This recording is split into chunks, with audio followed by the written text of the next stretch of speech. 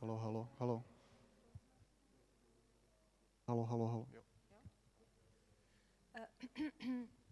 So, um, so, hello everyone, and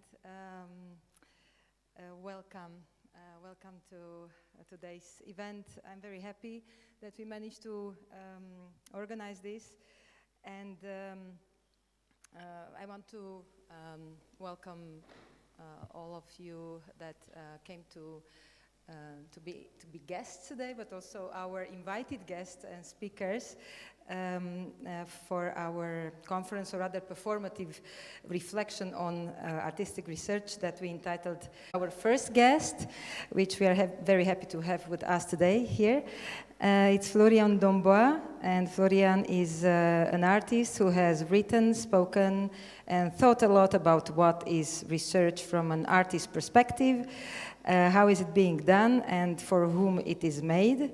He contributed to the inception of a journal for artistic research and the research catalog,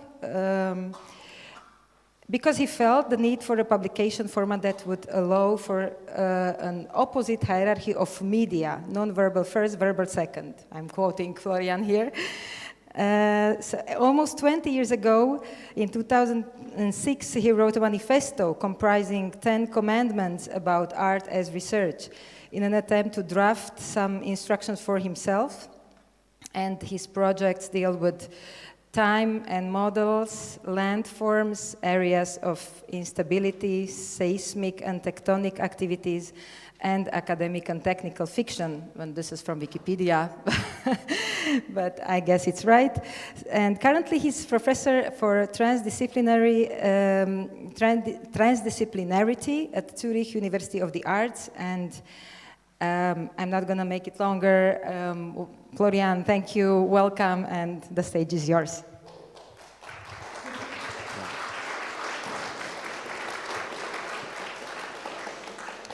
I think there's something very beautiful about language and representation power, because I can say flamingo, and whoop, everybody has a flamingo in his head, right? Very, very basic. Or you can say landscape, open sky, and then you imagine that. And even though we are here in a sheltered room, we can call stuff into presence. And I think this is very, very powerful. And what I like very much is the tension between the two. So you call for something, but then you are also in a real room. And I think that allows for a lot of gambling and plays. And I'm happy to be here, so thank you, Aneta, Maria, Katerina, Lamia, to have invited me here. It's really a great pleasure. You gave me a free format, so I'm allowed to do whatever I do, and I decided for PowerPoint and a lecture. And I did so because I thought for this opening key or whatever might be helpful to synchronize us more easily if I'm losing language and that instead of dancing in front of you guys. But I also, as you will see, maybe we can connect that. Give me 1 minute to do the technology. Yeah, what we need.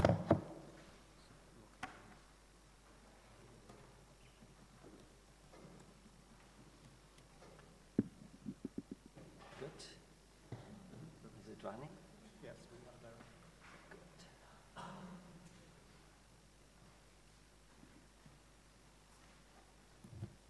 And as you can see, there's a reminiscent on pre-PowerPoint times.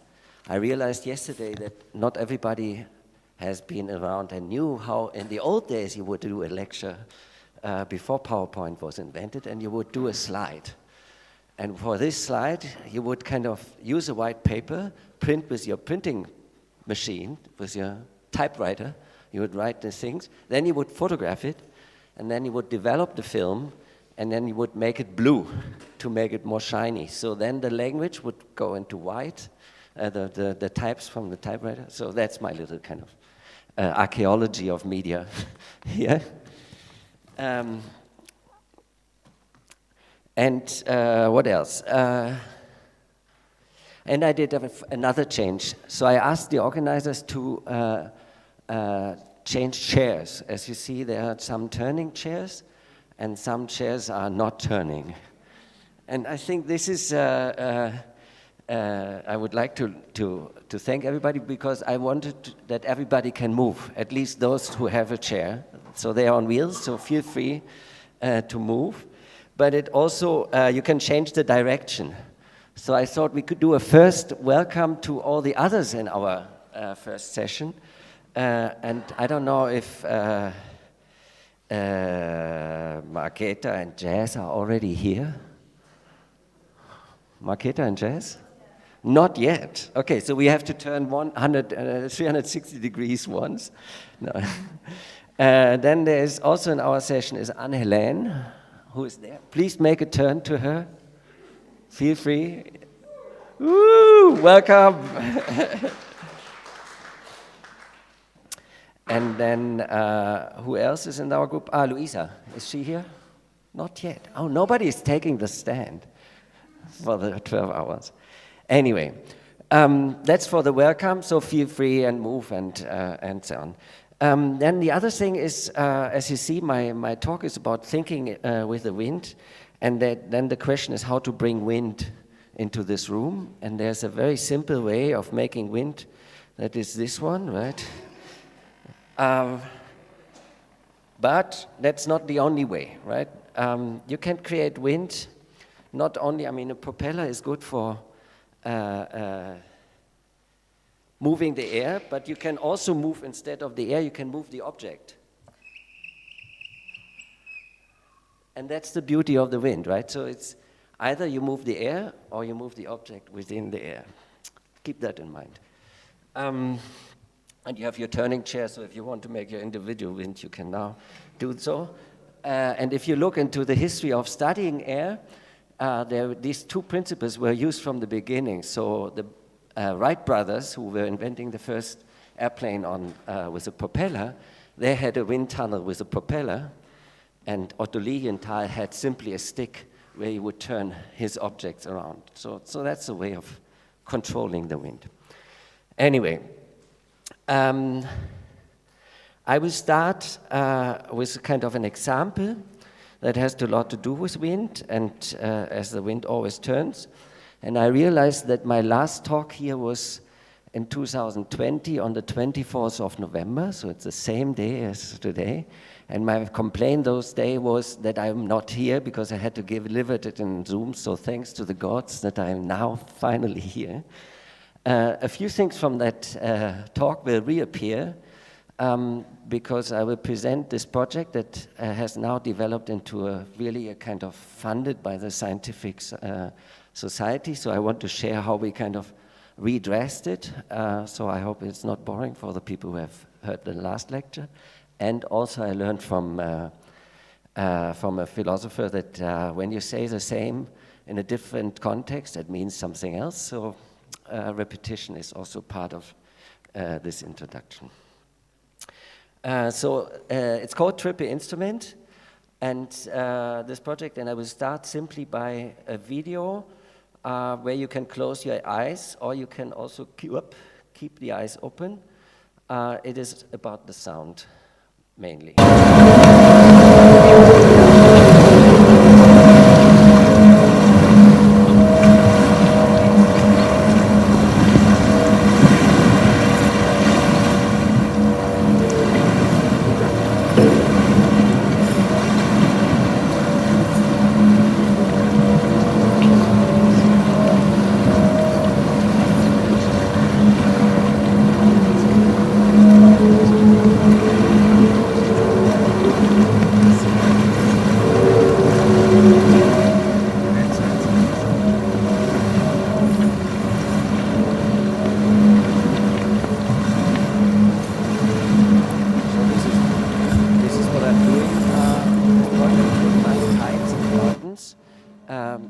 Kites have a speciality because these kites fly on a piano wire. And then they come into the ground, into an instrument, And so you could say it is kind of a huge string instrument. You can also imagine it the other way around. You have a ground guitar, and then you extend it to 50 meters. So it's an electric guitar with a 50-meter string. So that kind of can produce a lot of sound. And we call it triple instrument because there are 3 players in that kind of create this sound. One is a little hammer that is mounted on the kite that kind of does vibration. And then there is also the oscillation of the piano wire. And then this piano wire goes into the ground instrument, and that creates a very complex, unpredictable sound situation, super chaotic, etc. And are not controllable. And to give you a little bit of a glimpse, this is the introduction of explaining it. I will play maybe 2 minutes of it.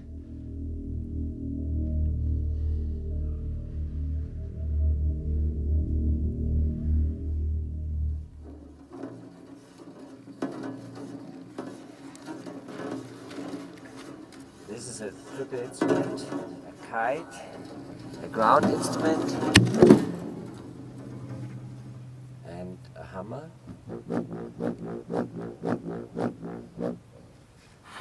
And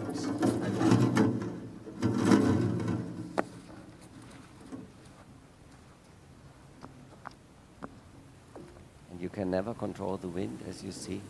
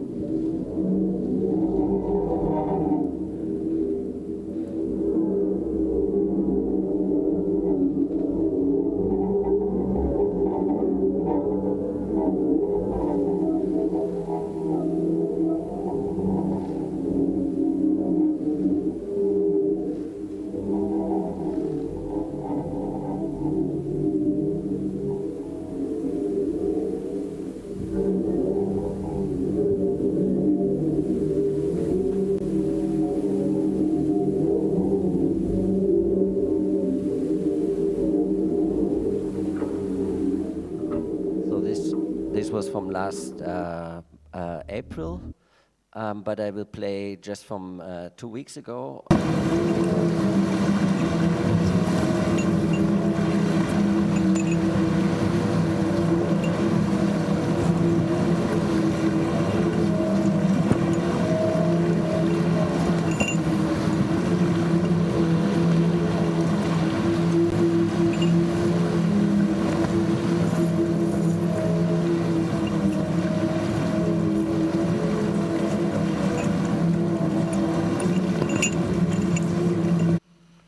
And another example.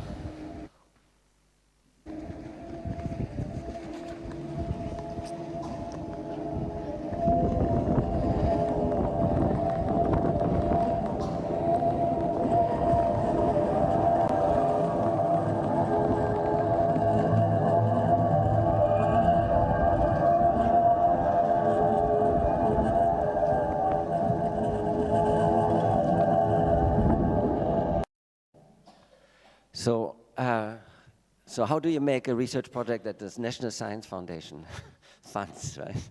So obviously there's a very deep fascination for these sounds, and the situation. You're going to a site that has wind, you're trying to find, and the wind is really tricky. You arrive, it never works, right? It's always you're delayed, you're sitting around, and then you wait, and then it works for a moment, and then you have a moment that is super sonically interesting, and then it disappears. So this whole question of that is some aspect that really might trigger you. But then the other question is, or I would call that maybe, let's say, what are the potentials of this instrument, right? With these longer strings, smaller strings, different instruments, kind of sonic questions.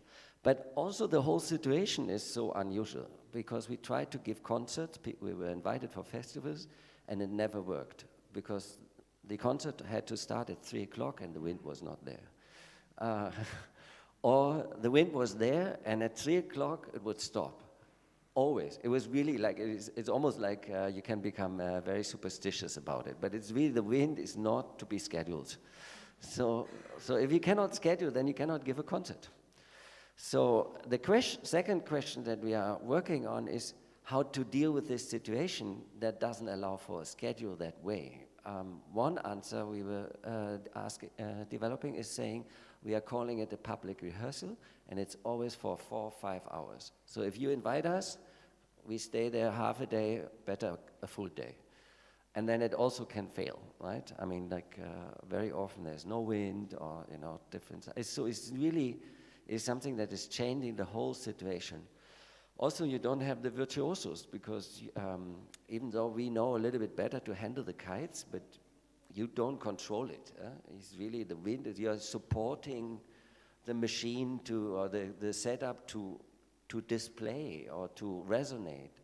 And these are the most beautiful moments when you manage to change the ground string in a way that it is resonating, then it's getting really, and then you get the goose pimples, right? And whoa, then comes the resonance. But it's not something you can calculate, and it's gone again if if you do something wrong. So from these kind of two questions, we started to argue against this science foundation and say, well, this is two questions that are in the interest of the arts, right? What is a concert and how to have this new instrument being explored. And as we so much, and I'm now putting a number of names in it, so in the core team it's me, a new music composer. She writes scores, right? So how do you write a score for a wind instrument? Number one. But then also, how do you schedule the concert of these things? Because is it at the festival you have a WhatsApp group that says, wind is there, go to the meadow, right? How do you manage these things? So she's quite interested in that aspect of unpredictability, etc. And then flying kites is something in Europe, is for kids, so it's really popular. Whenever we are flying kites, we have so many people kind of joining us and wanting to know what it is. So it has a very strong potential also to be seen as folklore or as pop music. So invited Eliana Bucchi and Fabian Schmucki, who are from pop music, and asking ourselves, can it become popular? What does it mean to in this whole fan business? I mean, pop music is also horrible because they're reproducing all the time. I'm not talking about the artistic quality. I'm talking about this fan thing, right? So we are kind of all scream to Madonna and Billie Eilish or whatever, but music is created collectively. So how to deal with this situation where you don't have a superstar, or the wind is a superstar in that case. Then also explaining to the Science Foundation, you need to be serious, right? So if you come with kite, everybody thinks it's for children.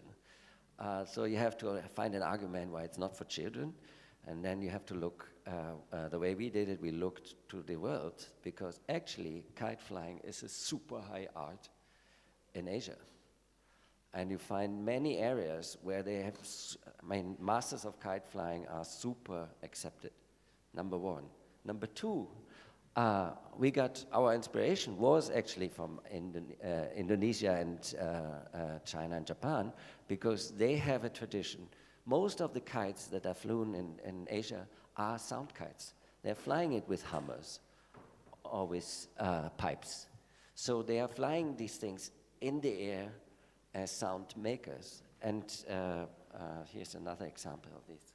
Beautiful Cambodia, but it's also in Bermuda. There's also some tradition of sound kites in South America, but very strongly Malaysia and Bali. I mean, Bali seems to be paradise. I haven't been there, but it's really something. And to share how I developed this idea of flying the kite on a piano string was that I heard about it, but I wanted to have the sound on the ground, because these things are flying in the air and they're articulating the gods, the ghosts, whatever. But I wanted to have it, you know, the sound coming nearby, and then I thought Wi-Fi and cable and all this electronic shit, and then after a while I realized the string that I'm flying the kite on is actually a transmitter, and then this developed. Anyway, so I'm arguing against the Science Foundation. It's a long tradition. Europe has failed to kind of find their stand, and now we are kind of relating to it, and we are contributing this aspect of being able to bring it to the ground. That's one thing. And then another thing is how to argue how much money you want, right? Because we are not solving a problem. We are only investigating two things, but at the end, it will be not solved. I mean, the sentence that the scientists always write, more research is needed, I'm sure we will write that same sentence. Huh? So instead of saying, we will deliver this and this, I said, well, if we call it a rehearsal, then we rehearse. And a rehearsing plan at theater is super organized. So I wrote down a schedule for these 4 years, where we go every month to this Maria and every year to 2 different sites, and we have these people coming and these people coming. So my agenda is totally full. I can tell you now in 2026 when we can meet in this Maria kite flying. And this is kind of give them trust into the project. And then also we said we want international connections, so we have every year flying with another overseas partners. And the first time I applied, it was during 2020, and then they said you cannot fly, which they were right. So these concerts or public rehearsals are telematic, so we are flying the kites. And people in Singapore have been flying on the 21st of September, and next year we fly in Douala and here and in Tokyo and there. And there are a few places where we go also with our team, and as I said, in this Maria. Okay, so, maybe one more is, you see all these names of people involved. I will come back on that in a minute. This is the website of the project. It's called worldwidewind.org, and we are using it not to display what we've done. We are using it also as a communication platform, right? So we have a radio station there, so whenever we are playing, we are streaming through that radio station. You can listen in real time. We have a calendar, so that says when you want to join us, you see in the calendar with geotagging, we will be on that meadow on that date. You can come by. People are, by this, we are kind of attracting people. You saw one of the manuals where we try to explain what we found. We do also interviews with artists and scientists, and then also some releases. Okay, so why did I present that project? I think there are 2 questions that I want to generalize from that example, and I hope that is inspiring for the conference. And the first one is the relation making. You know, like this project allows me to relate to so many people. We can come together, we have a reason to look into the sky, and have the eyes and ears open. And we have reason to discuss. And I think this making relation is one of the very, for me, the strongest and the most important aspect of artistic research is that you are relating with your peers.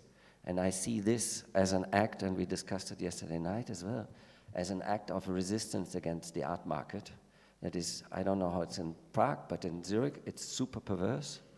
Meanwhile, the rich are not only the collectors who are controlling what to buy, but they have gained so much control over the museums and the curators, and they also bought themselves into the journals, so they are controlling the journals. And by this kind of value-making chain, now they are sending their kids into this chain, so they become the artists.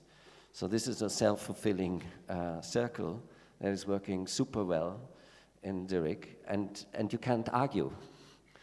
And personally, I think this has, my reading is, since I'm so long in this art business, in the 90s, Saatchi and Saatchi demonstrated with their kind of young British artists how to make somebody famous. And this kind of really, you know, has been professionalized meanwhile. And we have to be not naive. I don't know how the situation here is, but in Zurich, it's clearly you have to take a certain type of drug and you have to behave in a certain way to be kind of taken into that system. And your artistic quality is helpful, but it's not everything. So you know, like that we are sitting here together as artists and now discussing and kind of criticizing each other. This is really powerful. That makes them afraid. So I would like to reflect on that a little bit. What? And then I would like to question a little bit, or let's say this kite flying has a lot to do with invisibility, but also things that are unhearable. So the question of representation, I think, is an interesting one. Also, when we talk about inside and outside, or if you look to the sciences, representation is key, right? You cannot make science without representing what you are describing. So representation, I think, is I'm thinking a lot about it at the moment. So just to recall, as many of you know, I like to look on artistic research not by the product, but by the people who are involved. Looking to the sciences, I don't look whether science is doing scientific knowledge production, but I'm saying scientists are using scientific methods, and their outcome is really in the interest of other sciences. So the mathematicians are working for mathematics, and physicists are working for physics. Now, if we want to do it proper, we have to do the same, but in our own concerns. We need to be willing to work in our interests and to defend within our field what we are doing. But as you can see also there, there are also variations, right? So you can, as an artist, work in the interest of public, or you can work as a scientist in the interest of the artist, etc., etc. And for me, this for whom is very helpful to understand, because the word artistic research is so vague, and there are so many understandings, and this is usually where I can now kind of be able to say, this is this. They're working in the interest of the institution. These people are working in the interest of the market. These are the interests of the collectors. These are the scientists using us to improve on media qualities or whatever. And this can be negative, but it can also be positive, because it allows you to connect. And I want to use this example of triple instruments, because there I realized that these flying kites is not only an artistic project, but it has a number of very interesting effects that you can look at it. Number one, I was invited and I was playing in San Juan in Puerto Rico. In La Perla, it's an area of drug dealing, poverty, and it's at the slope of the city. So the city is owned by the colonizers and the rich, and they look on the sea, and the people from La Perla live at the slope. And Chemi Rosado Zeo, a beautiful project by him as an artist I adore a lot. He developed this project, Flying Kites, so that the inhabitants of La Perla get a presence when you look to the sea. And then they invited me as a kind of a guest, and I brought these sound kites. And then he said in the preparation, it's hard, it's an area you don't make jokes on. It's partly owned by mafia, it's tough kids. We cannot fail here. And then I laughed and I said, well, you can only fail with the wind. You cannot control. And then when we did it, it was super beautiful because you can exchange very easily, not only because you're not failing, but it's also you're sharing together and you look to the sky. So coming together is not like this, face to face, but it's sharing something invisible that you cannot control. And so I think that this kite flying is super interesting in the question of transcultural exchange and all these colonial debates we have at the moment. I think kite flying is extremely interesting. Also the wind in Latin means spiritus or animus, so you can easily kind of switch between science and non-science. You can transgress in areas that you usually would not tip. But as I'm not a professional in that, I had to explain to the Science Foundation, I think it's really important for this. And then I invited these people who have a very big stand in their field, and I said, they will come to our project and we have a conversation. And they all agreed without salary, I'm insisting. No, sorry. It's the first Science Foundation project that is ever financed by the Swiss Science Foundation that has only artists in salary. That's my kind of pride. So I think I was breaking a ground for us, and they are helping us, I would say. They are donors of that. Coming back, so there's another aspect. I had a discussion with people from snow science. So they want to understand how is the quality of snow, because snow can be very different depending on temperature and pressure, etc. And if you fly the kites in the sky, they were wondering if you can hear different qualities, right? So I started a conversation with, or inviting these scientists. They want to see if they can hear something of the atmospheric qualities by listening to it. It's not my question, but they find it. And there is that's why I call it triple instrument. There is it's a bit mean, because it's not a regular instrument. It's a scientific instrument because it tells you about the quality, but you're part of it. So it's not a neutral. It's not objective, because you are adjusting the ground instrument. So it's kind of questioning the whole idea of science, of what an instrument is, because a scientific instrument is really about objectivity and about you can take the measurement, you. With this kite flying, you are never sure who you are listening to the wind or to the player. So I started a conversation with people from science theory and philosophy about that, and they find it very inspiring. One anecdote, these people I knew mostly, but Hartmut Rosa I didn't know, and he's super,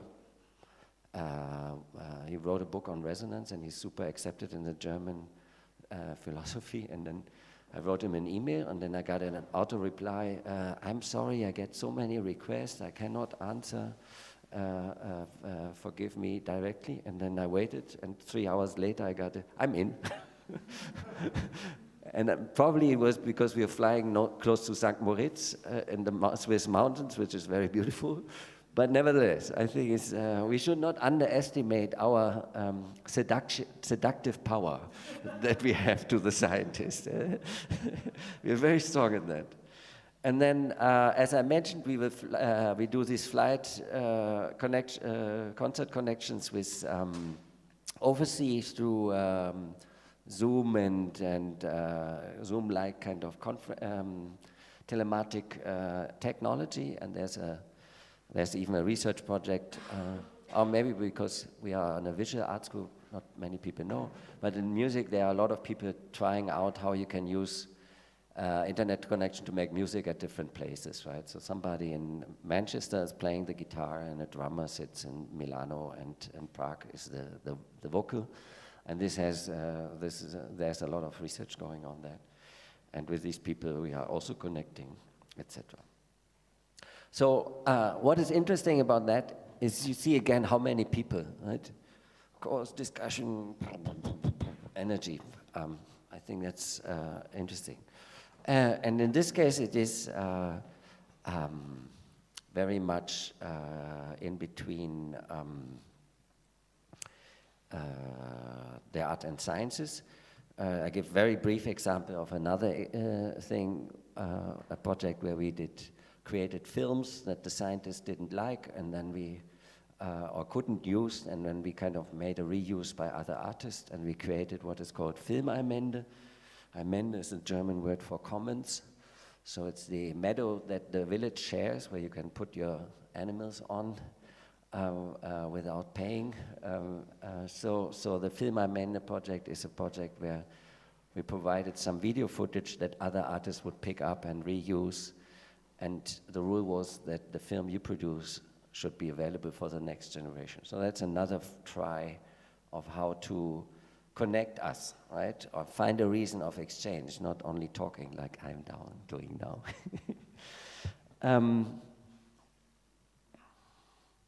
So yeah, the three fundamental principles that I'm drawing from these ways of thinking research, not from the outcome, but from the way of how we involve with each other, and I'm using this also in the way we are setting up the PhD programs. I know a number of people who have PhDs are here. So we have three kind of qualities that we insist on. One is what you're doing should be shareable. Second one should be questionable. If you say I wanted it like that, that's yeah, you can. But then we discuss about something else. I mean, some things need to be decided where you want it, but that's not the part that you can discuss. So you have to provide some aspects that you want critique on that others might challenge. And also you need to be willing to contribute it to the field. So every PhD student has to kind of be able to say, this is my field, these are my 5 peers in the world that are doing similar stuff, and I think they find it super interesting what I'm doing. So I'm developing it into a format that they can take it. So that's outside of I'm making my artwork and I'm explaining you why I did it and how it's in art history. No, you're doing your artistic practice and you do something what you think is so interesting for others to use. This is what you deliver. And this might be art or not art, doesn't matter. It's something that you think that other artists can use. That's the main thing. And for this we developed something that we call the formats, right? So a typical format of sharing is, as we know, like it is now. You are sitting, you should turn, no. But usually you sit around and somebody is sharing it this way in the seminar room. But I'm so happy that now cooking is a very important format of sharing, and I'm super excited about this because this is much better than we thought, because we usually cook in a normal kitchen, but this is 3-dimensional or 4-dimensional kitchen cooking, so that's, I think, is a super format of sharing. I brought also a brochure where we describe other formats, like going hiking together, working for each other. We have us work is a good format that I really like. Is one of us is allowed to take everybody else to help, right? It's not only good for those people who get the help, but everybody else is also super happy because as an artist, for once, you don't need to decide. So everybody of us is always like very happy to be helpful because very often it's much more difficult to ask for help than to provide the help. But or another format is giving gifts. Whenever we come together, we bring each other little presents or whatever. So trying to get away from these things. Another aspect I find super important is the way we meet in these PhD things, and the most extreme format that we are testing now, we have started in August the first time, is what we call Laboratory Laguna, and there we are going with sailboats into the Venetian lagoon. And I'm always saying that Venice is not a topic here, but a method. Because on the one hand, Venice is super endangered, as we all know, by climate change, etc. But it has a very interesting setup because it's always between the liquid and the solid. It's always on the border. If you have too much water, it's bad, but if you have not enough water, it's also bad, right? You have to keep the balance. And this is super interesting how it was developed. And then it also was developed before, it's, I think, 1,500 years now, meanwhile, that Venice started. And they had to engineer the lagoon from the beginning, but most of the engineering was done before Renaissance. And you see it in the outline. It is not square. There is no straight line, right? It is simply by observing the flood and the high tide, low tide. Water is super important there. So the whole structure is pre-macho solo artist genius shit. So I think that's very interesting. And then exposing yourself into that on little dinghies, sailing boats. A sailing boat means you cannot sit still because every wind is changing, and then also the water is changing. So, and then you are with two people together in this boat. That means you have to also recognize the others.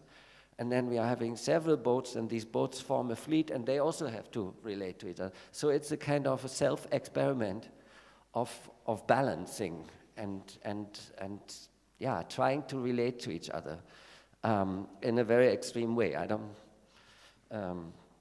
Etc. This is what I mentioned. And then I'm just sharing this term because it helps me a lot in this debate. If artistic research, is it art or not? And I find it so boring. On the one hand, I insist we need to make art because we are artists, right? For this, it's very helpful to have art.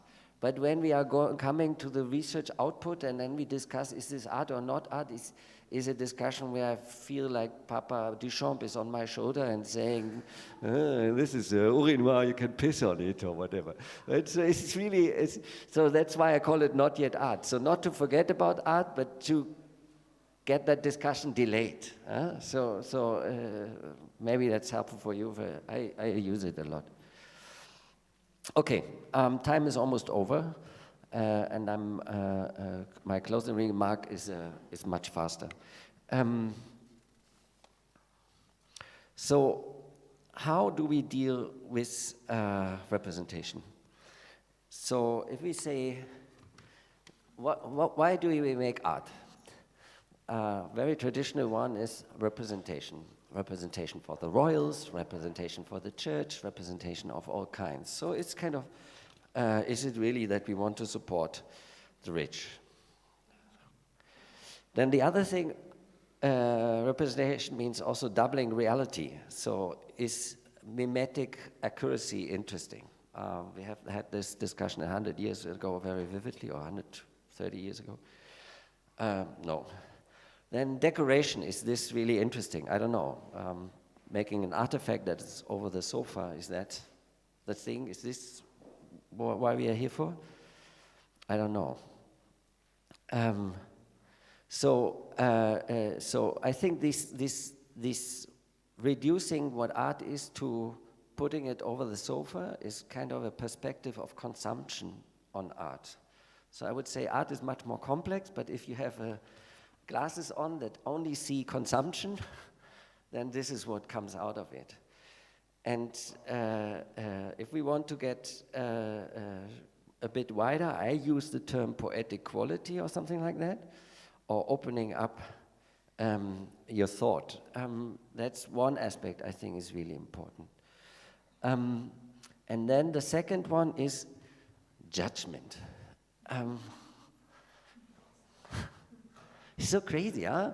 So the only thing when you go to a show, or everybody says it was a good show or it was a bad show. That's the first reaction. Is a good paper, is a bad paper, is a good painting, is a bad painting. But this is ending the poetic quality. So it's actually a very cruel act to do a judgment. Not to say that the sign is how the Romans would decide on the Christian martyrs, right? So I'm really surprised that in these times where we criticize identity, politics, post-colonial war, nobody has questioned this kind of sign, right? Because it means life or death in the circus. And I think that's wrong. And then I think the fault is Kant. Immanuel Kant is the fault of Immanuel Kant, because Immanuel Kant tried to think what is thinking, and he wrote 3 books, and one is the critique of pure reason, the second one is the critique of practical reason, and the third one is the critique of judgment. So now by the title you already realize that there's something different. And I think he should have written critique of pure reason, critique of practical reason, and create critique of poetic thinking or poetical reason or whatever. Because the first is about epistemology, understanding, the second one is about ethics, and the third one is about poetics. But maybe because he was living in Königsberg and never got out, I don't know, he only saw the aspect of judgment. And he put it so much in front, and I think we still suffer from that judgment. And I would like to get that aspect of judgment also delayed. Let's talk about something else than judgment. So let me close with a very simple question. When we see artistic research as a space that allows us to come together as artists, and if it allows us to question what we are doing, I think we should take that opportunity and really ask again, what are we doing here? What are we contributing to society? To what do we want to give to people who are kind of involving with us, either through buying? I'm not against artifacts per se, but it's like, how do we involve with each other when we do performances, ephemeral or non-ephemeral aspects? How do we want to relate? How do we want to create an economy? I think this research funding is an amazing way of funding a practice that the art market would never be able to fund.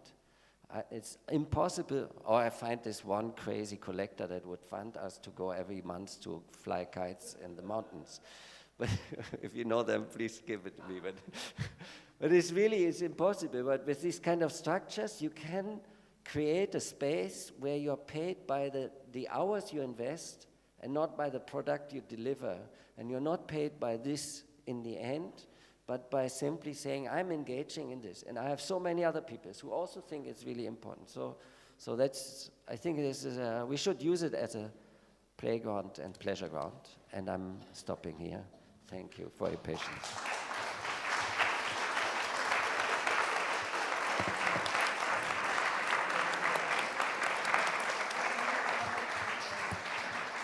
Super, Florian. Thank you very much for this very inspiring lecture.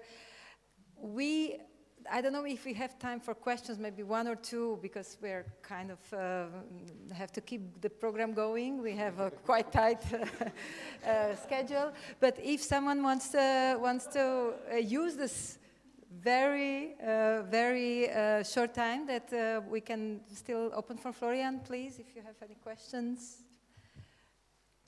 And if nobody's raising quickly hands, I'm gonna continue. So. The question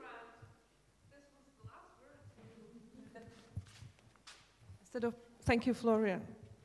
I don't know what we are doing here, but it's perfectly important. Thank you. You said in the end, playground or pleasure ground. So how do you work with your pleasure of insisting on doing these things, also questioning the system, let's say, of support for science, for research in arts? So any short question, answer possible, or any new question to this? This pleasure ground, the last word was fantastic. Well, scientists do science because they like it, huh? And if we do research, we should also like it. So, and the good thing is it's still not totally defined what artistic research is. And so we should not leave it to the theoretician to define us what we should do. I think we should take the opportunity. And I see it's super. I have to apologize that I was too long because I watched to this clock and it's not running. Next time I will be more on time. Or you have to make that start because others will also be delayed. Actually, this is also, thank you, Florian, this is also a good opportunity because you pointed out this installation that we have here to also invite you in the name of Milena Dopitova and the studio of Intermedia One that she's running and the students who did this amazing installation with food and drinks. So please, maybe you can, in between the lecture, grab a coffee and a snack, and they will be providing and supplying more things over the course of the day. So, yeah, so maybe just 5 minutes break and then we continue. Yeah, thank you. Thank you. That was super. You can talk about everything, not normally.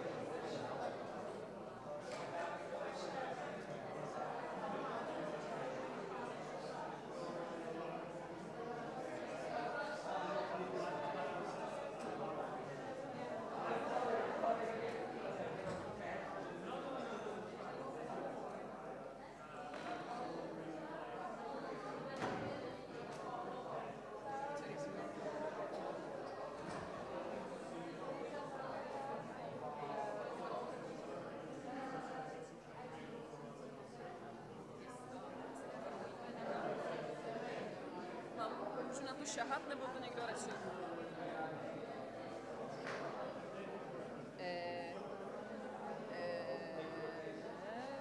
Which one? This one. Yeah. Florian Is it that's yours? mentioning you and we couldn't find you, but Yeah. because sorry. No, we are here. Naší televizi z Digilabu. Mohl bych jí dát napsat, abyste to odstěhovali pak přednášku vyruší potom. Jo, jasně, a ty máš nějak u sebe, jo? Mám jí v krabici. Nebo je sněhodná. Dobrý, já tě teď nechám. Jo.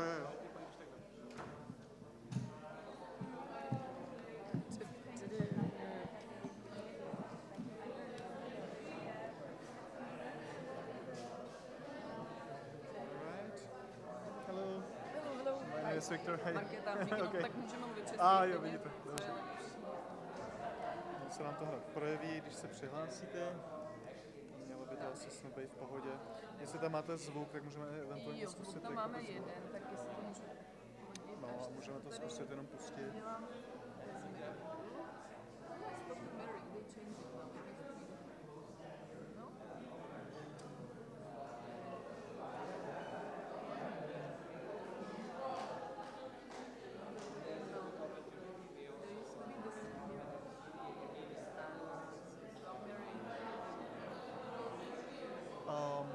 But we needed that mirroring because of the presentation. Že jsme potřebovali to mirroring. Že my jsme tady měli slidy a tady budou mít prezentovat. Bude to fungovat, já myslím, že ne. No, zkusíme to nastavit podle. No, když tam dáte, Když jsem totálně ztratila. já vím, jak to je u PowerPointu, ale nevím, No, I'm blind.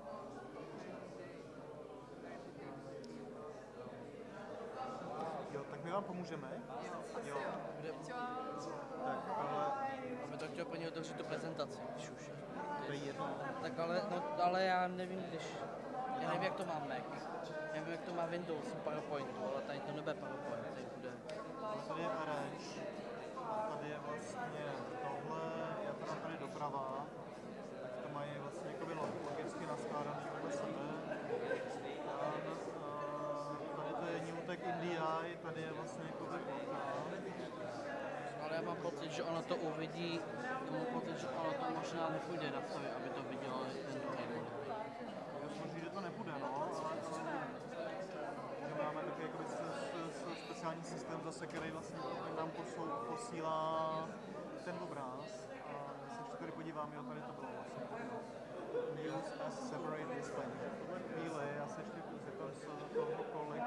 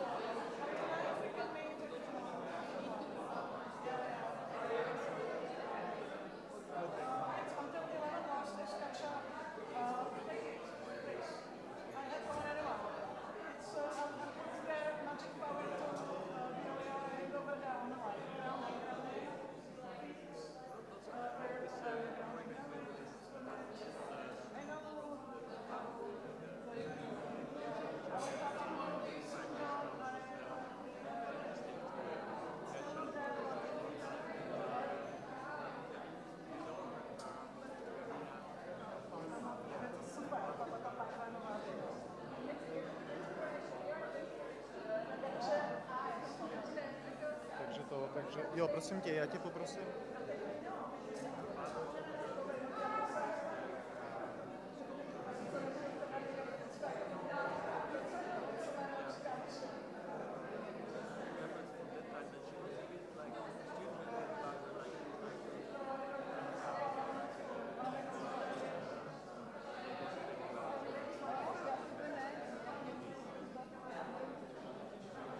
Ale nebo už je to v pohodě? Teď už to je v pohodě, vy teď jdete doprava a budete tam mít tu pacičku někde. Já vám to klidně můžu udělat? Můžu vám to udělat? Asi jo, jasně. Jak vím, že to funguje, ten mikrofon? On by měl svítit ze spoda, tohle ten teda svítí zeleně. Tak ten to funguje? Počkej, tak ty už chceš volat teď? Ale já už chcem, lebo už máme spoždění, takže už bychom mali... Spíš duše. Vincent de Bert, Strom den Haag. Hello. Nice to meet you. Nice to meet you. Thank you for coming. Yeah. Awesome. Yeah. Organizing. Yeah. Zkrátku vlastně jako by na tohleto. Takhle to zvládneme? Super. I hope you can stay longer because we have many more inspiring things to come. Yes. I'm gonna interrupt this because we have a longer break later. So.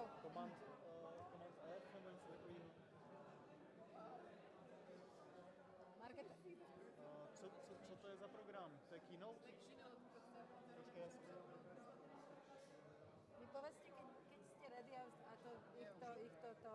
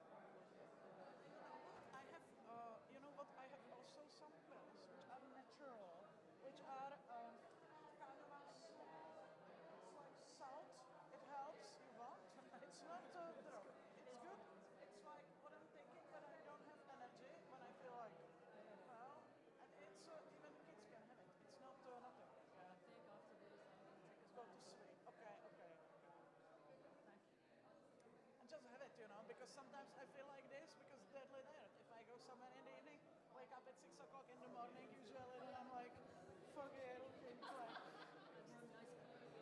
You look great, but no, you look great, you look great. It's not that, you know, you look great. A máme zvuk. No, in Praga. Now you are better. Drop, you know, but... I think it's track. Já teda nevím, jestli máme zvuk. Maybe the sound will not work, but it doesn't matter. A nemohl jsem. Should I ask about the curtains? No, just delay. It's gonna be really hard to see. Okay, so I will. I start and then I just. Yeah. I don't know what is this. Oh, that was like our interactions. Yeah, okay. So do we have some notes actually? Yeah, maybe we have some notes later. Neviem, či toto funguje, ale zaberiem si na mokré ruky, počkaj. Na záchode ešte rýchlo využiť. Tak, super. Everybody, hello. I know you're enjoying this, but we have to continue. So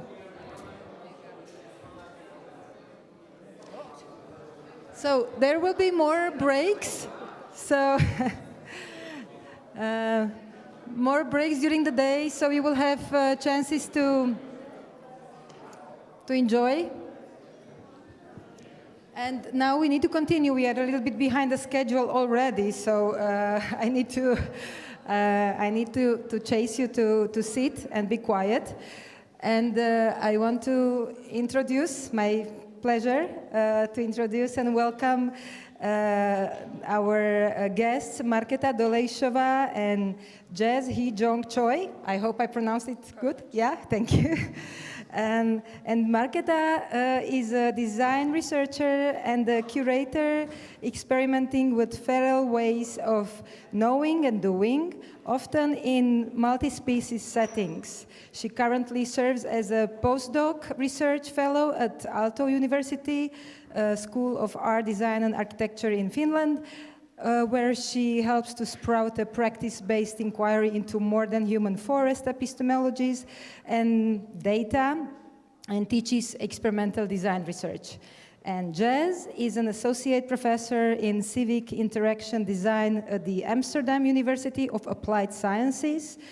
Their transdisciplinary research and practice situate care at the core of transformational encounters in different settings, ranging from cities as complex cyber-physical networks to forests as moving creatures. They build on this to explore how radical transformation can materialize carefully through creative, critical engagements. And Markéta and Jazz are members of the Open Forest Collective, and they prepared a feral participatory lecture for today entitled Drifting with Feral Data in Artistic Research. So thank you and welcome, and the stage is yours. Thank you so much, Aneta. Thank you so much for having us both, and also sorry for missing the screening and the whole event yesterday. The flights got delayed and the time stretched in unpredictable ways, as always. But we are here, and that's good. So thank you, really, everyone, for coming or for shifting your attention from the food to us talking. We will try to be concise. So as Aneta mentioned, we are both coming more from the area of design research, actually. We are practice-based researchers coming from the area of participatory and experimental and interaction design, but we are both working in very transdisciplinary ways, so working in areas and collaborating with people from areas such as forest sciences, food sciences, HCI, human-computer interaction and engineering. And today we are going to talk about how we have been drifting with feral data and knowledge in our practice-based research that is focused on more than human relations and living with, spending time with more than human ecologies. And I will pass it to Jess first. So we're shapeshifters. That's a statement. We could just end the lecture now, I think, but it's good. Sometimes we do things that we never expected, and research for me is love, because we research all the time, as in researching, because we're alive, I think. So it's not something separate that we have to do, super boring. You know, I don't see it that way. So this is Lauren Berland, whose work I absolutely love. Love. The thing I like about love as a concept for the possibility of the social is that love always means non-sovereignty. Love is always about violating your own attachment to your intentionality without being anti-intentional. And that resonates with me a lot in what I do, and what if we did research or researching like we love? And that's, I think, what we're trying to do, especially when it comes to more than human and transformative creative practice. And I think it's a bit wordy, isn't it? Transformative creative practice, what even is that? But I think it's really interesting how these are two sort of strands of interest growing, especially in creative practice or creative areas, arts, design, but also social sciences, all of those. One is more than human, not just multi-species, but we are being part of something much bigger. We will never know everything. That's number one. But also multi-species and technologies. So everything in relation to everything, basically. But also transformative creative practice. People want to make change. And I think that's why we're here, to learn something new and to make change of sort. Because we are alive, again, we think. I mean, we never know. But, you know, so with that, of course, there's a history of artists trying to make a huge societal change. Very interesting, though. I mean, sometimes, though, it was sort of documented in a retrospective way. These things all happened, and then we look back, oh, I'm trying to make sense. And also, sometimes it helped when you could go out and do things and really draw attention, but only privileged bodies could do that. Let's think about this.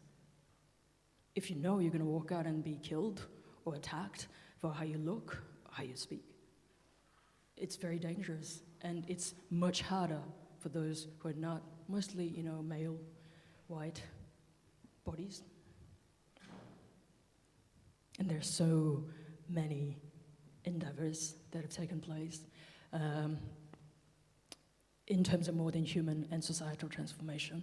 So we have Tanya Bergara, for example, Annika Yi, Shuli Chang, Alexandra Pirici, using all sorts of medium as well. You know, it's not just one thing, a thing that we make, but the process becomes really, really important. Who do you work with and how you work together towards what end, sort of thing.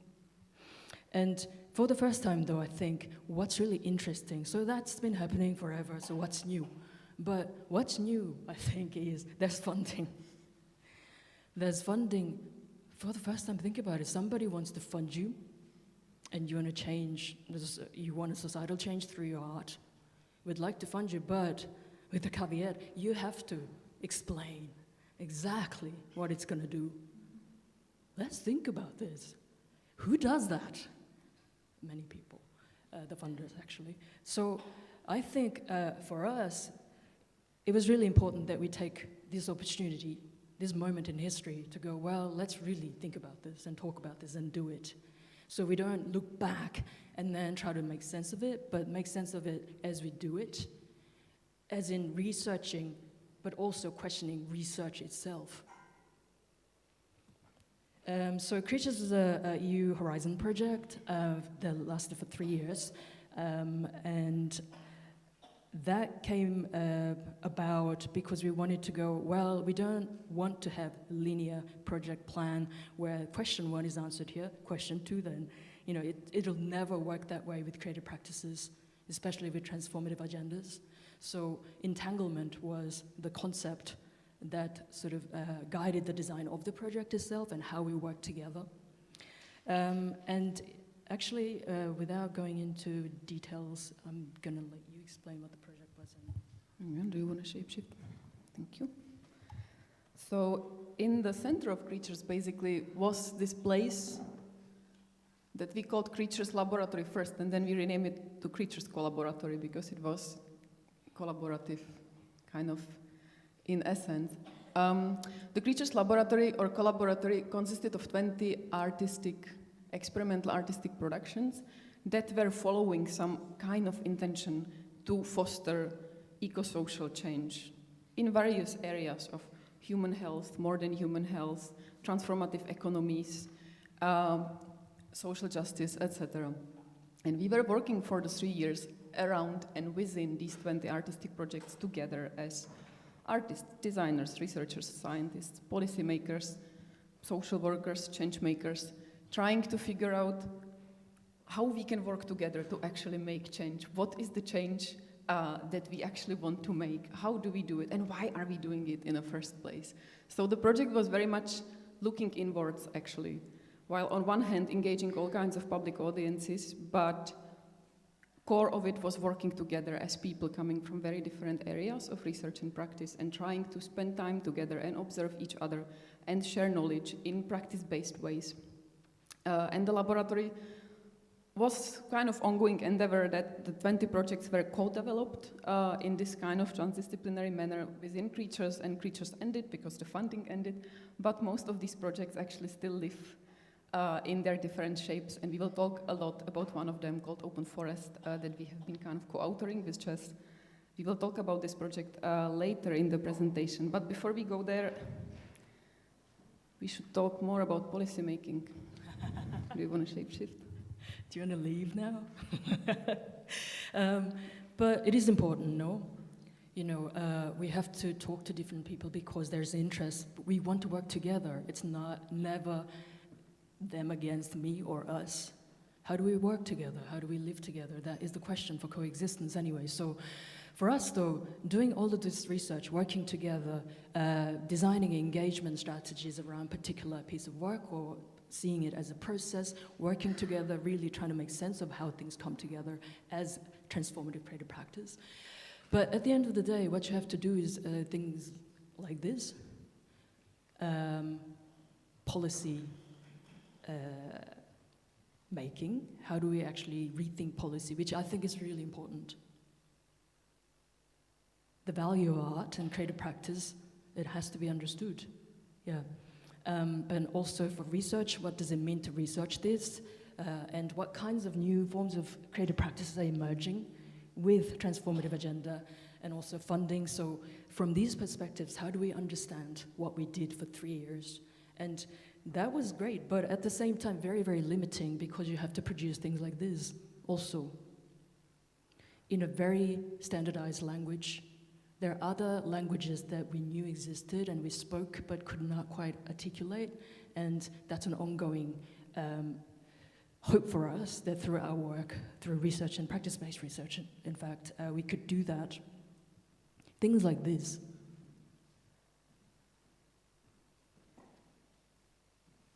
How do we even talk about this? Probably not in a report form.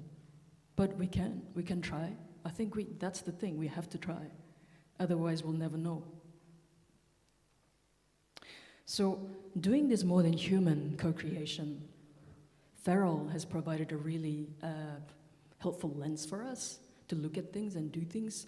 And what Feral is a really particular word, and not many languages, I think, have the definition or the equivalent kind of term.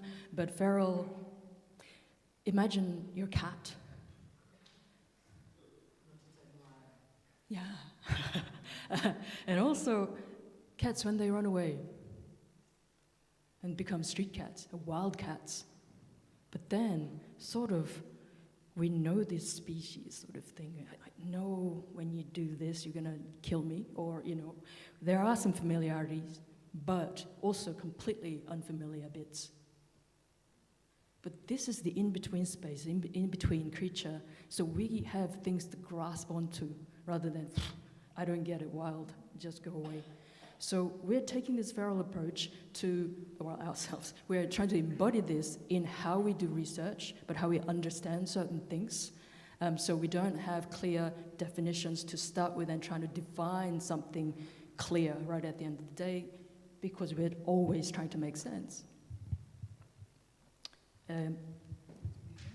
So, yeah, we started working with the term feral beyond the scope of a metaphor. We really started taking it up actively as an approach or a method to do our work, as a way of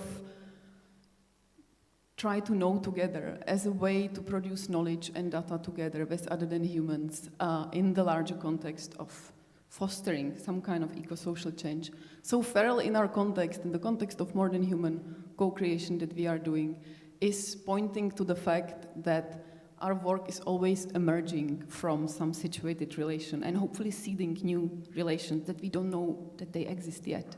So there are no definitions that we can start with. We can't say what kind of change are we going to do in some report, for instance, at the beginning of this practice-based work, because we simply can't know. Because we acknowledge that we work within feral environments, that we work in between familiarities and unfamiliarities, that there are things emerging, that everything exists in relations and nothing is static. So in this kind of context, we are of course also acknowledging that in more than human research, we are working in a space that is out of our control, that can never be under our control as humans or human researchers. And of course, this kind of work can have ambivalent impacts. It very much depends on your positionality. It very much depends on your perspective. So feral is sometimes seen as the character of the pest, right? Someone who is harming ecosystems. But sometimes feral as a species can also help to enrich biodiversity of a place. So feral is a very ambivalent figure, and same is our research, actually. But what we see as the most important aspect of that because feral can guide us to places that we don't know yet, because it points us to the place of following relations as they are forming. It can guide us to a place that can be new to us. So there is some emancipatory potential in this, right? Feral kind of engenders the potential to challenge the existing normatives, the dominant normatives, the definitions that exist. So for us, it allows us actually to say that out loud and to do that. So now, after a sort of very mouthful theoretical intro, we would like to share a few examples from our own practice of how are we actually putting the feral ways of knowing and doing into practice, and use the Open Forest project that was one of the experimental productions co-developed within the Creatures project that we have been both working on for the past 3 years. So we have been working on the project as Open Forest Collective, which is Jess, me, Andrea Botero, and Chewy. So we are a multi-species collective of 4 creatures of different cultural but also biological origins that came together around this shared interest in forests and in more than human forest ecologies. And in this interest of spending time with these ecologies, exploring them from our very different perspectives. And we started from the realization that as the 4 creatures that we really know forest very differently. We have very different forest experiences. We have very different desires and interests when it comes to forest. So that guided us to the question, not just what is a forest and to whom, what does forest mean to whom, but also when is a forest. Because forest is a complexity of different temporalities. Forest is more than just sum of trees. Forest is a collective of entangled creatures of diverse origins. Forest exists as a relation. So we started to be really interested in these relationalities and in the spatio-temporalities of forest. Looking at the kinds of relations, but also tensions and power dynamics that make a forest. But we also started questioning who actually has the right or the possibility to say what forest is, who has the power to produce knowledge and data about forest. And because we are coming to this from the perspective of practice-based or more than human-focused practice-based researchers, we have been really a little bit more interested in exploring the ways how can we co-create knowledge and data with forest rather than about forest. How can we make sense with forest, not of forest ecologies only. So we have been really interested in this relationality, relational ways, feral ways of working. So in practice, we have been doing this in participatory, performative ways through this kind of series of participatory, performative engagements, such as walks. We have been engaging people and non-people in a series of performative drifts and walks with forests, different forests around the world, for instance, in Australia, in Finland, in Czech Republic here as well, or in Colombia. And we have been drifting and walking with these forest places, and they're different human and other than human creatures, including dogs, trees, squirrels, but also environmental sensing devices, such as all kinds of sensors measuring the exchange of volatile organic compounds between the forest canopy and the atmosphere, working more closely with scientists. So the walks that we have been doing are always guided by some kind of local guide who has, human or not, who has a good knowledge or experience of the local place.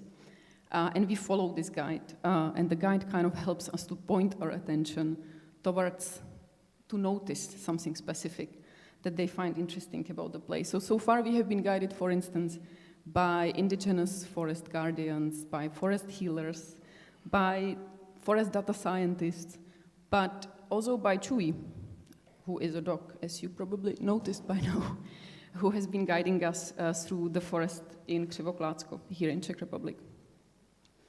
Some of the walks that we have been doing took the form of drifts, or so-called derives, which are these techniques for movement through space and time introduced by situationists and letrists internationally in the 60s, who defined derives as unplanned journeys through a landscape in which participants are invited to drop their relations and let themselves be drawn by the attractions of the terrain and chance encounters. So we have been kind of borrowing this concept of, or the technique of derive in the modern human context where we are working. So we designed this online portal called Modern Human Derive that offers a set of prompts for drifting. Prompts that kind of point you to some sort of sensing, some sort of movement through space and time. The prompts are divided into several categories, such as becoming, or decentering the human, or sense-making. Some of them are longer, some of them are shorter. There is a prompt, for instance, inviting you to drift through the forest as if your eyes were set on the side of your head, like a sheep. So it invites you to change your perspective in a way. So these prompts were co-created, actually. How did we come up with the source code, with the original prompts that exist on the online portal? They were co-developed through a series of 3 online workshops that were attended by people of diverse backgrounds, scientists, researchers, artists, designers, citizens. So it is kind of coming from this point of several hours of conversations and co-creation. So it emerges from some space of, hopefully, a diversity, these prompts that we have. So this walking and drifting guided by humans and other than humans, such as prompts, or dogs, or data scientists, or indigenous forest guardians, have been something that we have been doing for past few years. And now I would like to share a few examples, actually, so you can imagine something a little bit more concrete under these words that we are saying. So one example of the walks that we have been doing is situated in Křivoklátsko, in central Bohemia here, in Czech Republic, where we follow Chewy as the forest guy, and we follow his sense of orientation, his sense of direction, his movement through space and time in the forest, his interests and desires. And we try to kind of put on hold our human intentionality, our human sense of orientation, at least for a little bit, and really follow Chewy. Where does he want to go? Where does he want to show us? And we kind of, in the feral way, we are waiting what will come our way. And of course, the intention for us here is to learn about the forest, to get to know the forest from a different perspective, from a perspective which is very different from ours, perspective of a non-human creature. And through this, while kind of waiting what will the forest reveal to us, we engage in all kinds of playful activities or playful practices, such as this one. So while following Chewy, we sometimes do the thing of just lying down and plunging our faces in the moss and rolling like Chewie would do. And that might seem like a silly activity because what can you learn through plunging your face in the moss? But it's a very specific and extraordinary sensorial activity that you can't know what you can learn through that, but you need to try to know, otherwise you will never know. So we kind of started also exploring these new forest rituals that are inspired by Chewie, such as this moss spa, as we call it. And as a sort of like outcome of these walks that we are doing, we think of these outcomes as a form of feral data that capture the knowledge, experiences that we have with the forest, that we gain through this walking, relational walking together. One of these outcomes, the feral data artifacts, are, for instance, multi-species tattoos that document the path that Chewie guided, that we are tattooing on our skin, and that we then later show in all kinds of public-facing events, such as exhibitions, such as the Ouroboros Festival a few weeks before, exactly.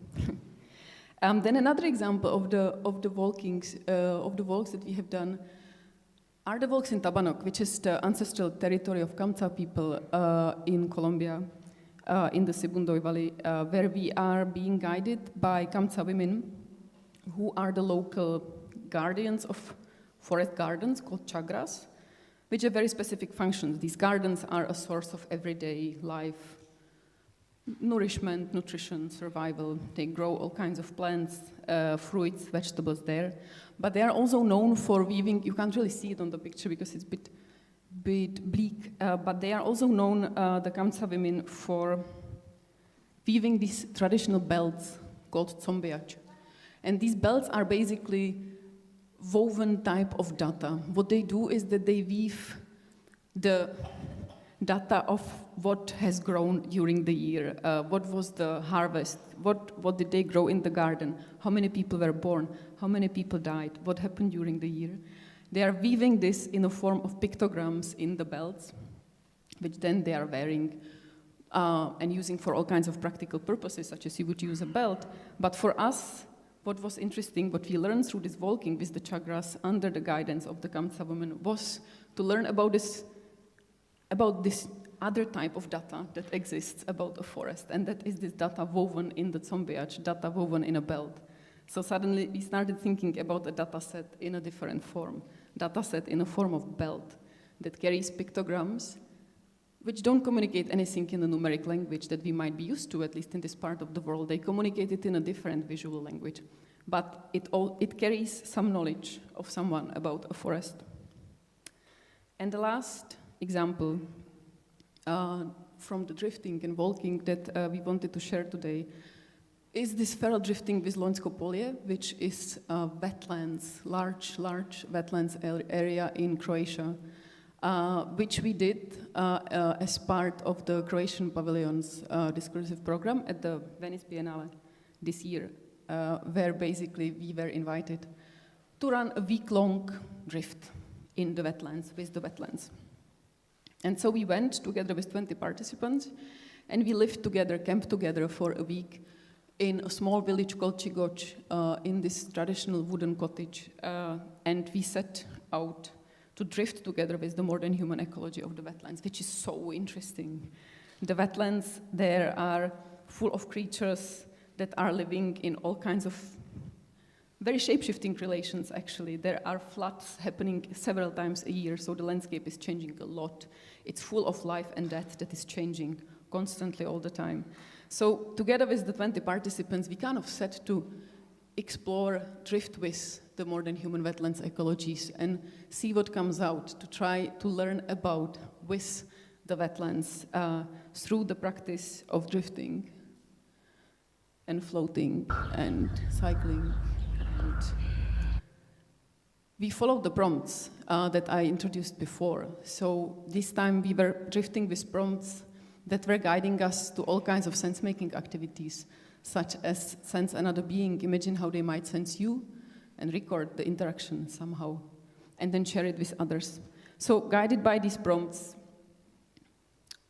we were finding new forms of life, we were finding new forms of death, And we were bringing all these explorations, these sensory impressions, these kind of found creatures and materials back into the cottage that we started filling with these kinds of data, accumulating data elements that started slowly coming together.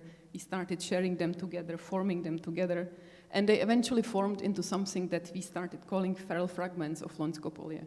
So feral fragments were basically, we can call it outcomes, of this week-long drift that the participants created together in different shapes and formats. So, for instance, in the format of all kinds of ritualistic objects, speculating about the possible histories of the wetlands and its inhabitants, or different sensory maps or synesthetic sensory maps, which then later we turned into a movie. Yes. A movie that's called Feral Fragments of Loňsko Polje, and that is currently being exhibited in the Croatian Pavilion at the Venice Biennale. And looking at the time, we don't have that much time. I think we should not watch the whole movie, but just so you have the idea, we started working with this movie and with the fragments as a type of feral data that we co-create with various more than human ecologies around the world in various contexts. Which brings us to tomorrow.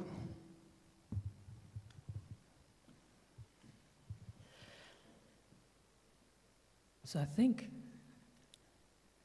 all of this, so we're co-creating always. Things are just changing all the time. But then we have to sort of make sure what does it mean to different people, different groups, different non-humans also. And we always have to keep thinking about this. So we don't look back and we did this thing and then try to make sense again. So for that, we engage in different activities. So as an example, how do we even talk about this Loňsko Polje experience, which involved artists, researchers, architects, and all sorts of different people working together, trying to make sense of more than human ecologies, as a learning process also. So we would produce a chapter in this upcoming book to talk about the process and what it means. And this is something that's really missing, I think. So we, actually all of my PhD students are practice-based, creative practice-based. And one example would be, hi, I would like to look at digital media and interactive media, but from Shan Shui perspective. She is from China. Where do we even begin? And also, the fact the system keeps asking, okay, what does it mean to do this artistic project as a research project? What's the impact? How do we evaluate? And so for us, writing about the process and what it means and the experiences is really important. And it has to be shared in different formats. So this panel, for example, and also we try to publish, but then really questioning the system that we're part of, not just in a distant sort of way, well, you should change, but things like this we're trying to publish with Chui as a co-author, really raising questions about not only when we work together as humans, but when there's non-human or other than human working with us, co-creating all the time, including knowledge, not particularly the Western canon knowledge that we're familiar with, but there are other ways of knowing, and that's exactly what we're trying to do with more than human. So why can we not have other than human co-authors in academic publishing? And we fail sometimes, and we fight many times, and we have to fight a lot, but that is part of our job, I think. If we are serious about transformative creative practice and research around that, we just have to do this. And also feral mapping. So how do we bring all of this together? And this is an ongoing kind of online portal where we map stories arising from drifts and walks, but also anyone can actually contribute, really questioning, we don't need one singular system that will outline what knowledge is, what a place is, what more than human ecology is. So we're adding to this, so the Mospa story is shown as such, but any papers that we publish or any other related material will also be mapped. So we're sort of bringing all of these things together to sort of demonstrate it is possible to bring different ways of knowing and being onto something that we can play with. And it is always open and evolving. And that's the example of Tabernacle story, for instance. So really then, co-creating data is not something that we co-create object and data and that's it and we talk about it. We are making data as we are doing this, as we are writing academic papers, as we are writing funding applications, as we are co-creating any artistic outputs together. So it is actually a living thing. And how we approach this has been exactly that, doing all of these things, but always together with other people and including other than humans. So for us, what we do is less about what. What are you doing? What do you do? Is not really a generative question. So it's more about why and how, who do we work with, how, the process of it, because outcomes is never final. And it's really about relations, forming and acknowledging different relations that materialize us in doing this form of knowledge making or creative making that we can't quite define, and that's okay. Because by rebuilding these relations, we are reconfiguring the system, or opening at least spaces to do so, which means at the end of the day, the change. So for us, change is not just our practice, just not knowledge, but all of it. And this is another type of practice or practice-based project that we have been doing together for quite a few years by now. And I will mention it just very briefly for a very specific purpose, actually.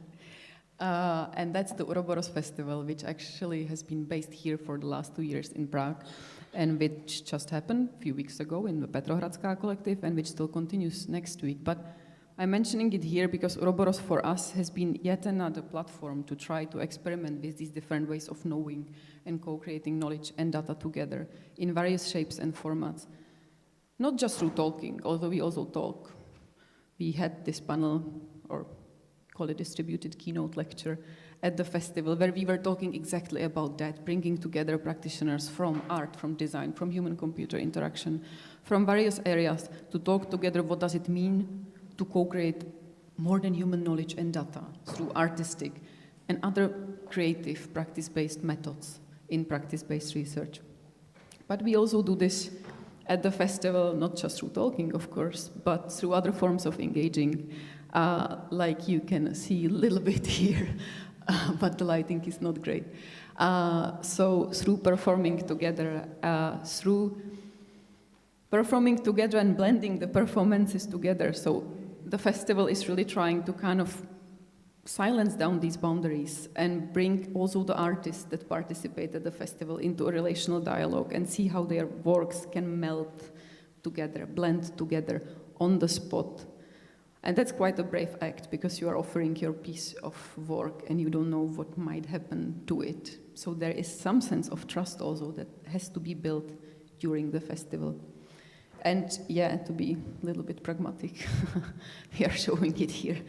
Also as a form of invitation that we are basically running as a second part of the festival this workshop called Performing Feral AI Aesthetics together with Jazz that is taking place in the National Gallery Prague, where we are going to drift with the more than human ecologies of the National Gallery Prague, including its political history, including its political presence. And this time we will be focusing on different other than humans, and that's the AI other than humans. That's the more algorithmic other than humans that are such a huge part of our daily lives in many parts of the world, actually everywhere. So if you would be free on 8th of December, come join us and perform some feral AI aesthetics with us at the festival. But we will not end just with that. We will end with a prompt, more like invitation actually for you. This final question that you can take and do anything you like with it, but we would like to invite you to drift with this question. How do more than human relations form through your practice? And what changes on the way? You can take this prompt and drift with it through the symposium today. You can take it and drift with it when you come home tonight. You can drift with it through your week. You can drift with it through your life. That's a bit ambitious. I don't think we can take that much space of you. But it's really just an invitation with which we would like to close this distributed monologue that we had performed. And thank you so much for your attention. And we would be, of course, very happy to have any questions. Thanks.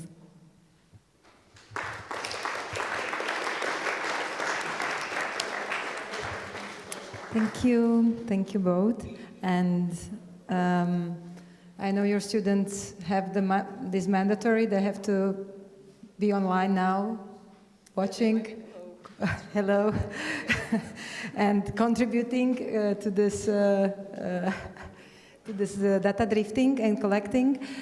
So we will also have later on, by the end of the conference, a screening of whatever is gathered during the day. So It's quite feral. yeah, okay, it's feral, so we don't know what comes out. Any questions? If we don't have questions, yeah.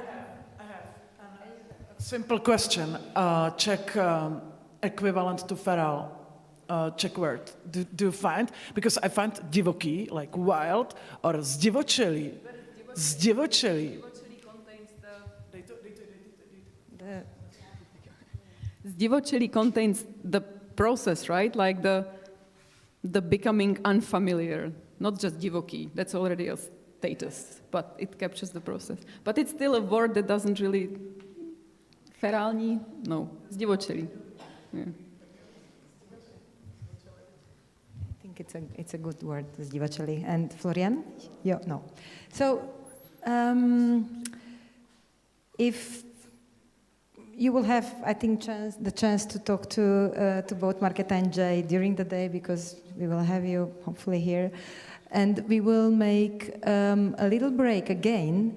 But before that break, I wanted to give maybe the word to Vytautas, which is... Thank you, thank you. I'm really happy that we have so many people here. So I hope you join our presentation in the afternoon around 4 p.m. I am preparing now some homework, doing some homework, not to waste the time. And I'm listening to your presentations, really great, I'm happy. So the invitation, I don't know if you read it, but it's to come up with your own your own slogans for and against artistic research. And it should be ambiguous. One side is for, another is against. And we will go for a small demo or small monstration. I don't know if you have ever heard of this concept, monstration. I will tell you later, but no, not so. For now, I have some examples of slogans which are kind of, I don't know, they are clues. We are not finished yet. They are too long, but they are going into a direction. So my invitation is for each of you to think of a slogan, and we have some materials, and we will make them like 10-15 minutes, and then we go for a walk half an hour. So now I'll just distribute these sheets of paper with slogans for inspiration, but you can come up with your own ones or remake them. The idea is to make it very short and also very kind of personal. Thank you.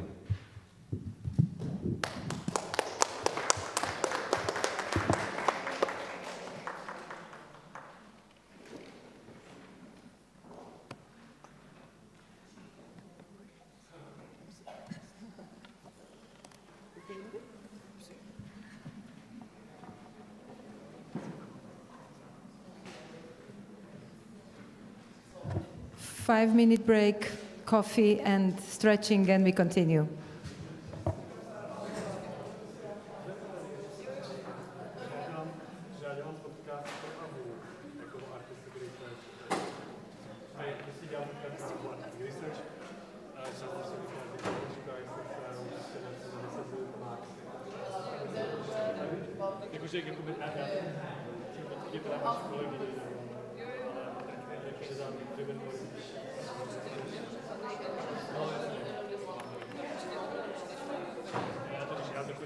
já nejsem artistic researcher, ale studuju tady teoretické nějaké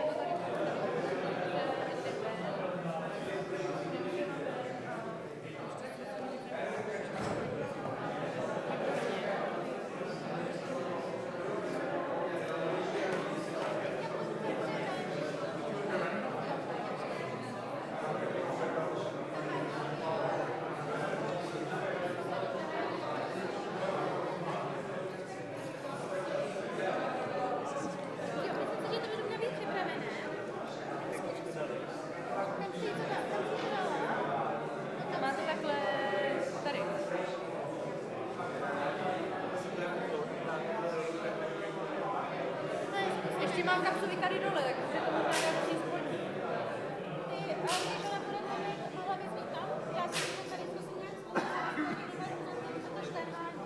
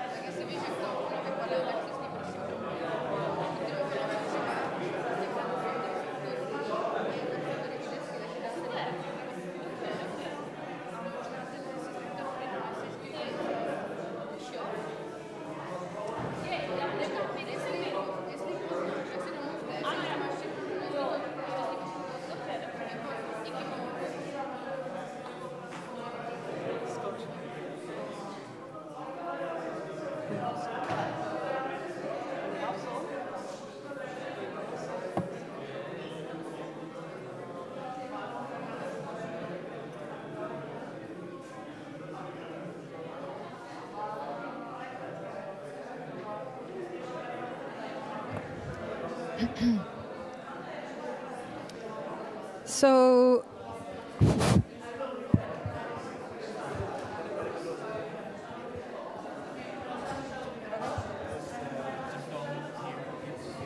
aha, okay, teraz.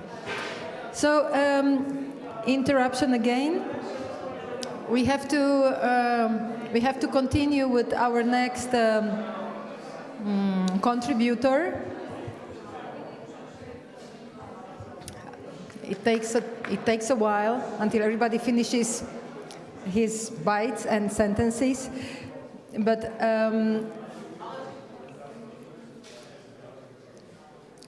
we have a performance going on, which is going on. It's an ongoing performance. It's going on since this morning, before the conference started. And it's going on outside in the garden, in the backyard of the academy.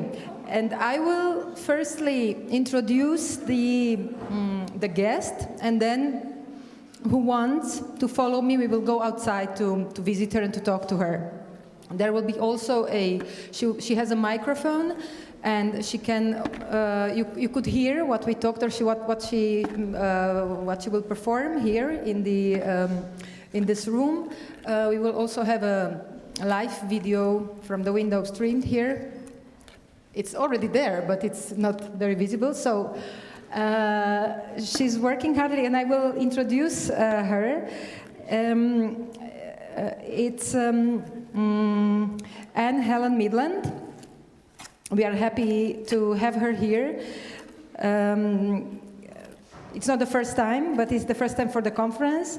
And Anne Helen has worked as an artist, researcher, and educator for many, many years. She has a long-standing engagement with the development and positioning of artistic research through national and international research projects and affiliations. She's a professor of art with specialization in ceramics and clay at the Academy Department of Contemporary Art, Faculty of Fine Arts in the University of Bergen in Norway. And she has been studying archaeology first and art history, and then she established her career as an artist and curator and educator. So her performance builds on her training as an archaeologist and is enacting, searching for something, recovering data from process and methodologies, searching and digging as a method. So the title of her contribution is Why Dig? And now, who wants to go out to talk to Anne-Hélène? I don't know if we already have her voice somehow. Yeah?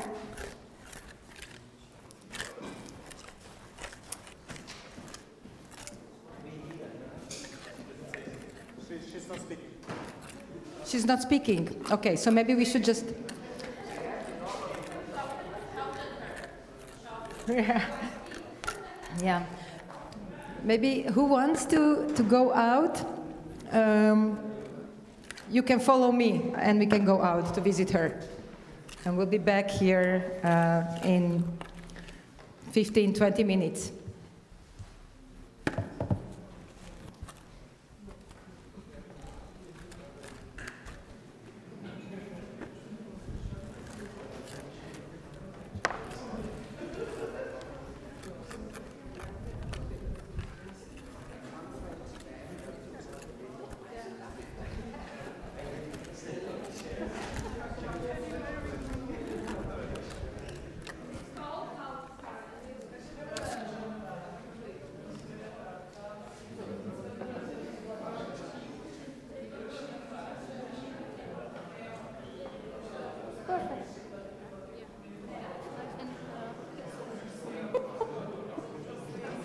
Super, so.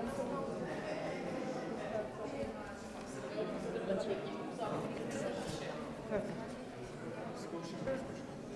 Yeah.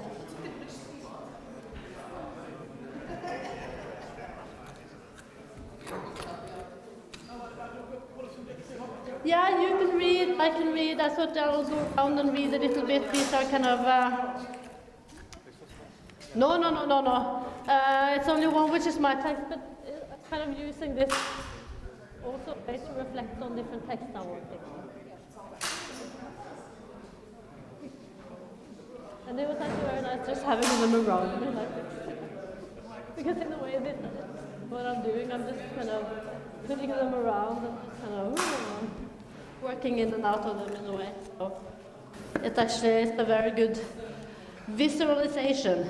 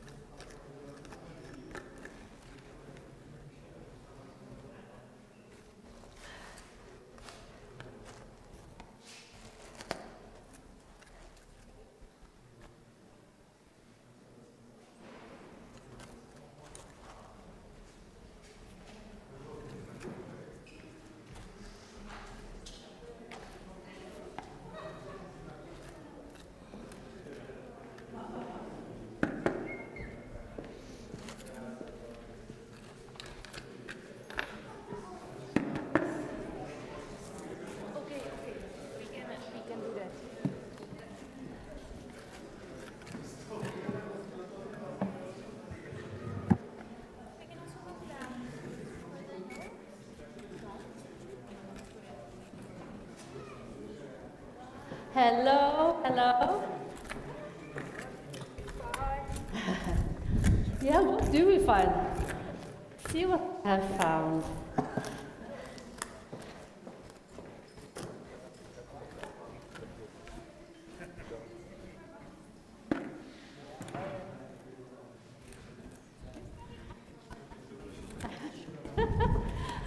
my past. Huh? Yes, I did. I did. Hello. Just gather. So hopefully you have done a bit of coding, so that you're not.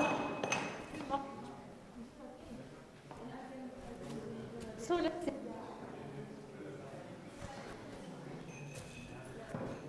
Hello. Everyone hear me? Yeah. Hello. I'm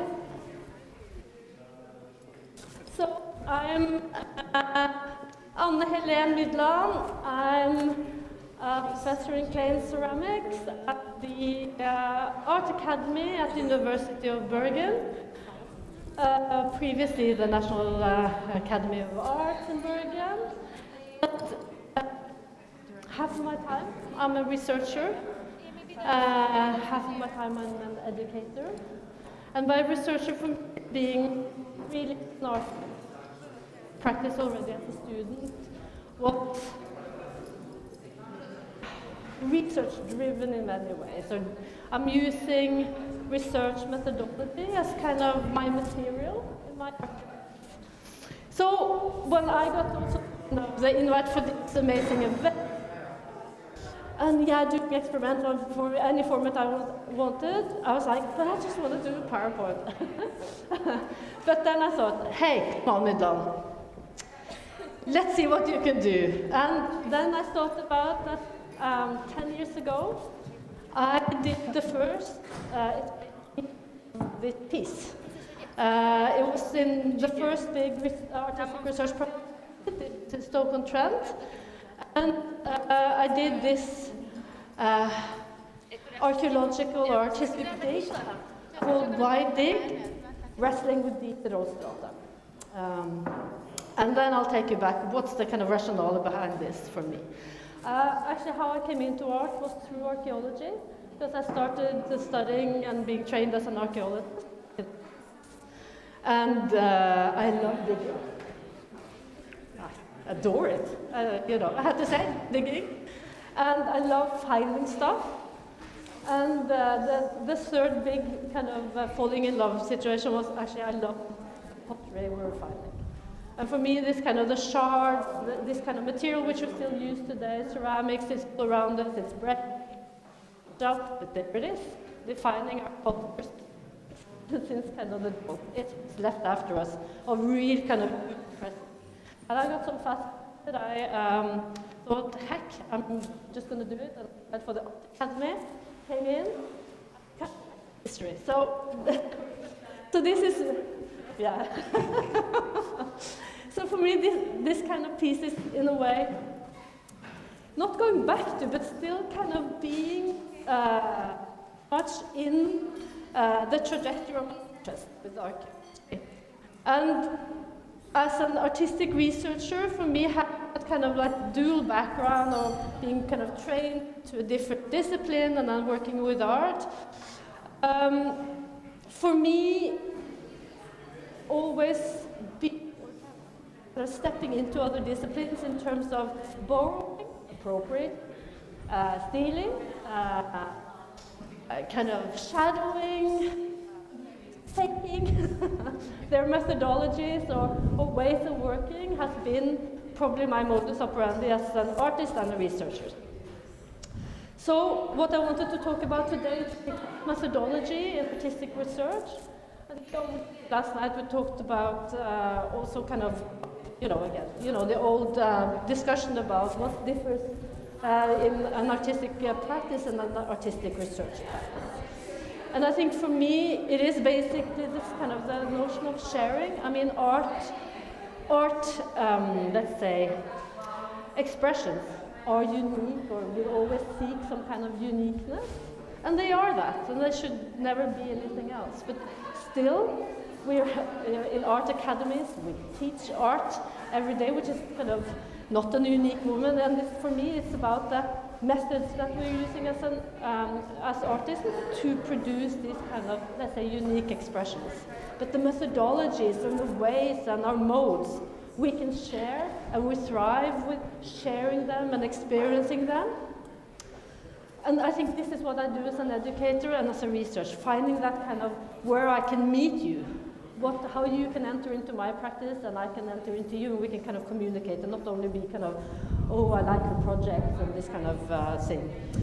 And I also know that when I'm in my practice, which usually is, I'm working a lot with site-specific kind of work, so working with site as a material. Of course, I'm kind of professor in clay and ceramics, so that's also two materials, which of course is grounding me. And it's a tradition, which is a material, and also have this kind of sculptural installation practice. And when I'm working with those more familiar, really kind of my home as an artist, sometimes it's hard for me to actually see what is my methodology, how am I actually using it, how am I approaching it, because it becomes too intimate in a way, too close and too familiar. And I realized when I was doing this first dig 10 years ago, that it actually helped me think and really step back and look at my own practice, because I work a lot with what I call the rhetoric method, or I don't call it, it's called the rhetoric method. Particularly when I found this text by a Norwegian theorist called Aslund Nynes. She's a professor in rhetorics, and she talks about the landscape as a metaphor in rhetorics. A landscape is like this. Anything can be a landscape, and then you have the different vantage points. So it's not only one top light or one supervision, but it's the multi-perspective, so moving in the landscape from topoi to topoi, place to place. This place looks different from here, or if I'm standing over here, but it's the same place. But every angle will give me a different approach. And I think for me, with my art, and kind of working as an artistic researcher, is this kind of multi-perspective, multi-kind of vision in kind of moving around the landscape, whether it's porcelain, which I've been working a lot with. That's also a landscape in a way, and how can I find different ways of moving around in the landscape of porcelain? And just today, when I'm setting up this dig, because I will take you through it. It started on Tuesday. This is when this place starts for me. It's about finding this place, meeting this place, looking at the, beautiful view. There's the window of the conference. And I'm starting to look at it's becoming clear to me all the things I make decisions about. Yes, why here? Yes, because the conference is in there. Why do I want this? Because I want to connect. And for me, connecting is so crucial in my art. That's why I am an artist in a way. So, and again, kind of just even choosing to be an artist is a way to also, how does these kind of choices come into play? Then it's the negotiation. I was supposed to be over there, but I kind of have moved over here. Because this place is not just soil and ground and view, it's a minimum of 3 persons in the technical department. Then it's also been the administrative persons. Then Annette has been in, Vanilla, already I think it's 10 people who's already part of this place for me. And then here I am with me, whatever I'm doing. And then starts this kind of finding, or literally constituting and creating this space. Also today, when I make this square, it actually started a bit over there, was supposed to be there. So it's this kind of defining my area, saying, this is it.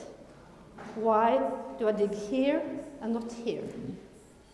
And I get very clear of all of the decisions I make. It's the same when I enter into other art projects as well. You make your delimitation of the project. You make your border, saying, this is the inside, this is where I'm focusing, this is the outside. And also kind of being aware of how these choices are informed by me. Sometimes it's just because I like it, because the view is better, because it's easy, or is it because this is where the most interesting thing is? The reason why I wanted to be here and not here, which the technical staff told me to be, is that someone else has been digging here before. I'm an artist. I want to do something unique, So I just, you know, in my little artistic and artistic way, just kind of moved over there and thought this is untouched territory. Why do I think this is more important? Is it more important? Is it better? I'm not an archaeologist. I will not, you know, it's not about finding Stone Age here. So again, this kind of, this is what I've been thinking about this morning. Why do I think this is more valuable than the place where the other artist was working? And I'm not there yet. So this kind of why? Also, you see I have two buckets. This is just with the soil, which I'm carrying over here and pulling out. This is also came from another way of working site specific, is that, you know, you never know what you will find. I was supposed to do the archaeological way of using a sieve, and you sieve it and then put water to get out all the little bits. I just couldn't manage to find it. Okay, then we do it another way. I do it like this, and I do a rough sorting. These are the things I pull out. So I make decisions about, okay, I'm going to look at you guys. And then I pull them here. And I've been doing a rough sorting already. There's the round stones. There's the in between. There's the human something. Brick-ish, brick, round. And we have these, which are a different type of stone, which is much more edgy, more natural, probably from a different place. So try at least to do kind of round stones. This is kind of the majority of what I find, and I find roots. And then it's this about what gives things value. Do I say, you know, I was very happy when I found this green bottle, you know, and it was very beautiful, how, you know, this color popping up. But why is it more important than this, you know? I don't know. And I'm trying to what do I just like to find stuff which humans have left? Is that a human thing? That we just like to recognize ourselves? Oh, we've been here, you know, there's been so, you know, what has this been? That we kind of know it, it's familiar. Is the familiar a better place than the unfamiliar? Why is, you know, I find these beautiful roots in one other corner. You know, you know, is there something to pick out, or should I just throw them away? In the dig I did in Stoke, which is the ceramic capital of Britain, they have this kind of blue and white willow pattern, or, you know, very traditional. And of course, I was really expecting, obviously, to find these shards there. I found no shard. I was super disappointed. And while I was digging, I realized, of course, when I'm using a methodology and these systems of a different discipline, as an archaeologist, it's very clear why you're digging. You're digging with a clear premise for looking, for instance, for Stone Age or Viking. You made the kind of analysis of the space or the site, and you're digging with that purpose. And you know you have to go like this deep or not this deep. You will look for coal. I found coal, by the way. That's always human activity. You will look for soil. So you have a very clear rationale why you're digging. And when I was digging in Stoke, I was thinking, but I don't have any. I'm an artist, you know. So even though I would find something of historical interest, why is it interesting for me in a way, or what is interesting? And actually, what I found was just a bunch of, you know, kind of nude-colored tiles that were super ugly. And in the end, after digging for a long time, I figured out that, I mean, what I found was not the point or the objects. I kind of had tried to give some, it's culture, I tried to kind of make some premises. It was really uninteresting. What I found was a negative sculpture. The site itself, my digging, actually had produced a negative sculpture, a space. And also what I found was actually my connectedness to that place. I spent 5 days there, sweating and toiling and swearing and being very both angry and happy. But this somehow, I think this also today, the attention I'm giving to this space this is kind of coming back to me as an artist and an artist researcher, because when Dieter Olstrate in his day asked why dig, I can also say why art? Why do we do art? I think it's sometimes just as meaningless as this kind of, why do I do this? And kind of I'm there in my studio, and today, oh, I'm going to make something political, or the world is on fire, and I feel very small and stupid and fragile.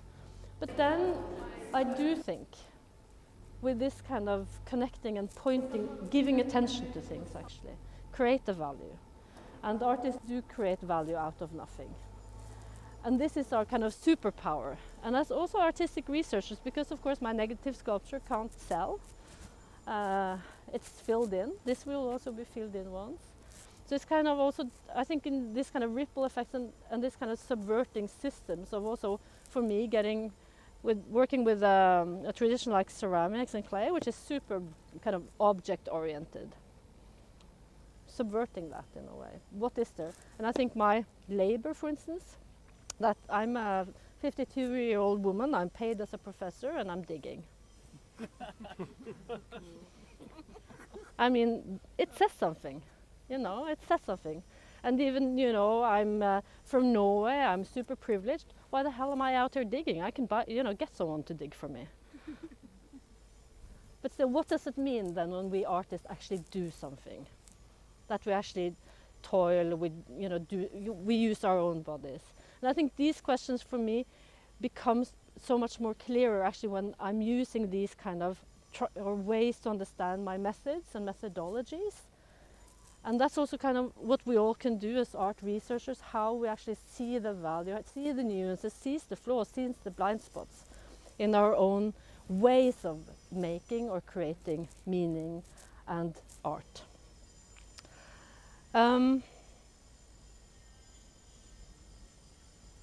Actually, last note. I'll say something about today, because I think also it's not a kind of, let's say, it's not a reiteration, it's not a restaging. This is a new piece for me. It's a completely new piece.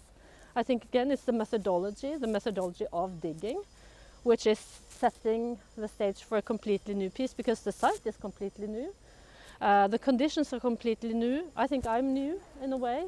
At least I'm isn't it 7 years when all your cells and everything is regenerated? So I'm actually a brand new person doing this. But also that this time I just became extremely aware of a condition of working, with my body. It's like trying to get working gear. I realized you don't really get female sizes of manual labor stuff. Like my shovel is made for the size of a man, so it's kind of too big for me. I kind of, it's not correct. You see this suit, of course I could have gotten a small one, but still, it's as a woman, I'm not really supposed to do this kind of labor, obviously.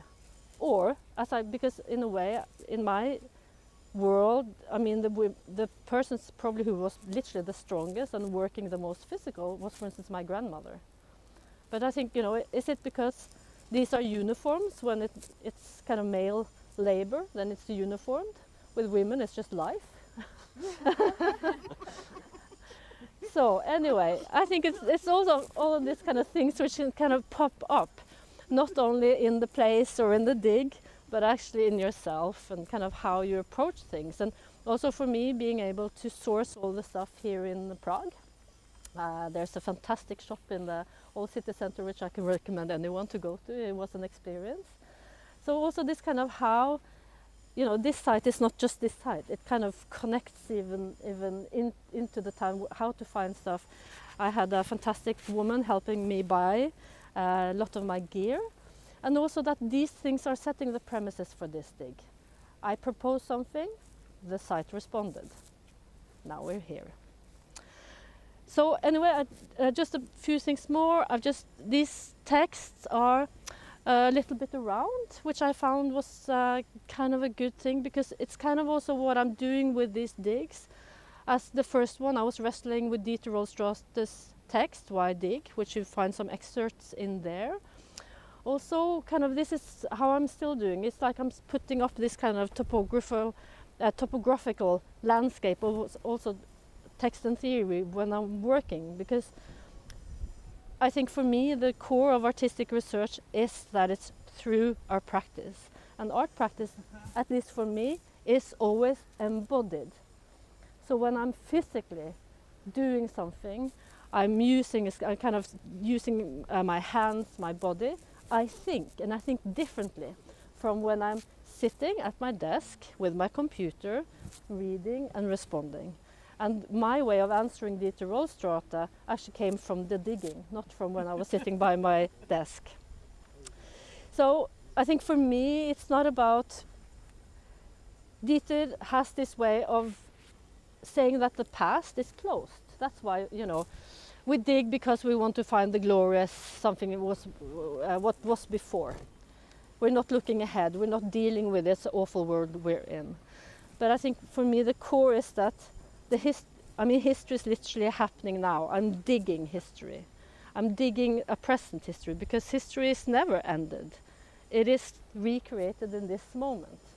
Just while we're here, Israel and Palestine is recreating, rewriting, redigging, rebombing their own histories. Ukraine and Russia is doing the same. We're doing it here. The history of how Europe has been, you know, in all of this is happening now, but it's also the history which is being shaped. So on that note, I'll say thank you.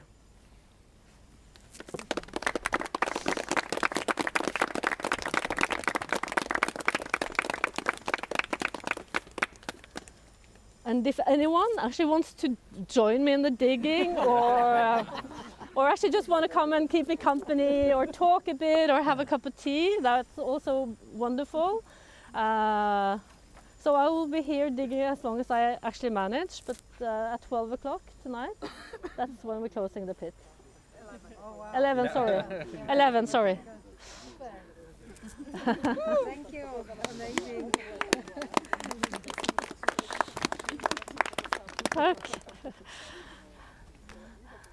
So I go back to introduce the next speaker, but yes. Whoever wants to dig. Or talk, that's also fine. Yeah.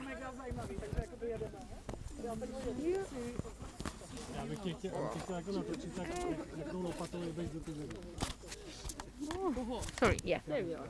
Thank you. Can I see the... Yeah, sure. Because I was so locked up.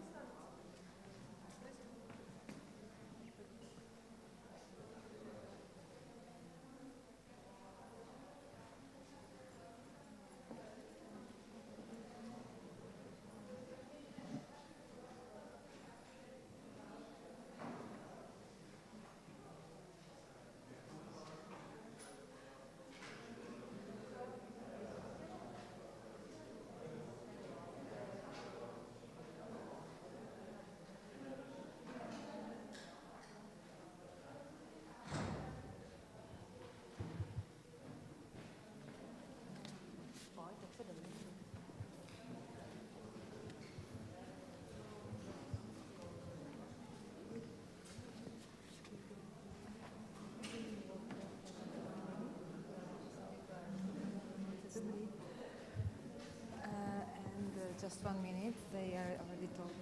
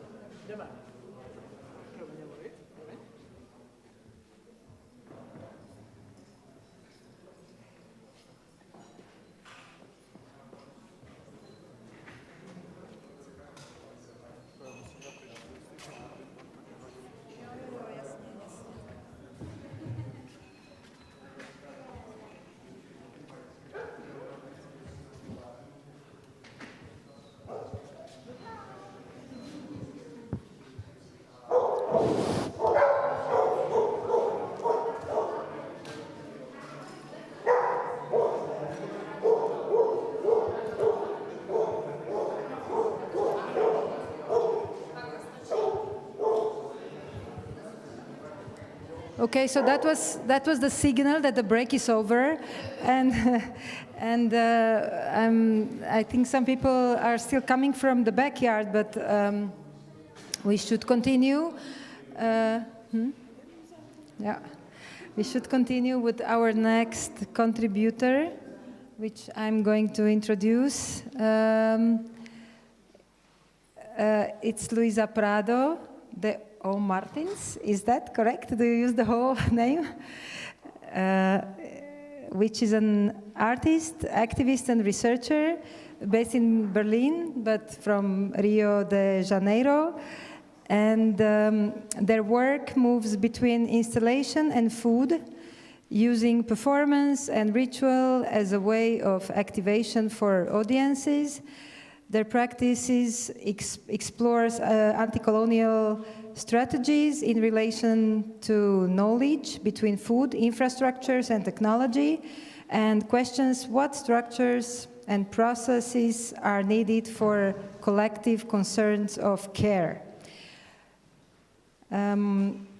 Their body of work spans from food, performance, video, text, installation, and sculpture, and has been showed widely internationally and also in Prague a couple of times.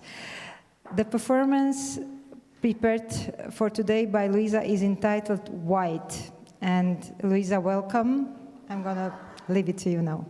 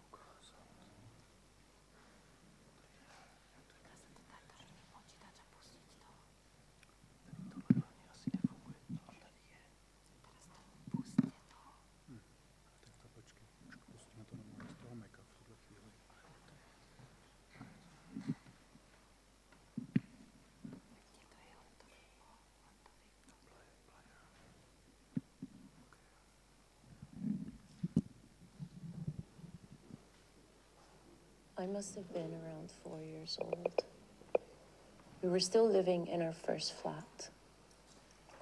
I remember the kitchen with geometric patterns and beige and ochre tiles and soft brown cabinets, warm and inviting, like custard and caramel melting in my mouth. The sliding aluminum door that led to the forbidden, sunny green jungle of the balcony, where the plants, the colorful birds, and the small inflatable turquoise pool lived. I was never allowed there without adult supervision, which of course made it all the more tempting. I remember crawling, my short little limbs moving quickly over the rough brown carpeted floors, always mottled with small bits of colorful lint, a wholly inexplicable design choice for the scorching heat of Rio de Janeiro. The house was full with our large family, but I had no one to play with. My brother and younger cousins were still babies, only just learning to babble their first words and stand on short, chubby, wobbly legs. My older cousins, almost all boys, were too old, already in school, and wholly uninterested in the world of a 4-year-old girl. They were sitting with the grown men in our fire engine red sofa, watching football, snacking on peanuts and crisps, yelling at players, learning the ropes of Sunday masculinity. I sat with them, feeling like a part of the team in my little red and black football jersey. The game was exciting, but most of all, I wanted to please my dad, who was always proud to show others that I had already developed a passion for our team, Flamengo. We scored a goal to the delight of my dad, my Uncle Jorge, and cousins Leo and Guga. Our celebration was interspersed with the protests of my Uncle Jaime and my cousin Rodrigo, staunch supporters of the black and white Vasco, our arch enemy. Suddenly, among the excitement, a noise catches my attention. Clack, clack, clack, clack, clack, clack, clack. Regular as a clock. It's coming from the kitchen, where my mom and aunties are preparing lunch. Curious, I wander towards the source of the noise. As I cross the half-closed door, I see an explosion of motion and activity, rivaling that of the living room. My mom switches between stirring a pot in the stove and checking something inside the oven. Auntie Anna sits by the kitchen table, transferring a soft, smooth batter from a large bowl into an oven dish. Auntie Laura stands by the sink, washing green lettuce leaves and red tomatoes for the salad. That sound, though, comes from Uncle João. He's a great cook, the official baker in the family, responsible for all birthday cakes and celebratory desserts. Every year on my birthday, he bakes me my favorite, coconut cake, a complicated, frosted, and beautiful contraption spanning 3 layers of vanilla coconut sponge and condensed milk and coconut milk filling. He tops the cake with a mound of large, juicy, fresh coconut flakes, almost architectural in nature. It's so over the top that the symphony of white and pale yellow is anything but minimalistic. Right now, he's casually wandering around the kitchen, holding a brown glass plate filled with a transparent, gelatinous liquid while chatting with my mom and aunties. His left hand grips the rim of the plate firmly. His other hand holds a fork, moving it in rapid circular motions to create waves in the clear goo. We don't have an electric whisk, so he has to do it manually. He notices my interest, sits his tall, lanky frame down, and encourages me to come closer with a warm smile. Look, he says. Do you know what this is? I move my hand side to side. No. These are egg whites. Now they're transparent, but they'll become white and stiff as I whisk them. After I whisk them, I'll use that to bake a cake. Do you want me to show you? Curiosity brought me there, but the mention of cake made me stay. That was clearly an opportunity to steal a lick of raw cake batter, my favorite thing in the world. I certainly would not miss it. He continues his explanation, the clacking sound of the metal fork against the glass plate, giving rhythm to his words. I'm using the fork to make lots of small bubbles in them until they become white like snow. You have to let your wrist stay limp and loose, otherwise you'll get tired too soon. This is not about strength, it's about resilience. It takes a lot of work to whisk egg whites. Do you want to try and help me? I pick up the fork he's offering, unsure what to do. He sits me on his lap, takes my hand, and gently guides it in the same circular motions, making waves in the clear goo. Fascinated, I stare at the liquid. I could see the bubbles forming now, but the transformation from clear liquid to white peaks is too slow, and I grow impatient. Letting go of the fork, I hop off his lap and decide instead to dance and jump to the beat of the metal on the glass, to the amusement of the adults in the kitchen. Clack, clack, clack, clack, clack, clack, clack. As I jump and move, the liquid starts to become frothier, more voluminous. Uncle stops to take a breath and rest his arm, and I ask whether the egg whites were white enough. They're whiter than before now, but can still be stirred with the fork. No, he said, we need to beat them until they're really white and really stiff, so they won't fall off the plate when we tilt it. The beat continues. Clack, clack, clack, clack, clack, clack, clack. I stop my little dance, now focusing on the transformation happening before my eyes. Just like he said, the liquid is starting to become thicker and even whiter. The violence of this transformation is not lost on me. Beaten relentlessly, what was once a liquid and clear material becomes white, stiff, structured. I start to see foamy peaks, light and delicate, small mountains on the plate. I've never seen snow in real life, but that's exactly what it looks like on TV. In his book, Chromophobia, artist David Batchelor describes the inside of a wealthy art collector's home, decorated entirely in white, as, quote, endless like an egg must look, endless from the inside, endless because seamless, continuous, empty, uninterrupted, end quote. Here, white stands in for wealth, unattainability, a performance of purity reserved only for a small fraction of the population, untouched by the vicissitudes of the everyday. Pure whiteness requires separation, and separation requires violence. A white tablecloth rarely remains so by the end of a meal, stains as marks of nourishment and conviviality. An egg white must be separated from the yolk before being whisked into snowy, stiff peaks. Yet, it is from the yolk that life originates.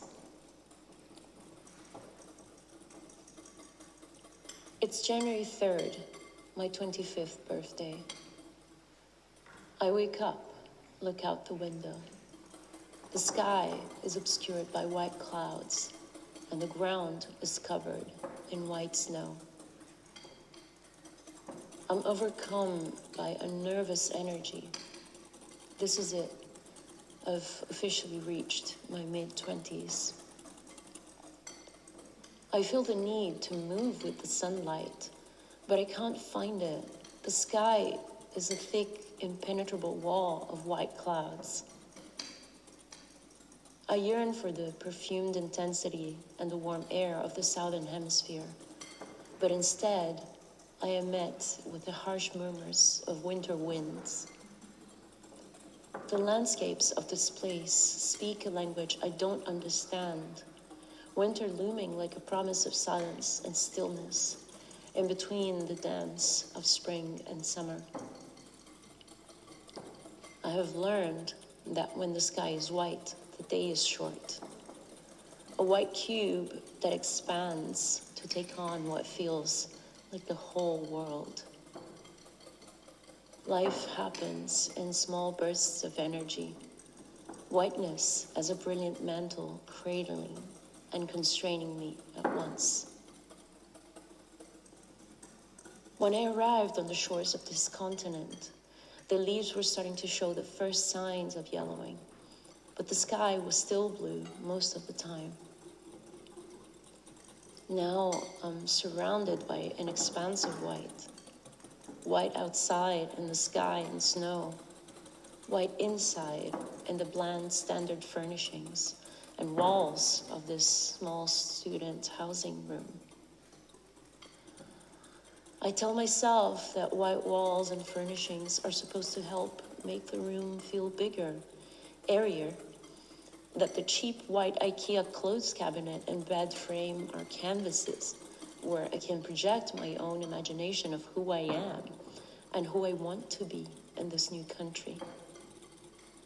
I want to fit into this place, assimilating into the colorless aesthetic that design school told me was admirable, a simplicity and minimalism worthy of praise. At our school, most students and faculty were neutrals. Black, gray, white, soft beiges and browns. My wardrobe is too colorful though. My light summer clothes are as inappropriate for this weather as the brown carpeted floors of my first home were for the heat of Rio. The friends I've made here tell me of the high street stores where I can find warm, cheap winter clothes, all I can afford. Slowly, polyester and acrylic knits in gray, black, and white monochromes start dominating my wardrobe. Wearing color here feels like yelling at the top of your lungs in the middle of the street. Maybe thrilling for a moment, but embarrassing most of the time when I want to go unnoticed by the interrogating gazes constantly asking me, "Where are you from?"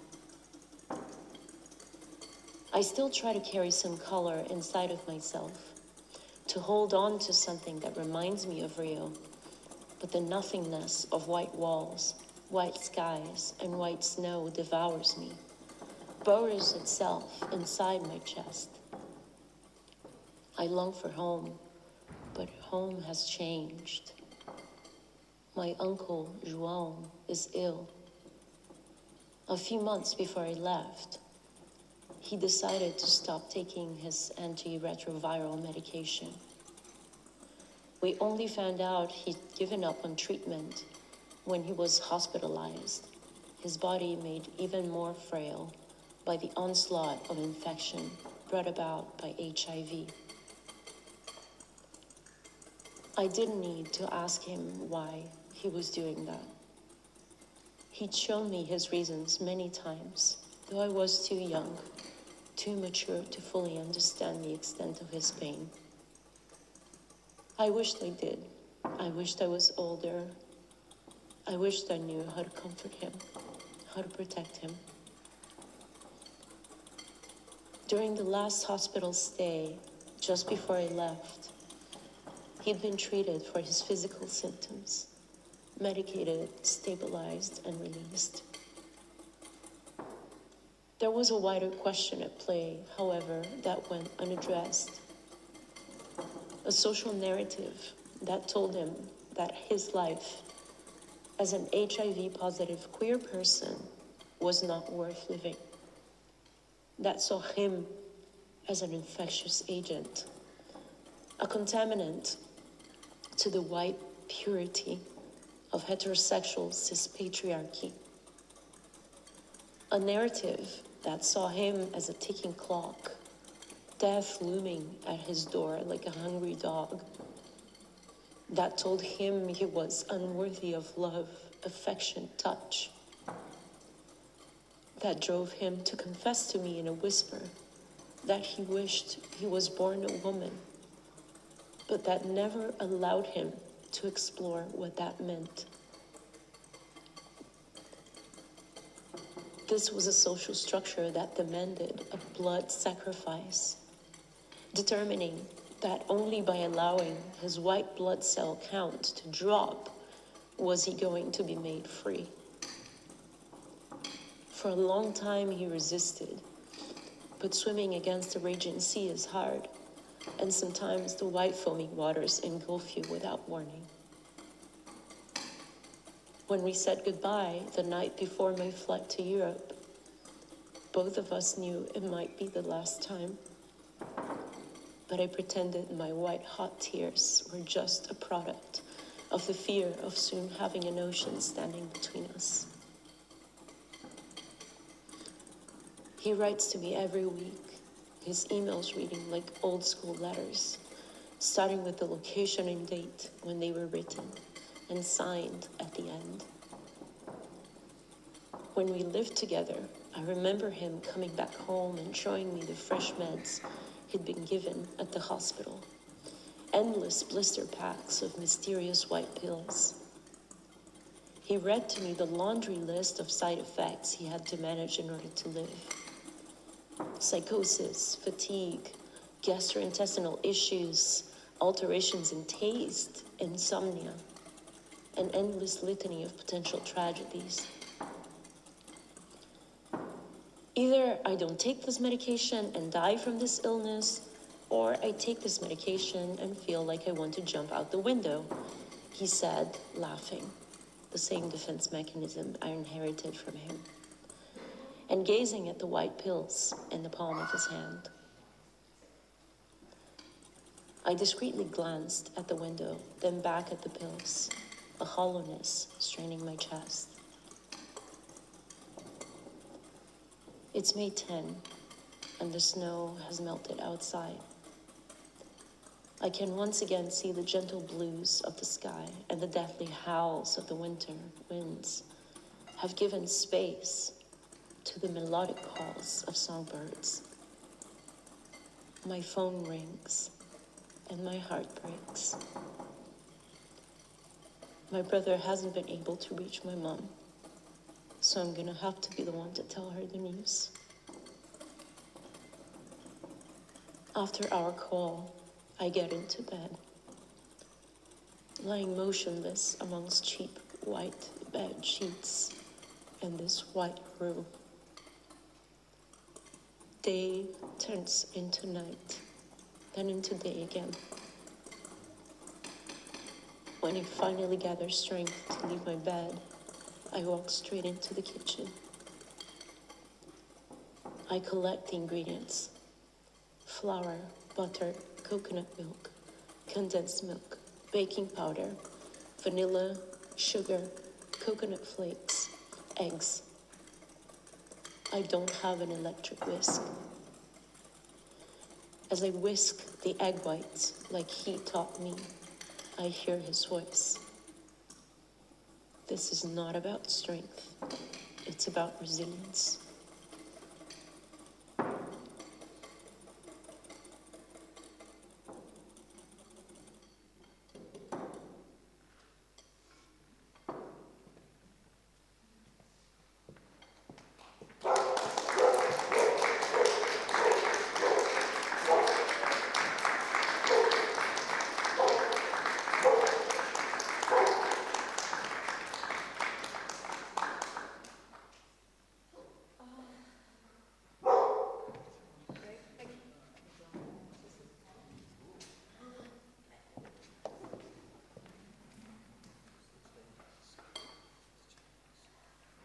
Thank you, Luisa. And I just asked Luisa if she wants to take questions after this exhausting performance, which was very nice. So, you want to say something, or you feel like you don't need to speak about that further?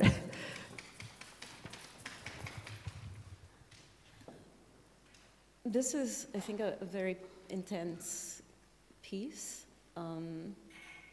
Well, one, because in a way I see this piece as a form of mourning someone. And someone that I was never able to say goodbye to. It's a piece about migration.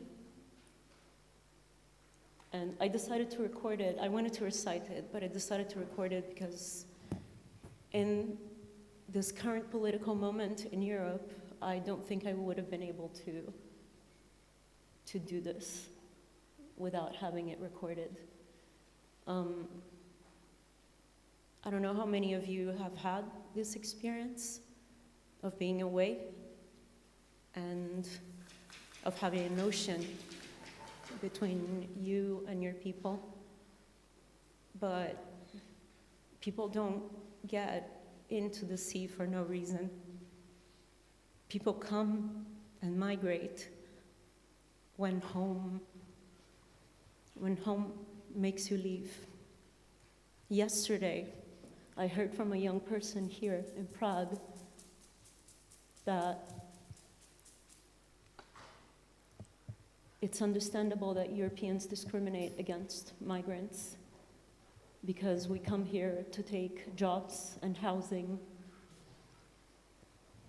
and privileges.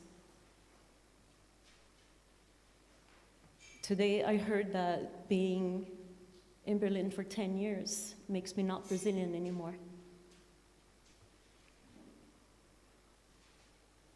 I wanted this piece to be a way of thinking through and about these violences. I wanted this piece to be a way to understand or to explore the materiality of it, the exhaustion of it. So yeah, thank you.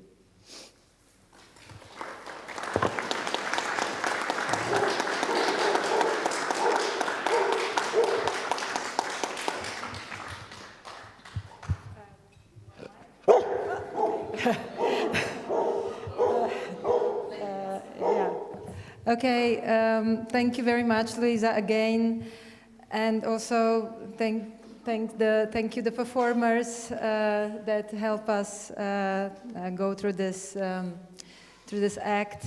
And we will have a break. We need a break now, and we have some food prepared. So we have a little lunch, longer break. We call it lunch break. So please enjoy, if you can, and we will resume at 3. Thank you.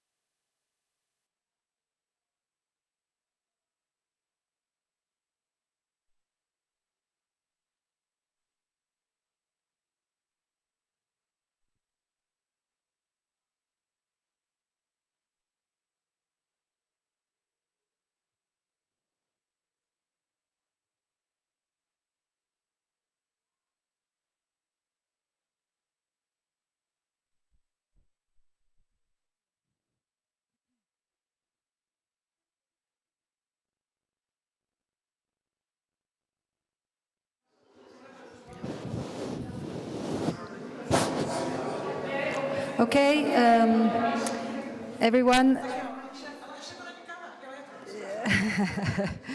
So we're going to continue with our next contribution, which is a performance, again by Martin Kamen, which is an artist, activist, and our PhD candidate here at the Academy. And I'm just going to say a couple of words about Martin.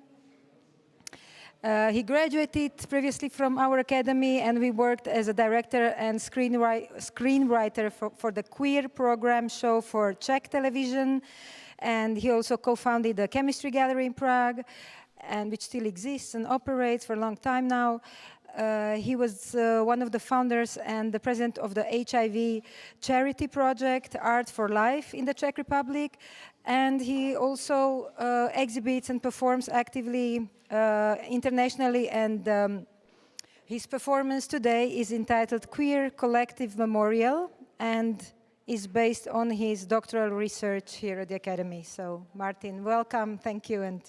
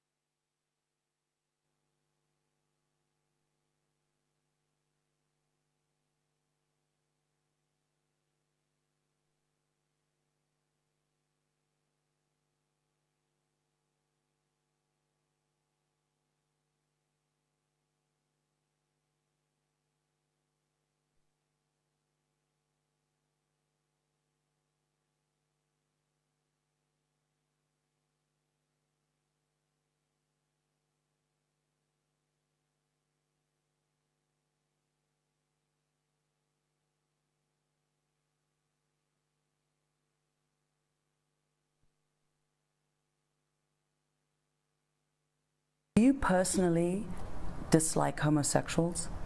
Of course, they are disgusting. No a tyhle ty transgender, tak ty jsou mě opravdu bytostně odporní. They do it's terrible. Disgusting. Jestliže si necháte přeoperovat pohlaví, tak se dopouštíte trestného činu sebepoškozování. Mayor of Warsaw, with his hardline stance. Being gay is, quote, an ideology worse than communism. Other religious and political leaders have likened it to Nazism or a disease. Protecting children of fighting pedophilia to harass and attack gay people. They invite them for a fake date and they proceed to berate them for their homosexuality and in many cases to abuse them physically. They film all these proceedings and then post them on social networks, on YouTube to humiliate the victim even further.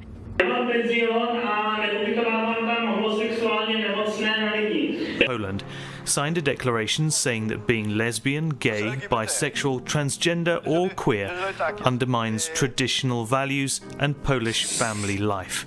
Nie chcemy, naszym końcowym celem jest to, żeby nie można było w Polsce promować ideologii LGBT, żeby te osoby nie wychodziły na ulicę. Now for the first time, two women known to have been lesbian have been sentenced to death in Iran. It marks a new stage in the Islamic Republic's persecution of LGBTQ people. This was the moment Uganda's anti-homosexuality bill was passed into law. The new laws are amongst the harshest in the world. The law defines that as aggravated homosexuality. And what is the punishment? The maximum punishment is death. What does God say is the answer, is the solution for the homosexual in 2022, here in the New Testament, here in the book of Romans, that they are worthy of death? These people should be put to death. Every single homosexual in our country should be charged with the crime, the abomination of homosexuality that they have. They should be convicted in a lawful trial. They should be sentenced with death. They should be lined up against the wall and shot in the back of the head. That's what God teaches. If you are LGBTQ+. 2 people were killed and 10 wounded in the shooting, which happened in the early hours of Saturday, not long before what was to be the start of the Oslo Pride Parade. First of all, I must also mention the murder a few days ago of 2 young men in Bratislava. Matusz and Juraj should never have been a target, and their murder shows how far we still need to go. And we are at the stage of please don't kill us. You know, we don't discuss equal marriage or employment rights or whatever. You know, we are just demanding our basic human rights. It's not a crime. We are LGBT. Lesbian are not a crime. Come on, why are you not doing this? Silence. Shut up. You cannot sit Shut down. up. You can't Shut up. Go away. Have you ever been beaten up and raped in jail? Now think about it. Darling, I want my gay rights now.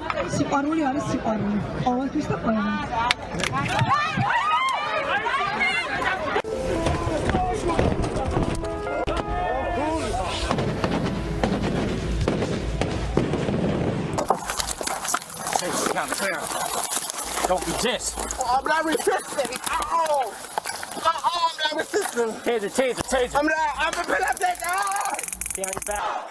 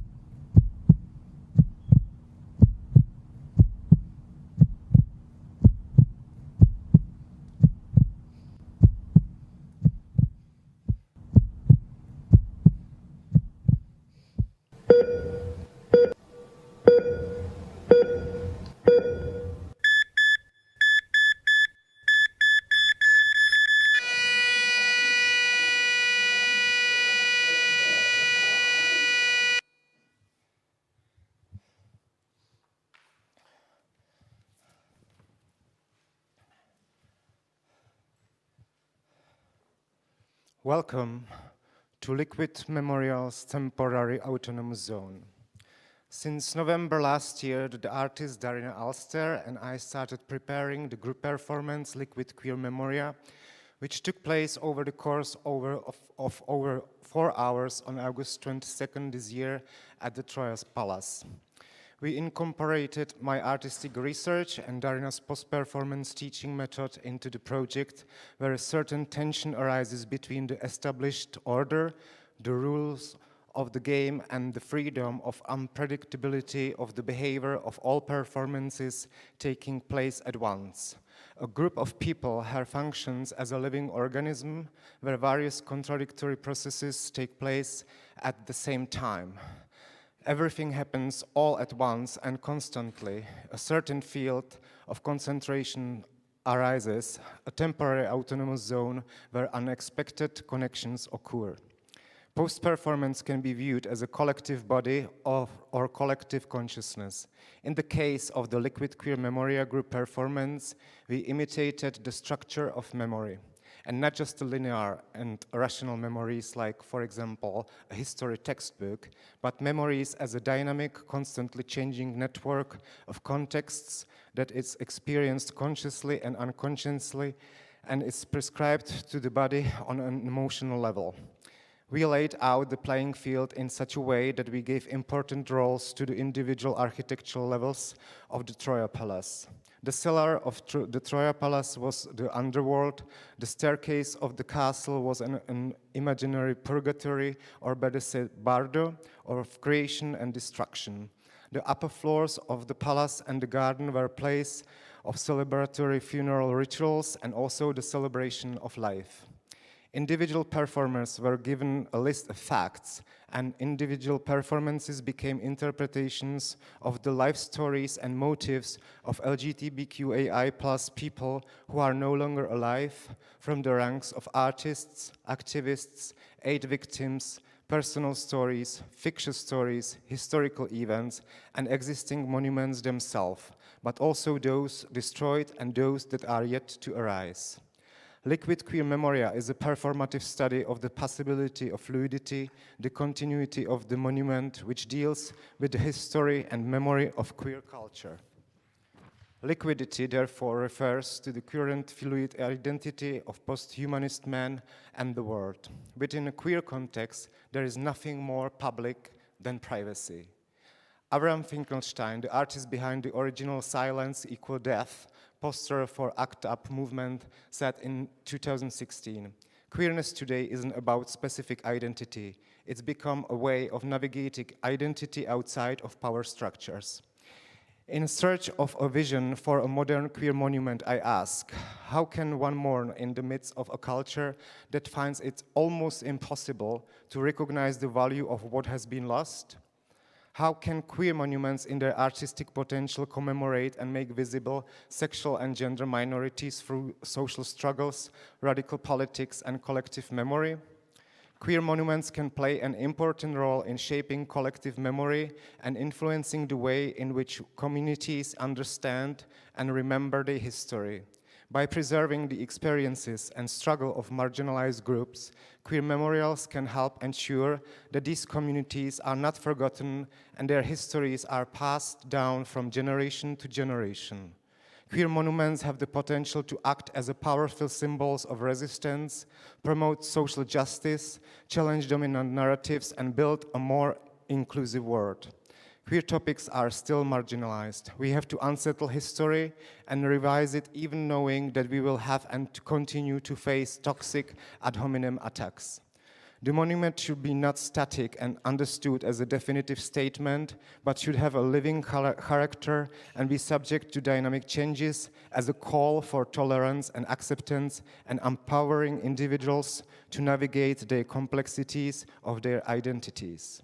By using the principles of queer feminism to create a work of art, a modern queer memorial should reflect the experiences and specifics of LGBTQAI+ people, including people living with HIV, queer kids, spiritual animals, people with different identities and experiences, such as trans people, people of color, non-binary individuals, seniors, and people with disabilities, so that the resulting monument creates a queer public space, experience of equality, inclusivity, and respect as an awareness of queer history and resilience.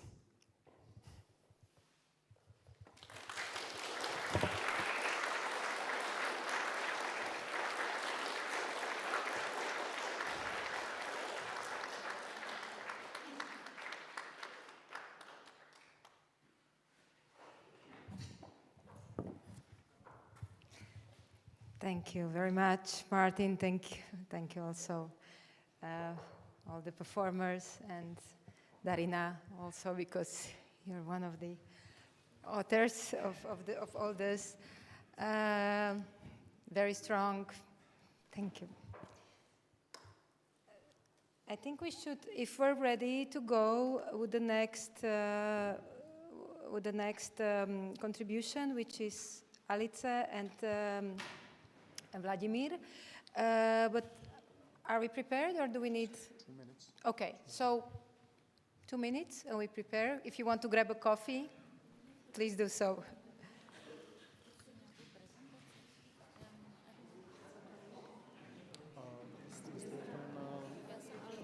Jo, Alice, dobrý den. Určitě.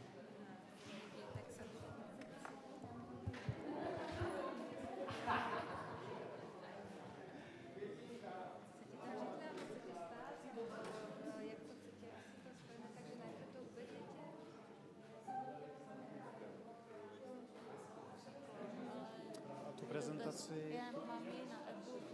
Jo, tak ho můžeme připojit.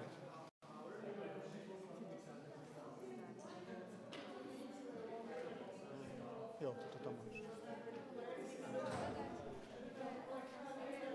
Máme taky to pult, takže... Tak jdeme ho sem.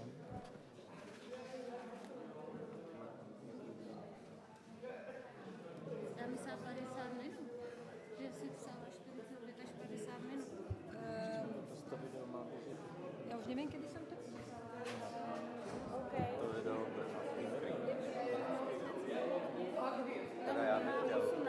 Má 18 minut, Vláďo, má 18 minut. 16. Jo, a takovou na stream. Jo, já mám stream, já jsem taky dělal. Takže to nemanageuju se teď. Tak nějaký přece jenom klidně 10 minut. Bude se povídat před ním a tak. Jo, tak to je jasný.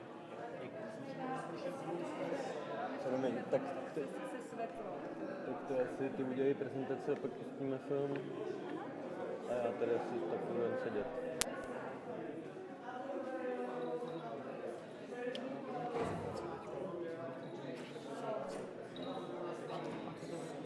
Oni jenom si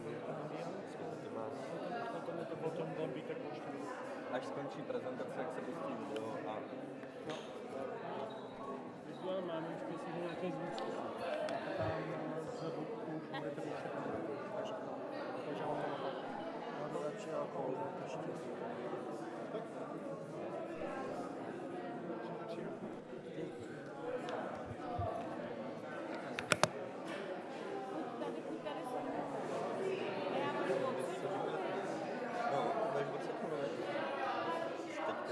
To je jedno, tak ti to připravili tady.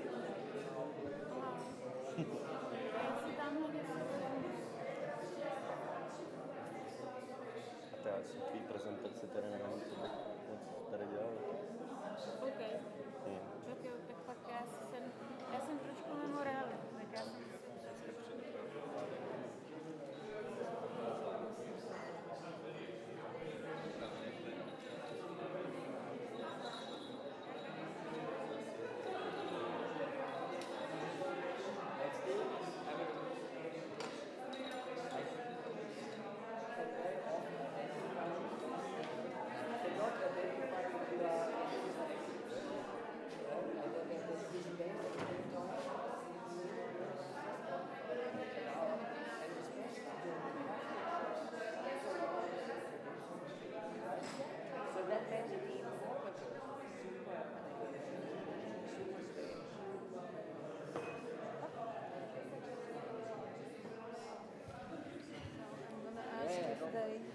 Sorry, no, because have started. And without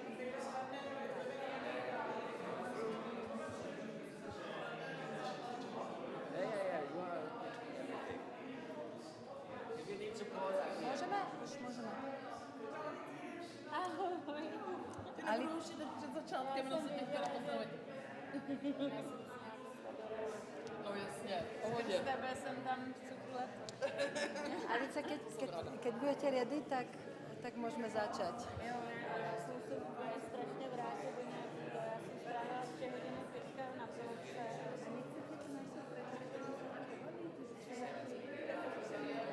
Já myslím, že to není nějaké, ale možná, že i můžeme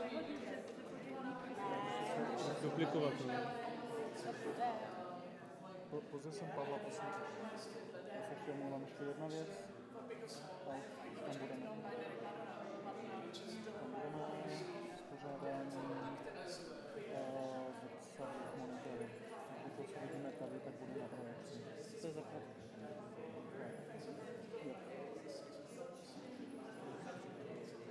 A můžu to nějak ovládat? A teď se to už vlastně pak akorát pustí to tady full screen, jako přes tu ikonku, nebo se to nezrcadlí.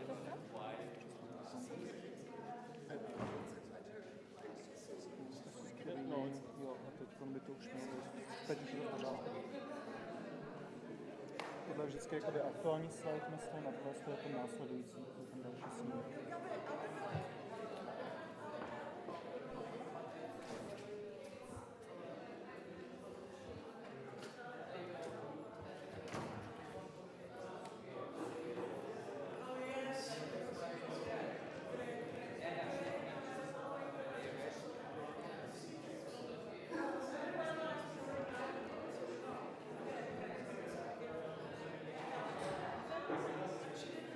Musím mluvit do mikrofonu.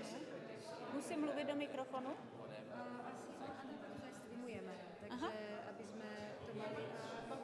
Máme to puštěné, tento mikrofon? Tak jdeme. So I'd like to present our next speakers, contributors, please.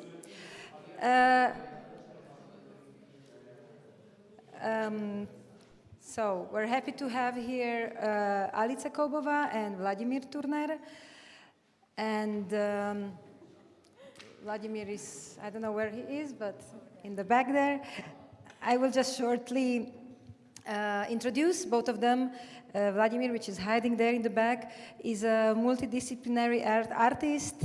His work oscillates between film documentary related to political activism, art interventions in the public space, performance art, installation, objects, video, and so on. He's combining physical action with a record of abstract, animated, or composited forms. And his works can be seen around the world in the streets, on film screens, or in the galleries.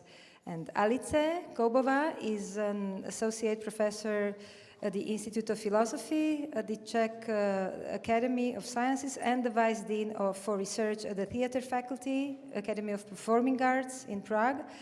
In her research, she focuses mainly on performance philosophy, art and philosophy, ethics, and applied philosophy.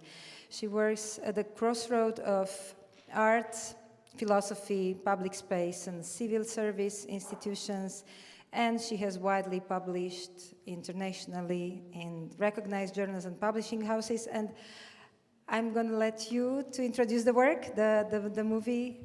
Thank you. Thank you very much for this occasion to speak about our work. I would very much be happy to have Vladimir with me here, but he will come later on. We have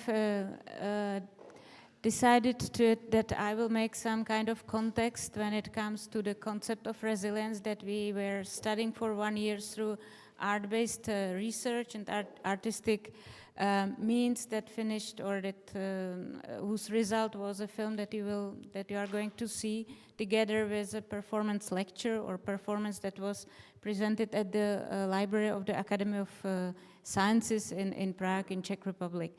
However, the concept of resilience is quite a tricky one. It's a buzzword that is presented in many European documents. It's presented within specific psychological approaches to crisis management, to trauma therapy. It's presented in disaster risk management. It's presented on all different levels, and therefore one of our interests was not to just make a research of papers about resilience, but rather to go through with artists that were selected or that we just agreed with to work for 1 year on the concept through their bodies, through their affective relationships, through their cognition as well. So that's the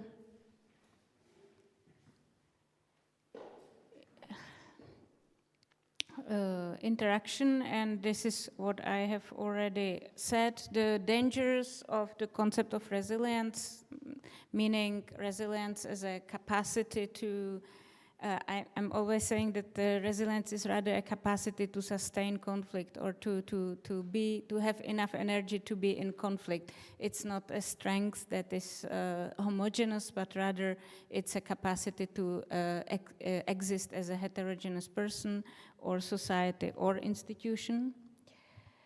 But it can also be used for the neoliberal means in a contra sense of its own.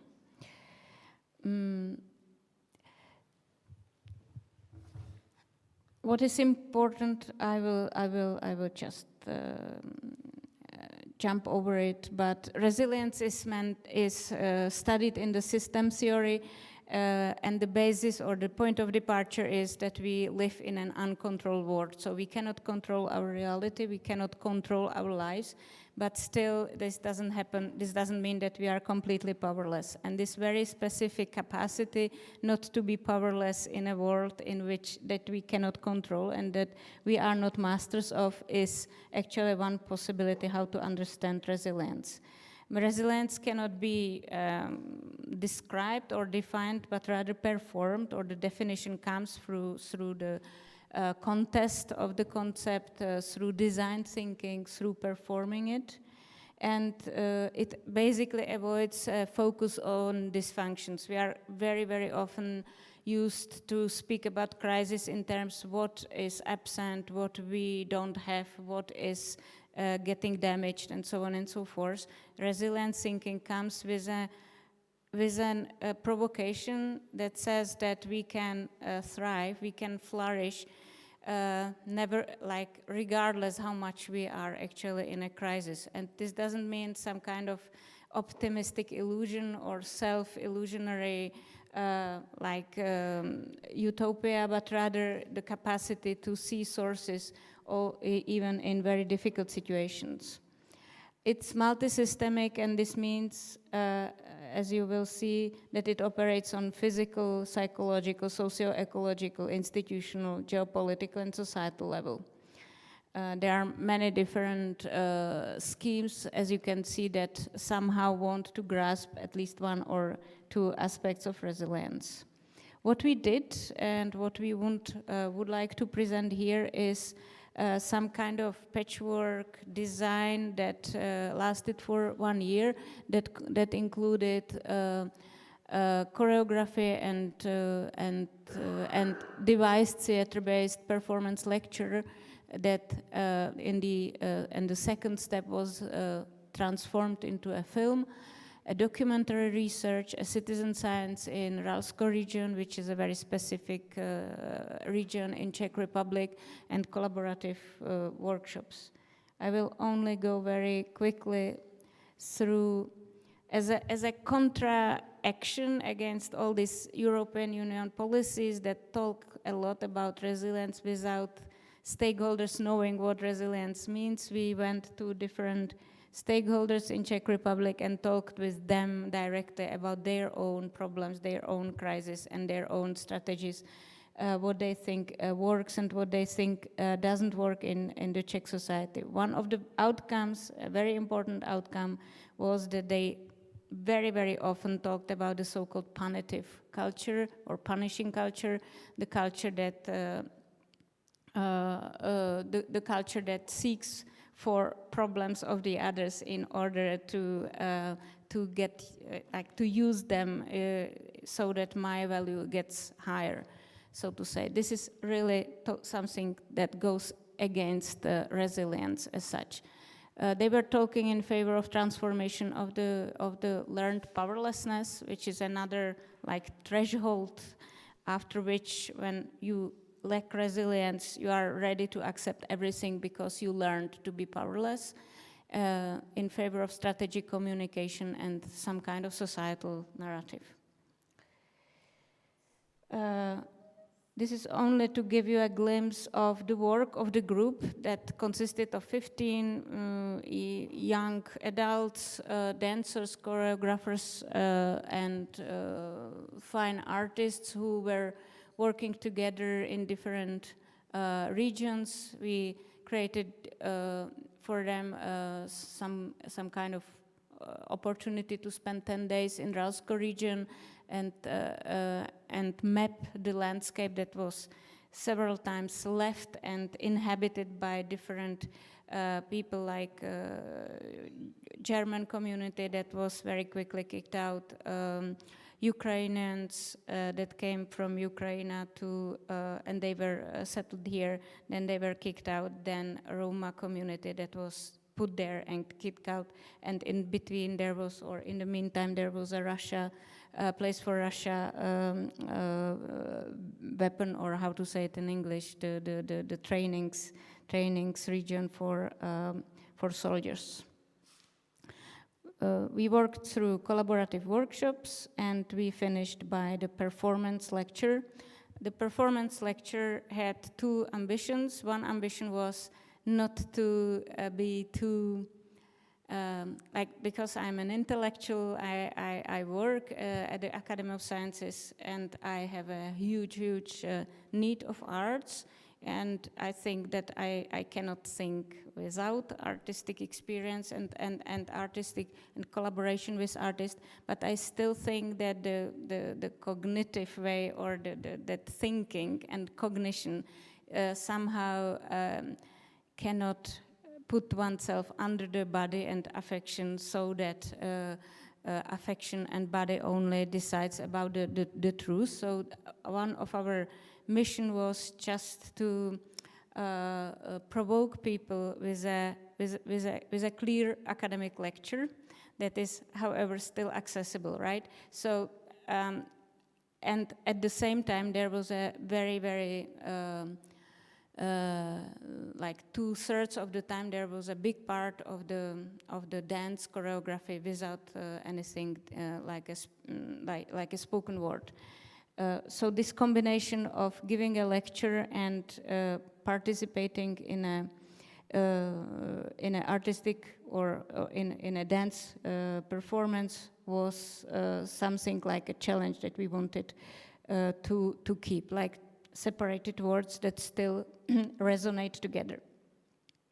This is how it looked in the Library of Academy of Science. Also, my attempt to put a dance piece or performance lecture into the Library of Academy of Sciences was a big challenge, because the head of the library, I sent my greetings, accepted only five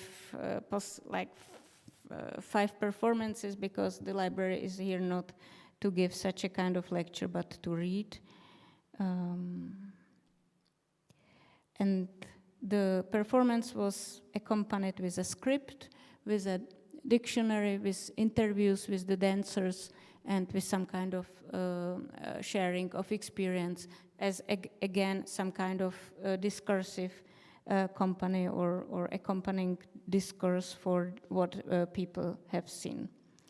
Yes, and that's it. What we the next step was that I asked Vladimir Turner to think about any kind of film form. If you want to comment on this part already, I would be very thankful.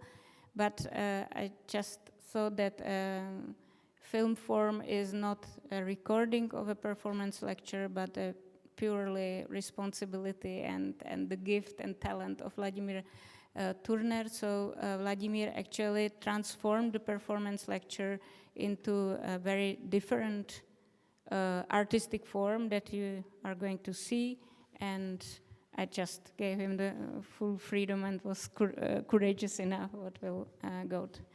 Yes. Hi. So I came in this third part of the research and the project, and as the original performance had around 1 hour, it was a task to redirect it for the purpose of the film. So basically, I somehow even changed the script and switched the scenes and made it much shorter, which is not that interesting. Interesting for me is that the ending of the performance was kind of interactive. And Alice and the other actors invited the public to share their ideas about resilience and how they overcame crisis in their personal lives. So the original performance looked like some kind of performative environment where the public mixed with the actors and started really intimate conversations in between each other about their experience with crisis and overcoming them. And we have been screening the movie this whole summer, and right now it's kind of active. And a few times we tried to ask the people if they want to do this even after the movie, and the reactions are really overwhelming. It's totally different from my experience with screening other type of movies, that the public usually, when we are not pushing them and we ask them, if you would like to, you can share your ideas and your experiences with the person next to each other. And immediately people start organic discussions, they join different groups, and it somehow looks like some psychotherapeutic activist meeting of small collectives beginning and discussing. So that's a good feedback for me.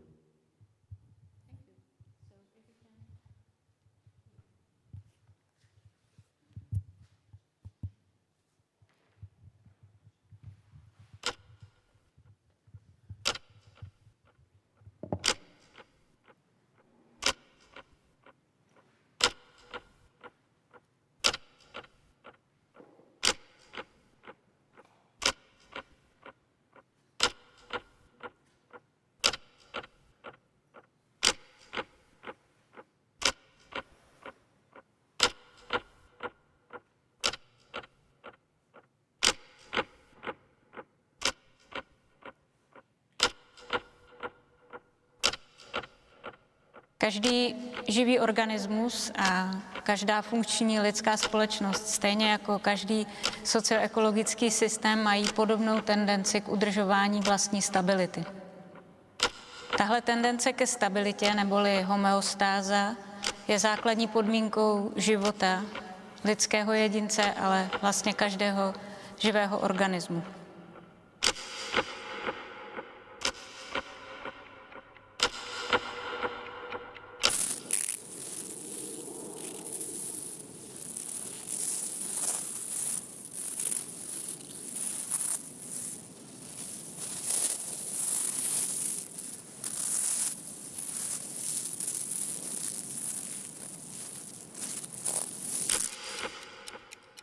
Abychom se vyznali ve světě, máme tendenci udržovat nějaký stabilní způsob interpretace reality. Potřebujeme se orientovat a za účelem orientace užíváme nějaký koherentní výklad světa, který nemáme tendence konstantně proměňovat.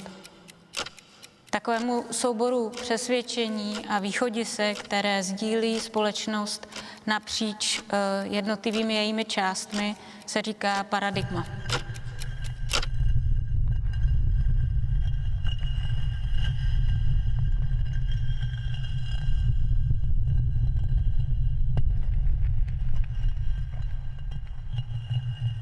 Paradigma tedy pomáhá udržovat koherentní výklad reality a je také základním předpokladem udržení existence společnosti v nějakém chodu. To paradigma má zároveň ale speciální vlastnost, a to je, že fenomény, které do něj nezapadají nebo které neumí vysvětlit, vylučuje mimo hranice svého výkladu. Těmhle fenoménům se říká anomálie. Anomálie tedy má systém tendenci potlačovat a zneviditelňovat.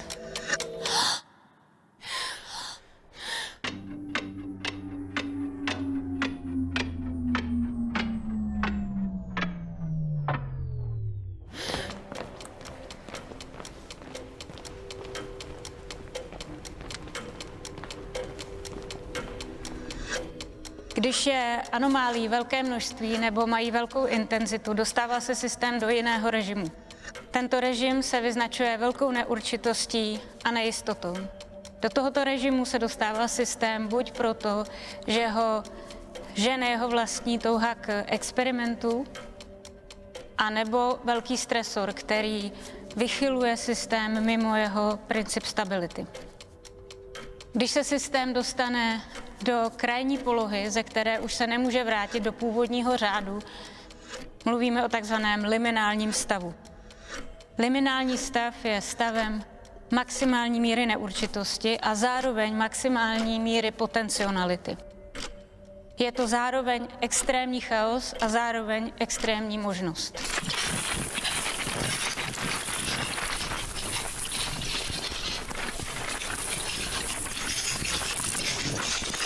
Člověk, společnost, instituce nebo socioekologický systém se pravidelně objevují v liminálním stavu.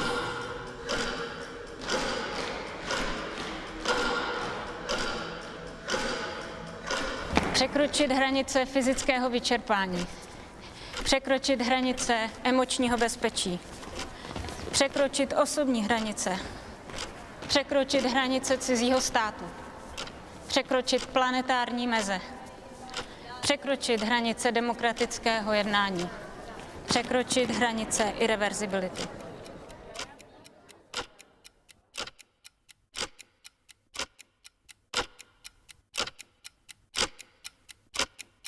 Adaptace.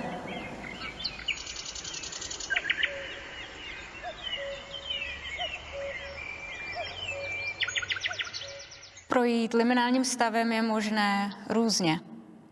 Takovou první instinktivní reakcí, kterou často rádi volíme, je hibernace. Zmrazit se a o nic se nesnažit. Minimalizovat energetické výdaje. S nikým se nebavit a o nic neusilovat. Hlavně nebejt moc vidět. Tahle reakce je možná, ale není pro vývoj systému úplně nejefektivnější. Je to v zásadě taková dočasná smrt zaživa nebo odložený život. Problém, který máme a potlačíme ho, nezůstane vyřešený. Pokud problém, který máme, zatlačíme, tak ho nevyřešíme. Potlačením problém jenom zvětšíme. Lidská nervová soustava, stejně jako funkční společnost nebo živý socioekologický systém, ale disponují ještě jinou vlastností, a to je plasticita. Plasticita je vlastně schopnost přeskládat svoje vlastní spojení, změnit fungování institucí, přeskupit vztahy, změnit hodnoty a řídit se posunutými normami, tak, aby odpovídaly lépe situaci, ve které jsme se ocitli. Někdy to prostě už možná stejně nejde. Není to nic, co bychom vítali, a přináší to úzkost. Někdy ale změna, i když přináší úzkost, může znamenat velkou míru excitace.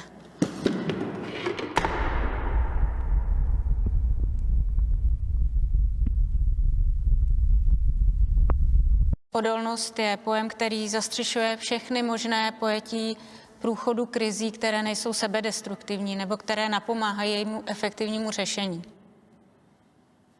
Být odolný znamená ve chvíli manipulace nebo násilí, které je na mě pácháno, rezistovat. Odolnost znamená být adaptabilní ve chvíli, kdy podmínky našich životů se změnily a my na ně musíme opravdu jinak reagovat. A odolnost znamená být ochotný transformovat sebe i svoje instituce ve chvíli, kde je změna už radikální a nevyhnutelná.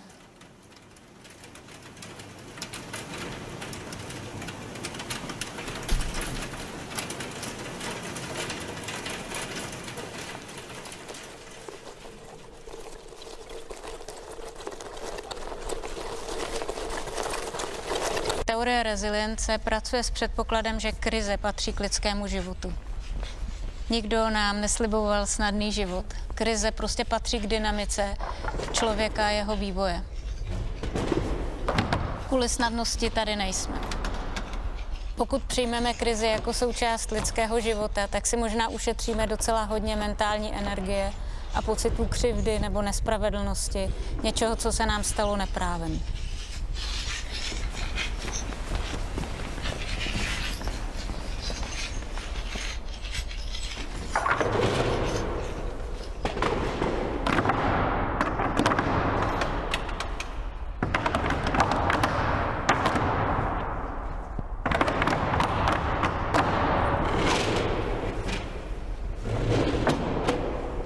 odolný přístup znamená, že se člověk přiblíží ke své zranitelnosti úplně na dosah.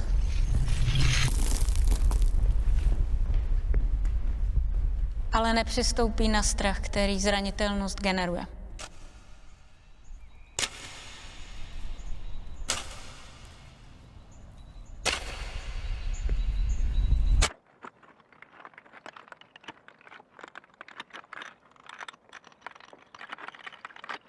Když se dostaneme do krize, tak je důležité se ptát, co je v tuhle chvíli potřeba uchovat.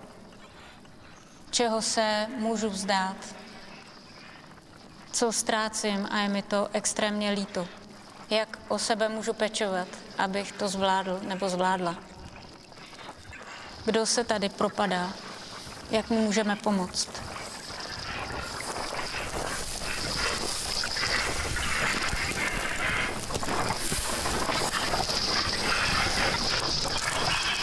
Zvládnout krizi tedy vypadá jako nekonečně těžký úkol, ale v rámci teorie rezilience je i tenhle bod řešitelný snadněji, než se nám zdá. Být nešťastný z toho, že nezvládnu udělat to, co není v mojí moci,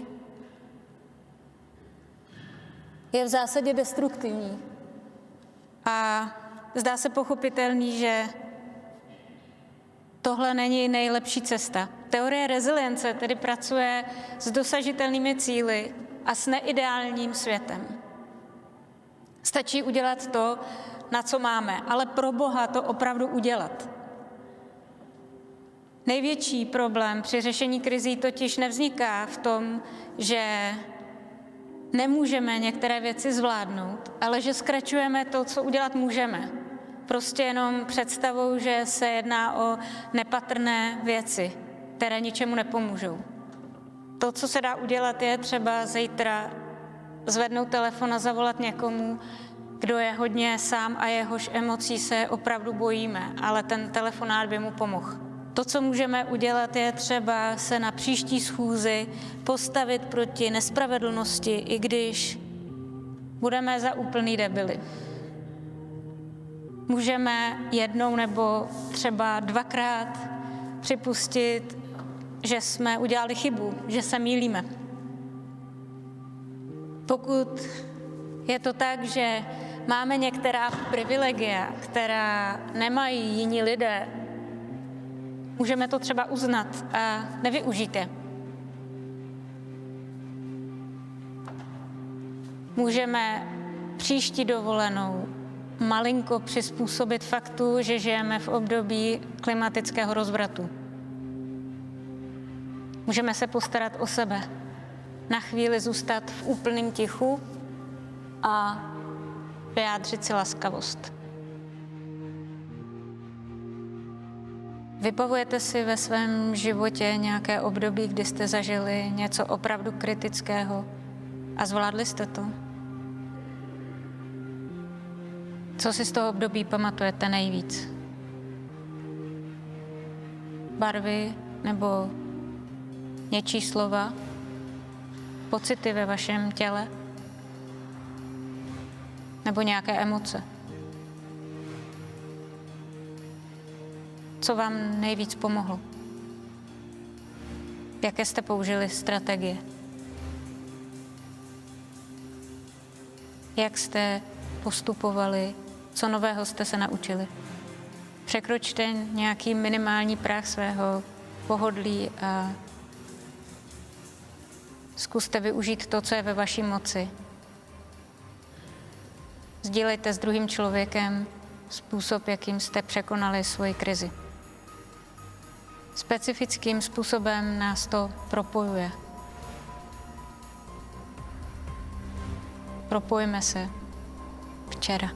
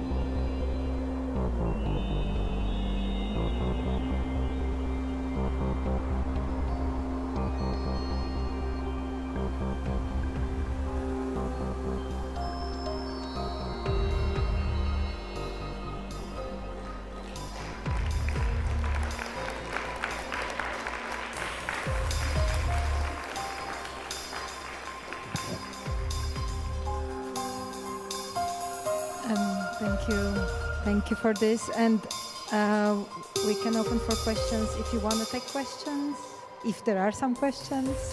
So maybe.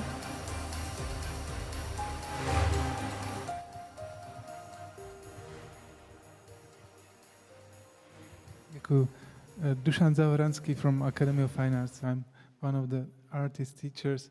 I just wanted to ask, thank you for a beautiful essay, and thank you, Vladimir, also for beautiful video. Thanks.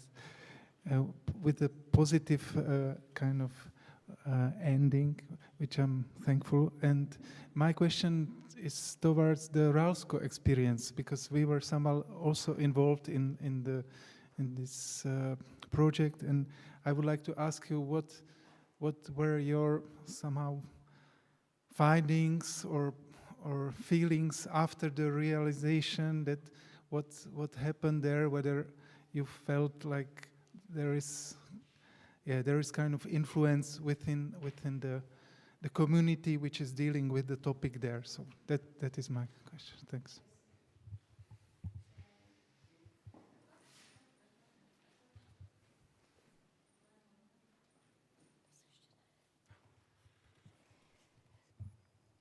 Yes, this experience was very specific for several reasons. One reason was that we organized. Were you exactly there when the group was there? No, a year later.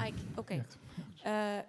Because at this occasion, we organized together with the Academy of Sciences 2 events parallelly or at the same time, and this was a ethnographical conference, let's say, that consisted of approximately 15 researchers from the Academy of Sciences and this group of performers who prepared within 5 days something like a performance walk through the landscape. They created 5 different trajectories that finally ended in a place which used to be you don't know it, hospoda, a bar or simply a meeting point of a German village. And during the trajectory, people learned more and more about the history of the place and about different kinds of like stories, life stories of those who lived there. And this encounter between researchers who were actually invited as the first ones for the performance walk and the artists was an extreme clash, like aggressive clash, because the researchers said that they don't want that somebody gives them a piece of wood. They give a fuck about being like getting closer like that. Nobody should walk with like 5 centimeters from them. And this was a part of the performance walk, but they really felt from the ethical point of view like manipulated.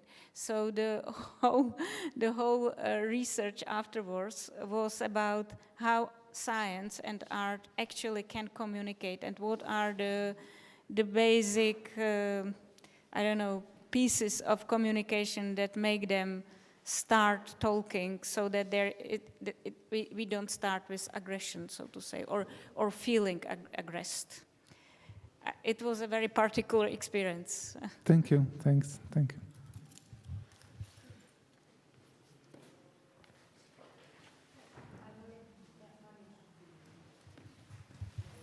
Alitza, you are the only one who is here last year, first time, and now second time.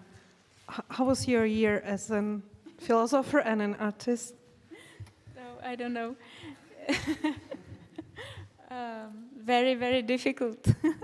No, I really, when I saw the movie, I felt the whole morning in a big willingness to go into hibernation and not to be seen and not to have another fight. I have a lot of fights at the Academy of Performing Arts as a vice dean because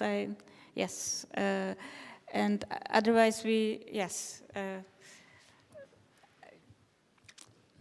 it's a great question, and I don't know if I should answer it in a very open way or not, but it was a difficult year that anyway brought up absolutely wonderful things like cooperation with Vladimir, cooperation with Tante Horse, cooperation with many, many other excellent people like Barbara Baronova and the book we prepared together, and other activists, students, but also people at power positions who still feel a very huge responsibility for these positions. And this I'm very thankful for. Okay, What I was fighting about.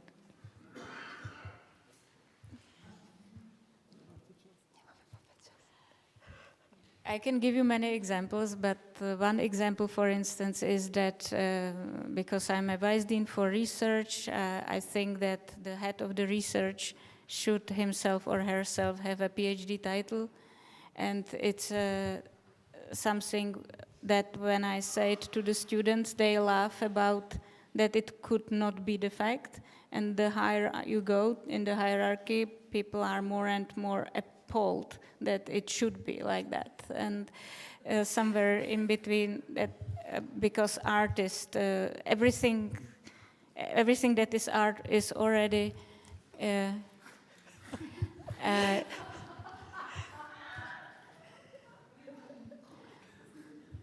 yes,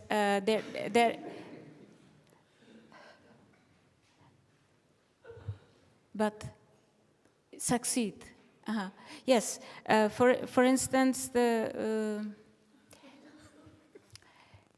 yes, which is a communication with me. It can be no. Yes. Okay. Actually, okay.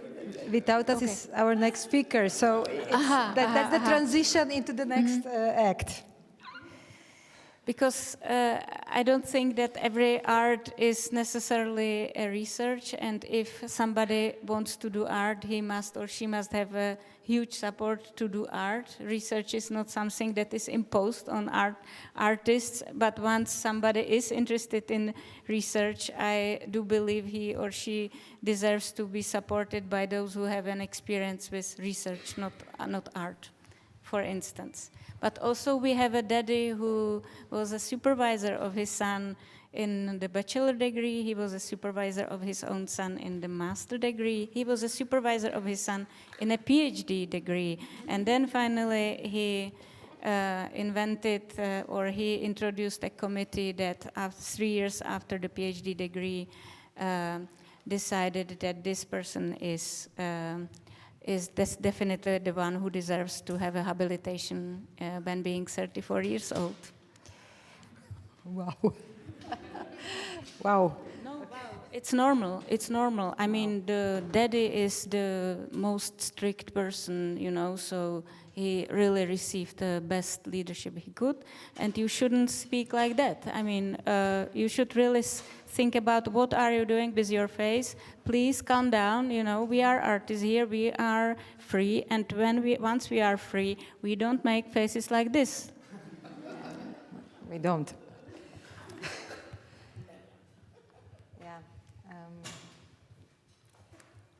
Asi tak.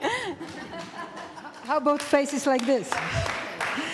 Yeah, Alice, thank you very much. Thank you for the movie, the comments. Thank you, Vladimir, also. And as you already noticed, we already started the next contribution. And I will shortly introduce Vytautas, because we still want to catch some light outside, because we're going outside. So Vytautas Michalkavicius. Almost right. Okay. Is curator, writer, and researcher whose focus was gradually shifting from photography in expanded field to media art theory, and lately to artistic research in academia and beyond. He's teaching art practice and research and theory at the Vilnius Academy of Art and internationally. He served as artistic director of the Nila Art Colony. Nida Art Colony. Nida. I don't have my glasses because I want to look good and see what shit. Anyhow. I can lend my glasses. Yeah. So Nida, yes. And He's the head of the photography, animation, media art department, as well as the doctoral program in the arts at the Vilnius Academy. That's why you can see I cannot paint. I make mistakes. Yeah. and my hand is shaking. Yeah. So I'm not going to make it longer because... I'm also running doctoral school. You forgot to tell. What? I'm running doctoral school. You're running doctoral school and also gave us a lot of books that you published, which we will give to the library, so everybody who's interested will find Vytautas's books in our library. And I'm going to pass it to you now. Thank you, Vytautas. Welcome. And Thank you. I'm very nervous because it's my first participatory action. So please support me. Are you ready? 1, 2, 3, go! So it's very simple. 10 minutes to prepare the banner, flag, if you want. If not, you can choose the others, something what was made by others. And this is a public opinion. So we are going to go for monstration. You know what is monstration? No? No. Very good. Let's do practice, no theory. I can tell you later, because it's very, very ambiguous concept. And sensitive. So let's not Google what is monstration now. We can speak about it later. But the idea is to fight for our rights. Artists, and artist researchers, and also researchers. And let's fight for our rights, and let's go for a small monstration. It's a collective walk for some minutes to Letenské náměstí. Yeah, it's 5 minutes walk only. But I hope you will enjoy, and please, so do we have anybody who wants to still to write? Or no, no, there is no draw or write, no? Because, yeah, please, so there is some material here. So please start doing it right now, and we leave in 10 minutes. And please, you see some banners are quite big, so please find a colleague with whom you want to carry it and discuss it over the walk. This is mine. I don't want to give it out, so this is mine, because I failed as artist. Yeah. And now I am researcher, so I want to support artists. Okay, we have materials here for those who want to write their own banners, slogans, and we have some already ready-made that are waiting for someone to take them over. So yeah, and we leave in 10 minutes? In 10 minutes, and please be aware the event is being photographed, so afterwards, if you are in the picture and you don't want to be showed, please refer to Aneta and she will delete your face. Maybe.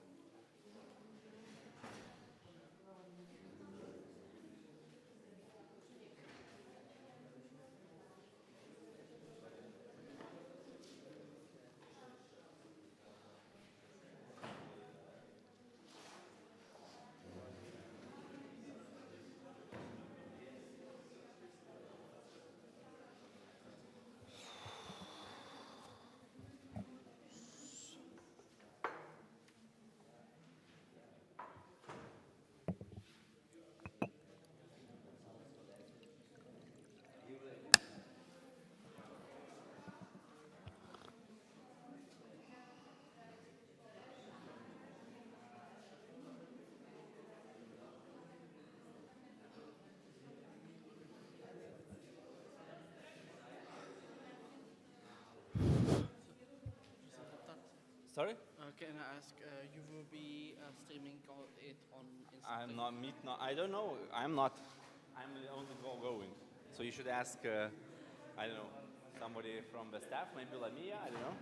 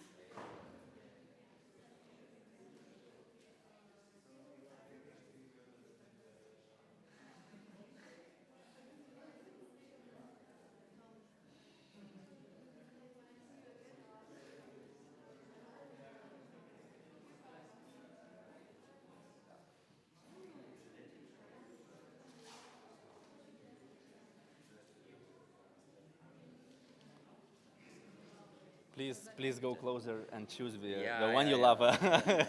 Did you put my No, I sentence didn't on? manage. Sorry, I was so busy with the others. I thought, it's artistic work. I cannot do it for others. But you can choose whatever you like. You wrote something very interesting. I put it somewhere. It's in the corner next to the paint. Yeah, it's on the paper. You see this paper? I think it's. There's no choice. You have to go. Please take your coats. It's going to be cold outside and refreshing. And after that, you get apero. So if you participate, you get drinks from the school, not from me.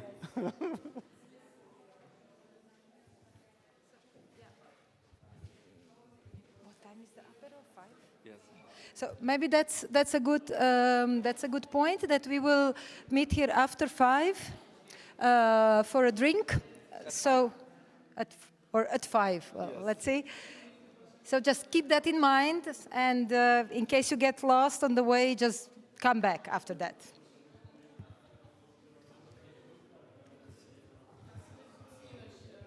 I'm always shy of demonstrations. No, don't worry. You can hide your face. No, but you can hide the face with a poster.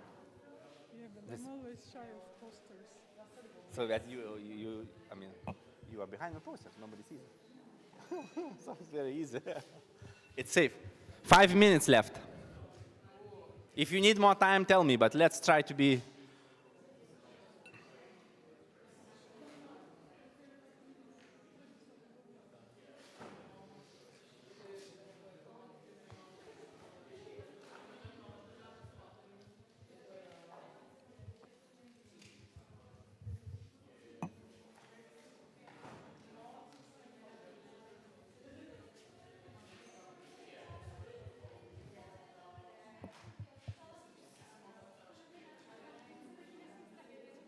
Is anybody streaming it or not? Is anybody streaming? Anita will stream it on Instagram. Ah, okay.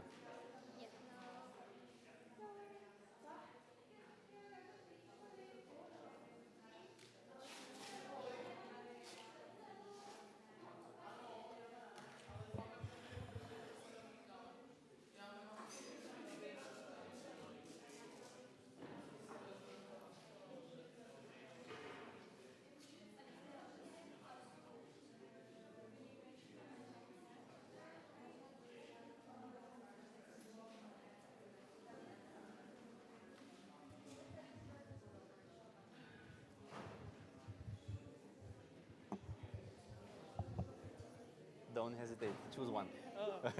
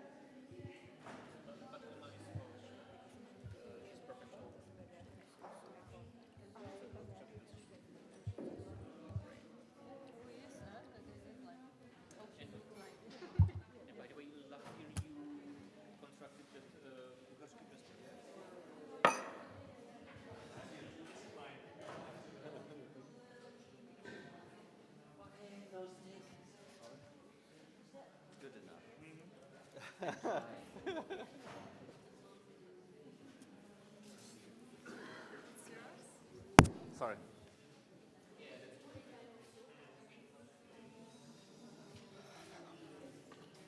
So maybe we can do this one is faster. Oh yes, that's a good On idea. the other side. yeah. Is it working? Maybe it's over, so we have to refill it. Well, you can use scotch. Yeah. So, Okay, very good. You want to stick it? Yeah. Let's try. Is it possible? Yes, let's try. It's here.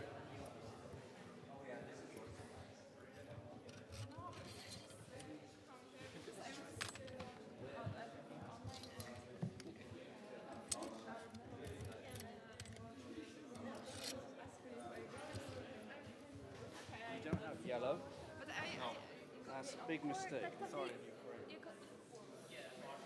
Okay, let's put it here. No, but I should make it from another side. So put it on the ground. And it should be...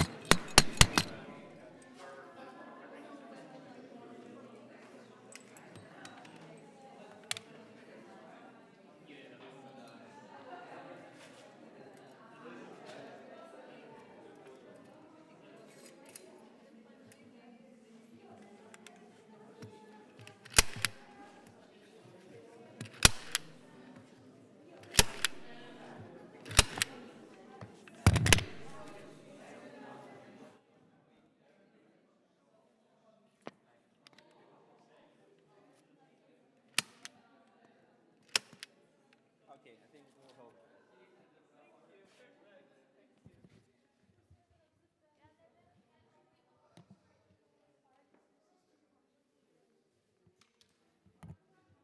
Dushan, please take one. Hi, nice to meet you. I saw you had a nice book about phones. Choose one you like. It's here.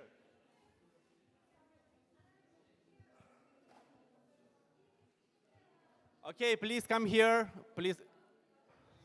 Dear friends, comrades, enemies of art and research and science, please come here. There are still some available. Make a choice, make a reasonable choice. Don't fail.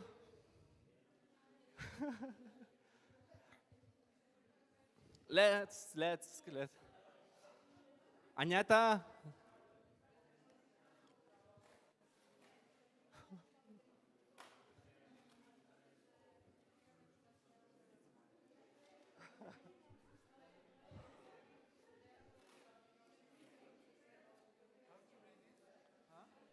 Katya, come here.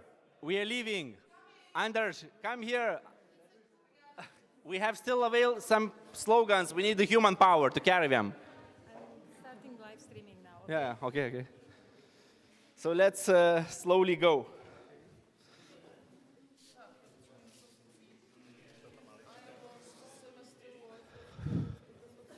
So, please, there are some more take things.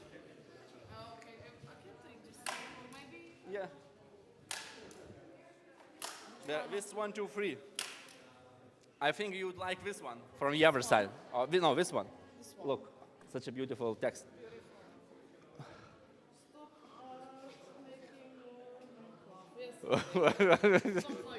Yes. Okay. 3 more left. Magda, don't run away. Please help me.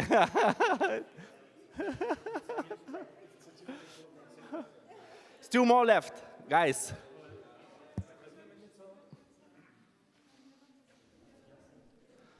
Don't hesitate. Vladimir, Alice.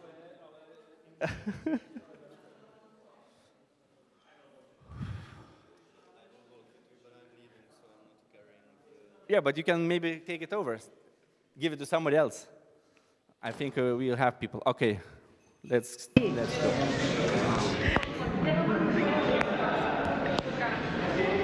Rebel. Aha. The best.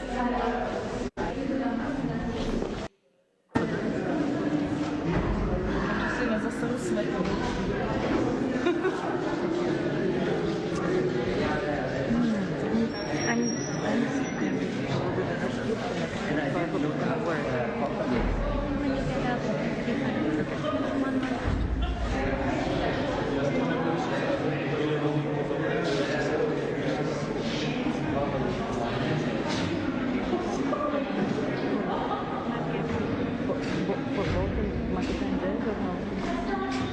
I don't know. Do we have to start now? Because I have no idea. Do we have to?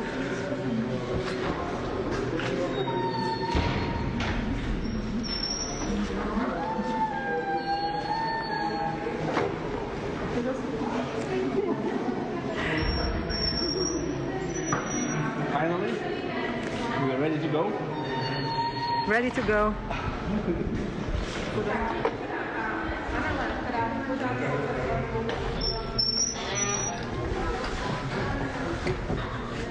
Looks good. Looks like a monstration. Yes. Okay, so Show us the way. I don't know where to go. Dušan, môžeš lidovať, aby som vás... Dobre, aha, tak ja idem na Na letenské.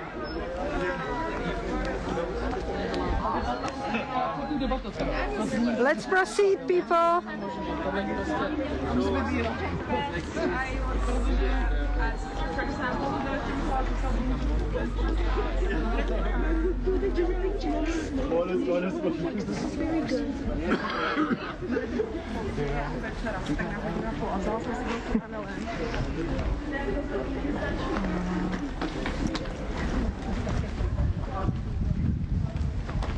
Jenom to bylo prostě dobrý, že ona to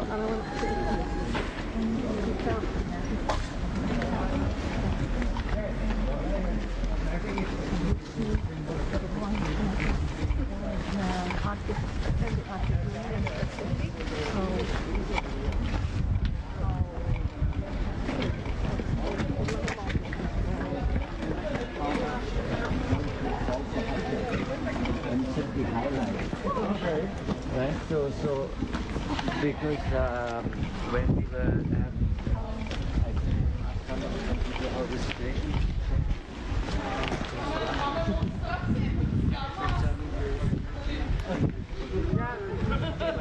You know, I realize you can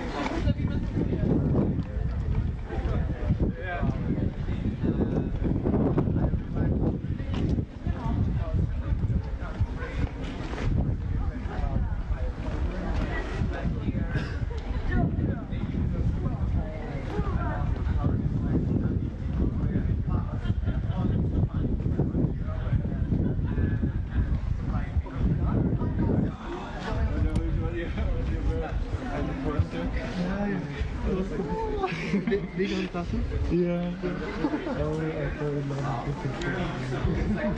time, you know, so then of course like they place like something like a monument.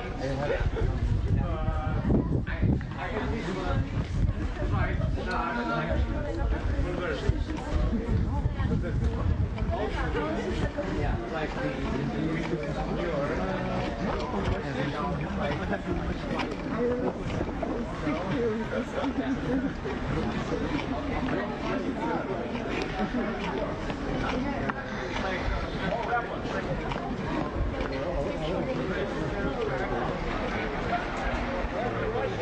What is when like black and white?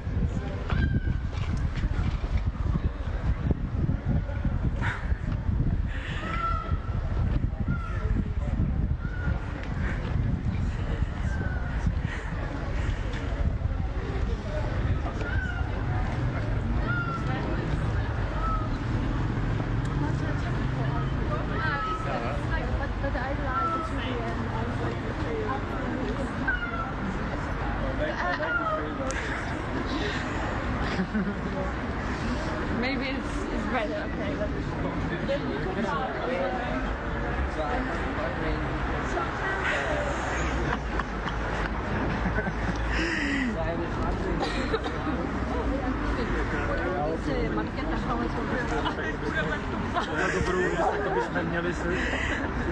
Ale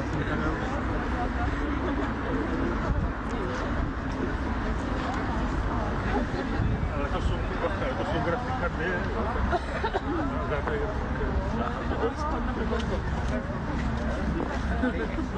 First time open all the doors, like it has to breathe.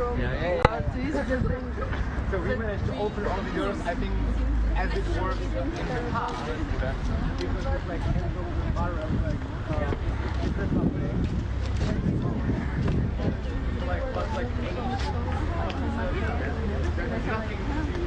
Eu cartão dele tinha uma versão só que então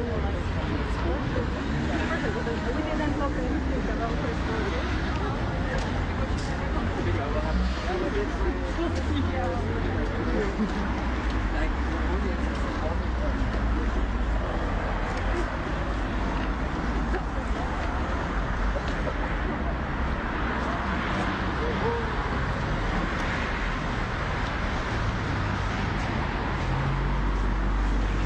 Could you film me a little bit on my phone?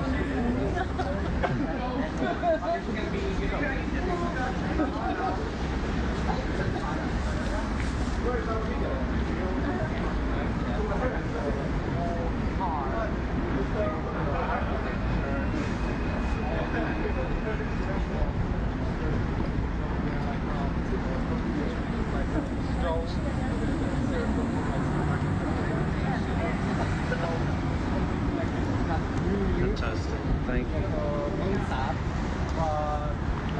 Definitely better than like one province. Thank you.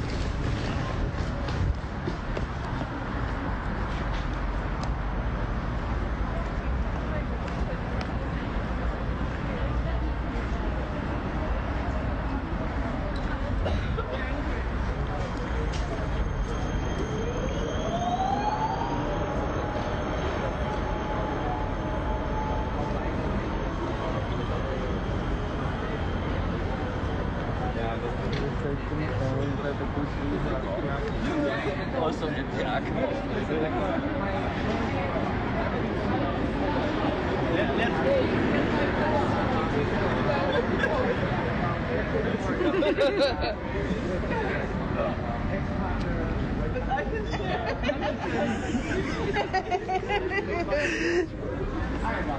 Ideas are for sharing.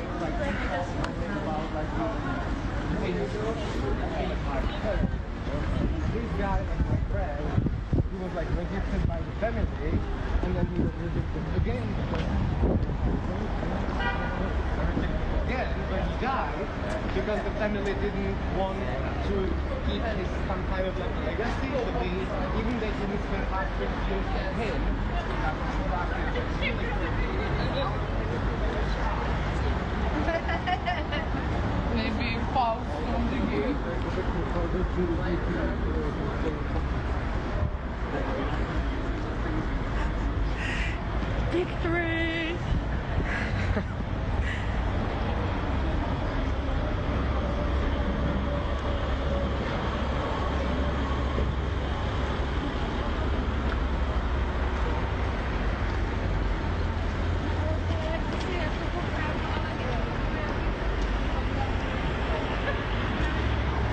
Like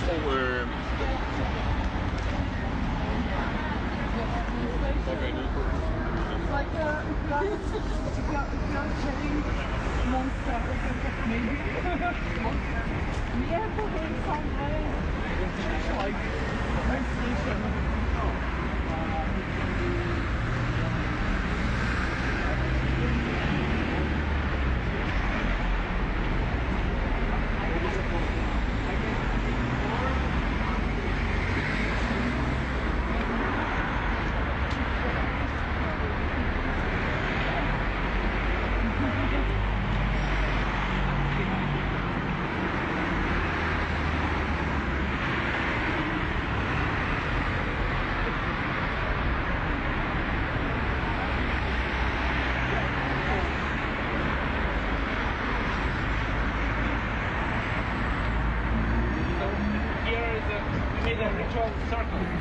Let's now make a final closing of this failed demonstration. Yeah, circulate for a good picture and a good live streaming. Yeah, that sounds good. Sounds good. 1, 2, 3. Oh, okay, let's make a picture. Let's take a lot of pictures.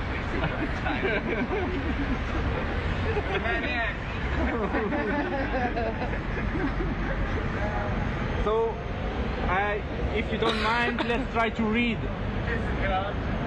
your thesis. I failed as an artist but succeeded as a researcher and received much more money. But I lost my gallery and became a full doctoral student with a grant. What about you, Kasia? Folks are make love. And on the other side? Stop funding art and research, support war. Let's support war! More weapons! Let's paint brushes! More weapons! Let's win the war! Next one? What do you have? Praise the gods of artistic research. Oh. Avoid all religion. I wasted my time and your money. On the other side? And you gained Dr. Artist. You gained recognition as Dr. Artist. Yeah. Did? I claim a PhD for our Indonesian guest that is coming next week now. Yes. Yes.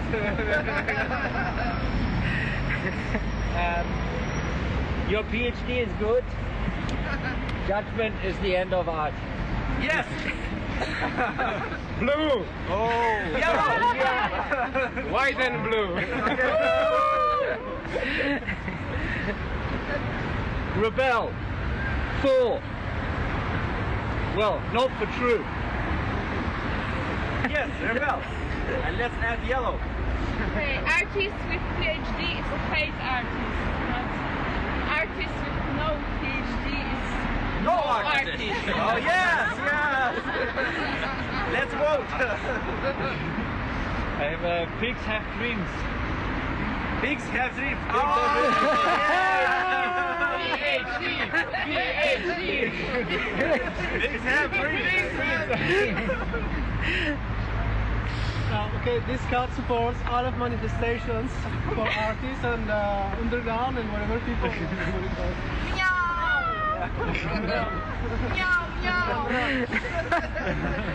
Well, I failed as an artist, but became a curator. Yeah!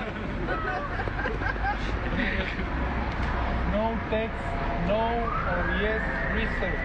No text, no research. No research. Okay, police is coming, very good. Oh my god, 5G is not everywhere.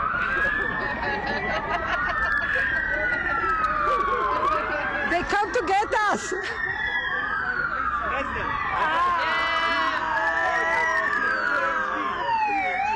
PhD. Lot of them. There is time for everybody. And Enough of research. Time to refine. Yeah. Okay, thank you guys. Let's go back to Academy and make a group picture. Thank you. On the stairs. On the stairs. Yes. Yeah, here? We can cross here. I love pigs have days. Yeah.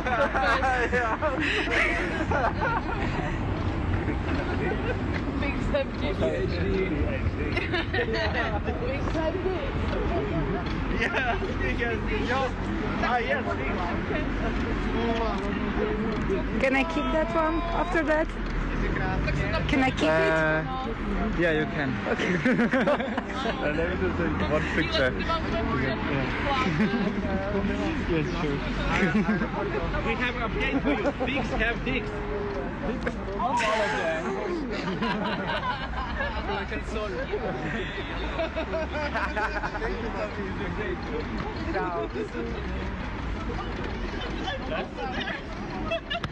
Oh wow, okay, perfect.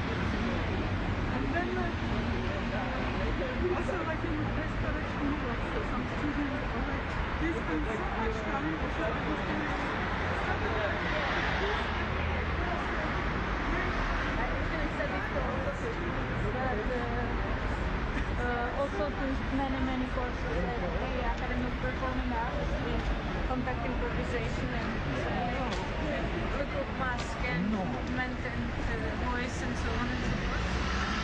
But I don't have any not for that.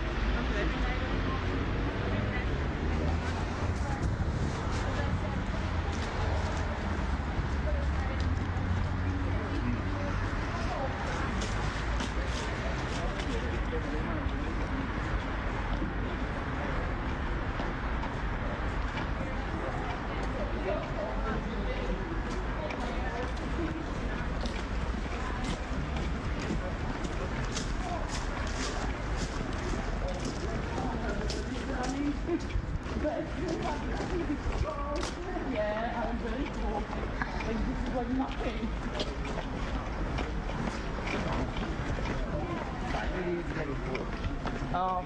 Yeah. Was it here also so long, very long? Yes, but I love summer.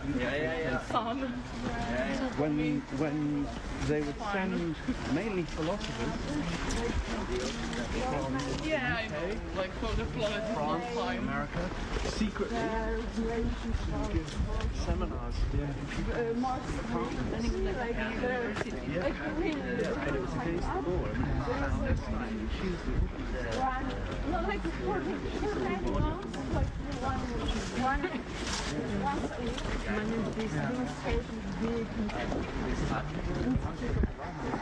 What? Yeah, and very good, like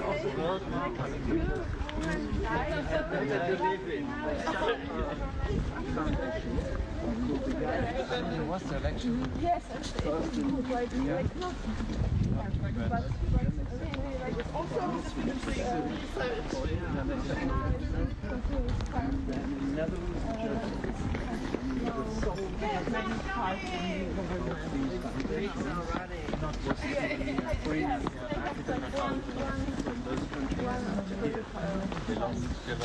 yes. And in the end, they fought over like.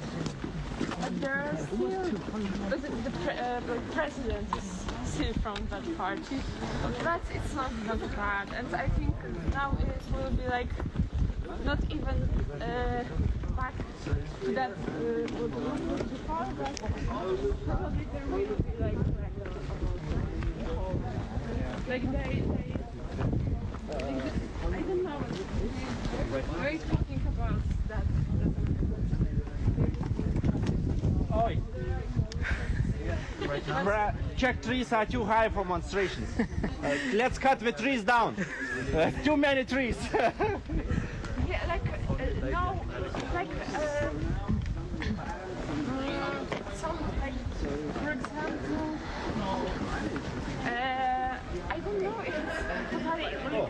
now many doctors from, for example, from here. Is it like it's a dog? It's a dog. The one who traveled to the moon? Exactly. Oh, so it's still propaganda here. Czech Republic, in the center of Prague. Her dead because of baby, and they didn't rescue her because they didn't want to kill this baby. So you wanted a pic here or inside? Yeah, here. Maybe here. Okay. Yeah. Okay. Let's artists and workers. Let's unite for the sake of freedom of artistic research. Let's ask for more money. Let's pray to have more money for artistic research. Let's come here on the stairs. Don't hide the Abu. We need to send a letter to the Ministry of Culture and Education. Yes, we need money. Yeah, we need more money. Where is our...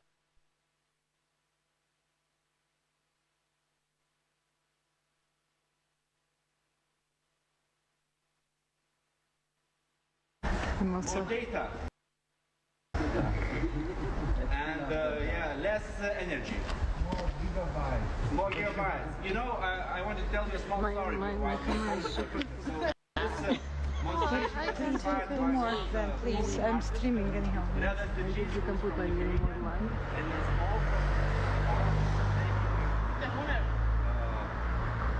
A little art strike binary. So he refused to call artists artists, and he calls them psychic workers and data miners. So we are he's not using, because artist is follow-up of a capitalism. So it's knowledge production and also value production concept, artist. Because artists Can you make it more? Money, value, we are supported, so he refused to use the word artist. So let's feel for a moment psychic workers. You know what is psychic worker? Working with your mind. And data miner. No knowledge. Pure data.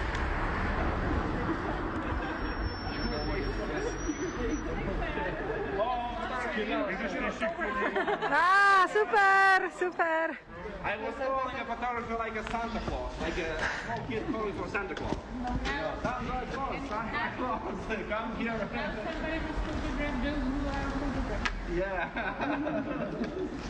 You see, there are more image workers than psychic workers. Exactly. Thank you.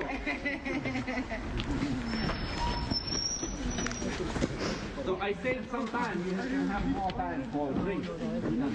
This is the most important.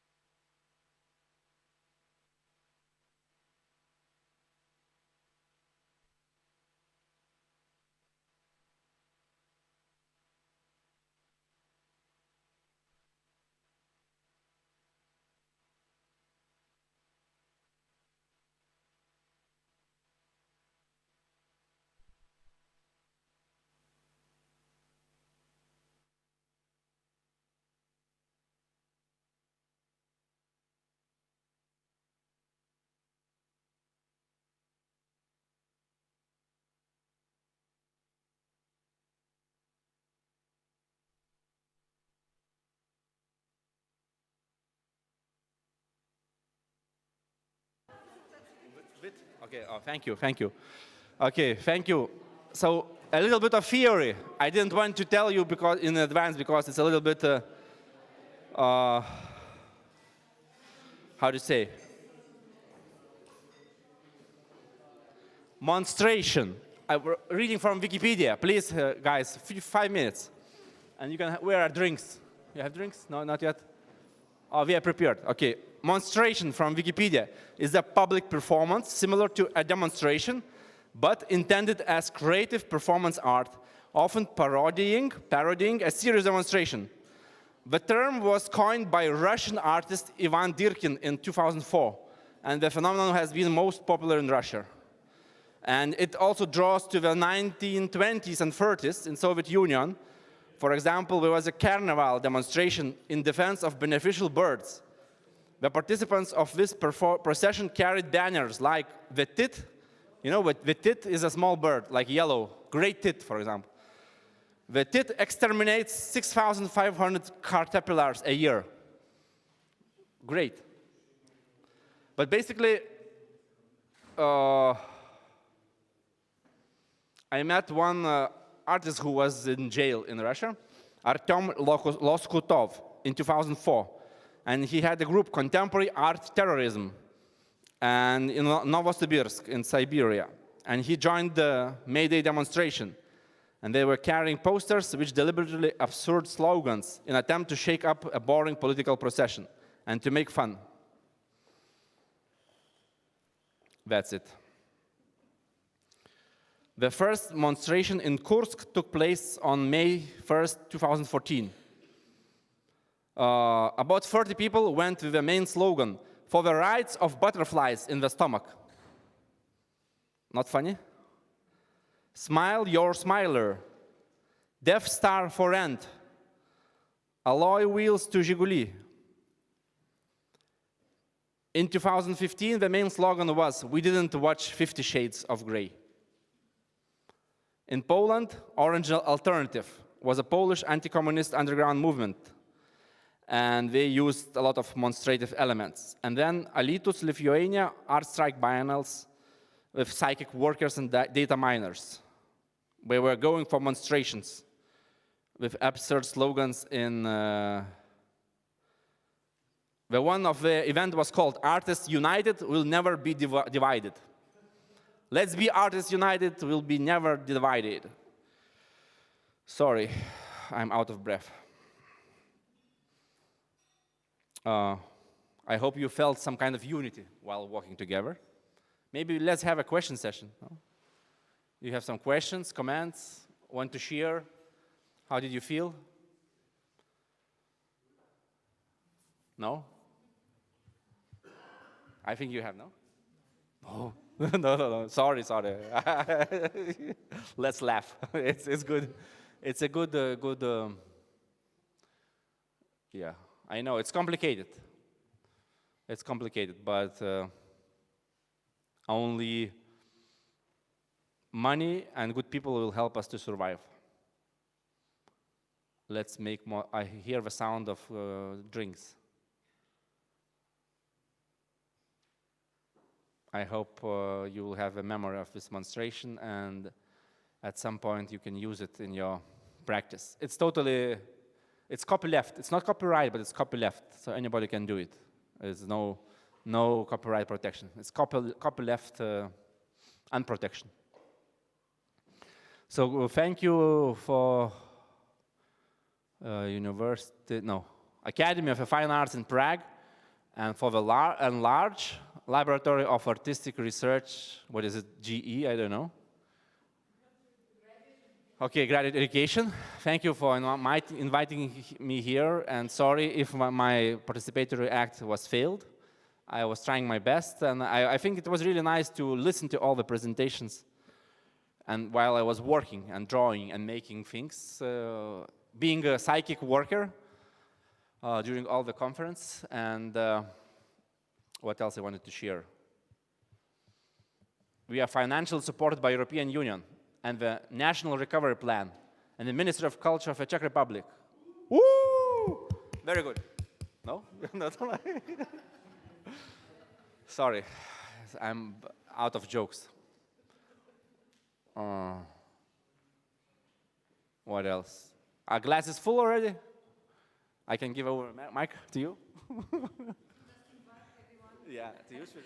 We can thank you, Vytautas, for doing all this promo and thanking everyone. And thank you, too, for this refreshing and also inspiring contribution. Let's have a glass of Prosecco.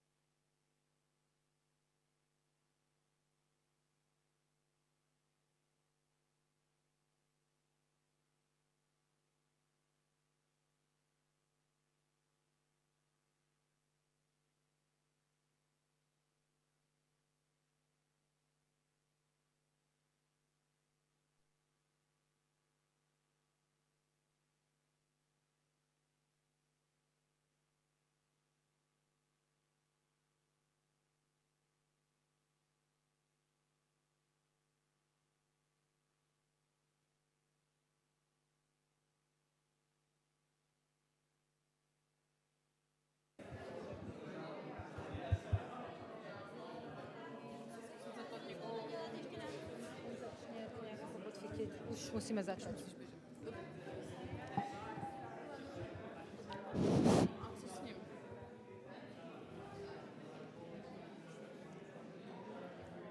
You ready?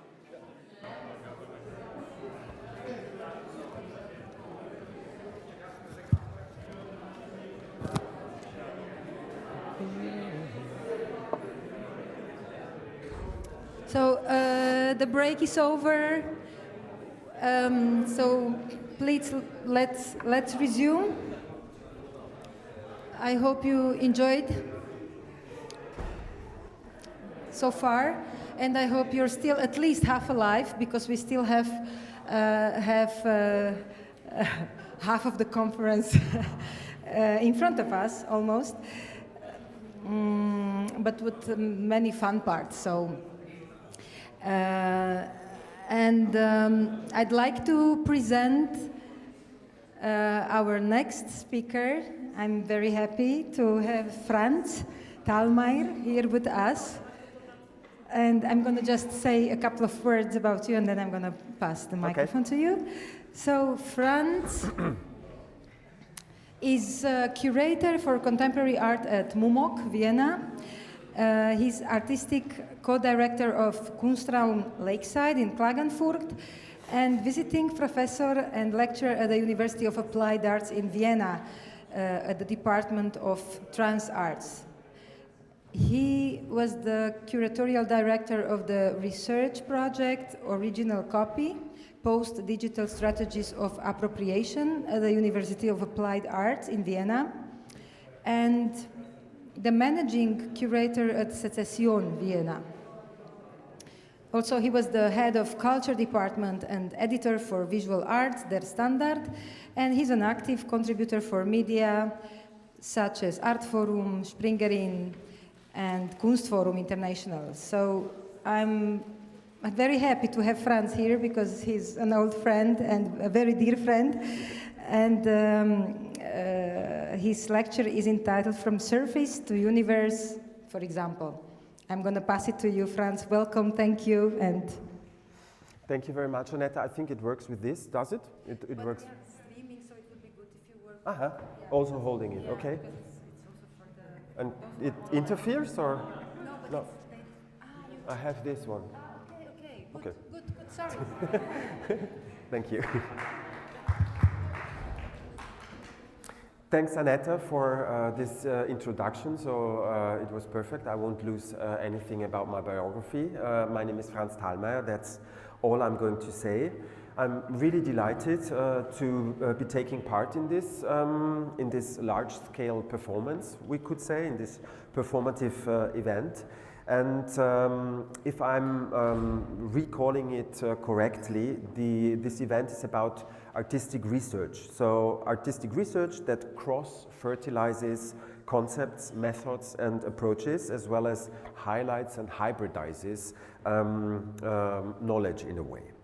I'm not an artist, neither am I an art historian, so I can't really talk about artistic research from first-hand experience, I would say. But as I understand curating, and somehow it happened that I'm a curator, it really happened to me, there are perhaps similarities between my practice of exhibition making and that of artists who themselves use research-based practices to do art.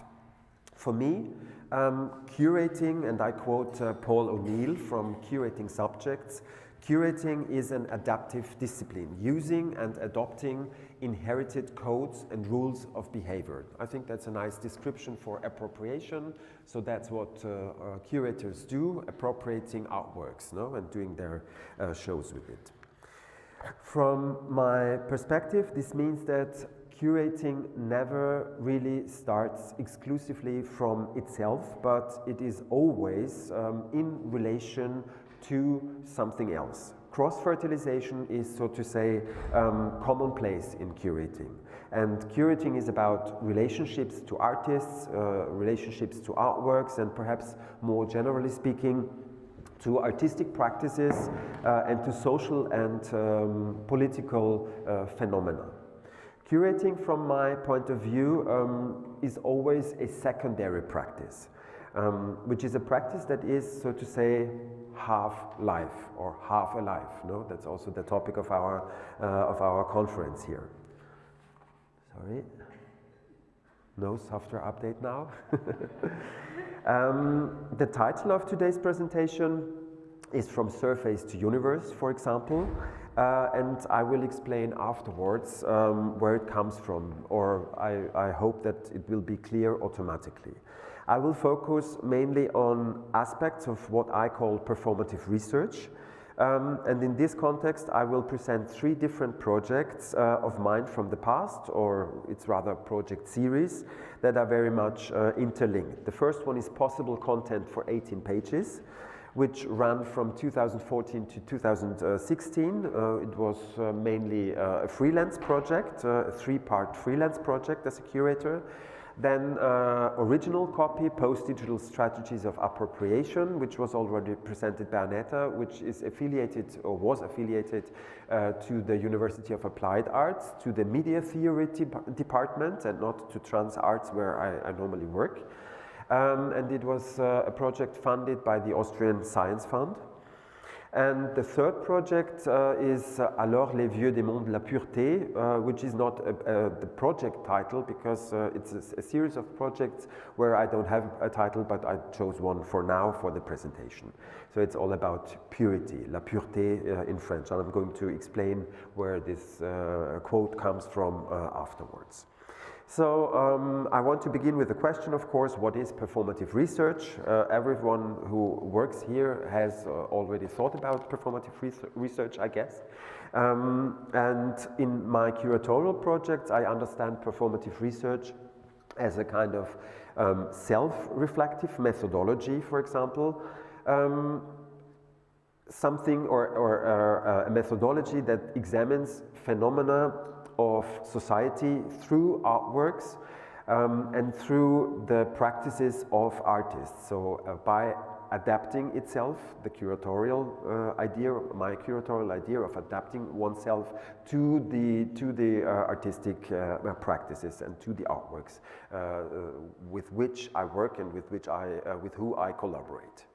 These artworks themselves simultaneously reflect upon the subjects they are dealing with, of course, because that's what all artworks do, and upon their medium of expression. And this "and" I think is important, because they not only are dealing with different themes and topics and subjects, but also with materials, with forms, with interactions, with all these forms and modes of expression. Beyond the aesthetic experience, and for me art is mainly bound to aesthetic experiences, artistic research enables the artists to reflect upon the conditions of their own position within the medium of artistic practice. So it's a kind of self-reflective loop, it's a circular way of thinking, which I also take over for my curatorial practice directly from artistic practices. As mentioned, it's a quite circular notion of artistic research that allows a thematic field, no matter which field, to be examined from an apparent, really apparent outsider position, while the artistic production itself is active on the inside. So there are 2 different movements, 2 different moments that happen at the same time. For me, artistic research is always about re-evaluation, it's about reconsideration, it's about reflection of what is going on right now and right here. 2 questions again. What does this all mean for curating, so for my practice, and what does this mean for the main form of expression of curating, which is the exhibition? I think it's undisputed that curatorial fields of activity and the corresponding exhibitions have developed into something like an epistemic form, or something like an epistemic practice in their own rights. And that's what Paul O'Neill and Mick Wilson state in their book Curating Research when they write, integral to the expanded conception of the curatorial, there has been renewed recognition of the exhibition itself as a potential mode of research action, which exceeds the familiar but nonetheless noteworthy idea of research activities being conducted in order to generate exhibitions. So the exhibition per se is the site of research. And also curators like Simon Sheikh, who writes in his text towards the exhibition as research, that research is not only that which comes before realization, but also that which is realized throughout actualization.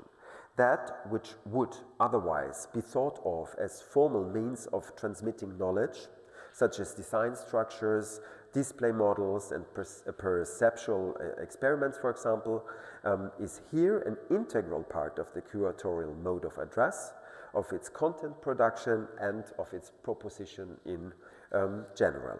So the, how to say, the reality-forming nature, this generative force of what Simon Sheikh also calls enacted research, can insofar be connected with the performative research as I understand it in my projects, as the curatorial structure of the projects, of my projects are organized to, again, taking back to what I said before, to address the conditions of one's own position, not just in the medium of artistic or curatorial practice, but above all in the format of the exhibition as well.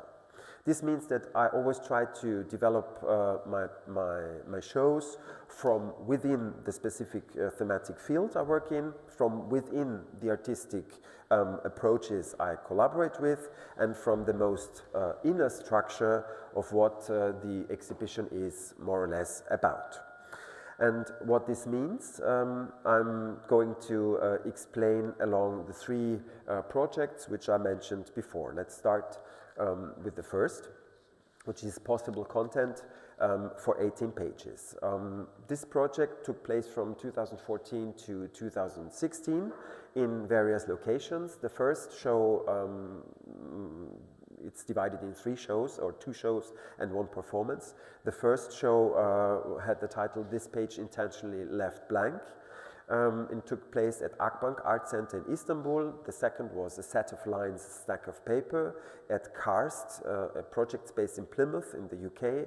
And the third one was Lorem Ipsum Dolor Sit Amet, which was part of Miss Read, the art book fair in Akademie der Künste in Berlin.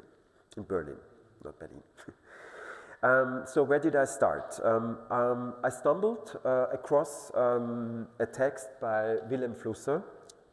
Is it clear? Is it sharp? Yeah. I stumbled across a text by Willem Flusser online, which made quite an impression on me at the time, and which I knew I wanted to do something with or something about. The title of this text is The Gesture of Writing, and 2 things are quite remarkable about this text. Firstly, Willem Flusser wrote this text in different languages. This means that he really rewrote his own text in different linguistic versions, which and did not translate them, which I, as a writer, find really impressive, and I would love to do, but I can't. And secondly, this text is available online as a scanned original manuscript in these different languages, which also means that we really have the material basis of his writing here, and which was also my starting point to work about the act of writing. What you can see here is the English version, the first page with the title and everything, and 2 more pages of the total of 18 pages. So I knew I wanted to do something with this text, but I didn't know exactly what. And since the PDF, which I found online, was one of those PDFs where you can't extract text, It's like an image, like flat, I don't know how to explain it otherwise. I had to retype the text. So I retyped it like for 2 days or something like this, but it was a really good way also to get into the text, to get into the materiality of the text. And after retyping it, I put each page of this manuscript into an online word counter and looked at what significant words per page came out of this process. So again, this circular thinking, circular way of researching and of investigating a certain topic. And in this way, I have extracted 18 words from 18 pages of the manuscript that evolve around the topic of writing, and that are also fed from a text about writing by a pretty gifted writer from my perspective. At one point, Willem Flusser writes a quite analytical, even sober definition of writing, which I would like to briefly present here, as it served somehow as the basis also for this project. He writes, "To write, we need several things, among others, a blank surface. For instance, a white sleeve of paper, an instrument which contains a matter that contrasts with the whiteness of the paper, the letters of the alphabet, the convention which gives a meaning to the letters, orthography which equals correct writing, the rules which order that language, what is called grammar, an idea to be expressed in language, and the motive to express that idea." So that's quite analytical. It's very material also in terms of writing what one needs and what one does. At least I think in the 80s, it was back then in the 80s when people still were writing on typewriters and not on computers.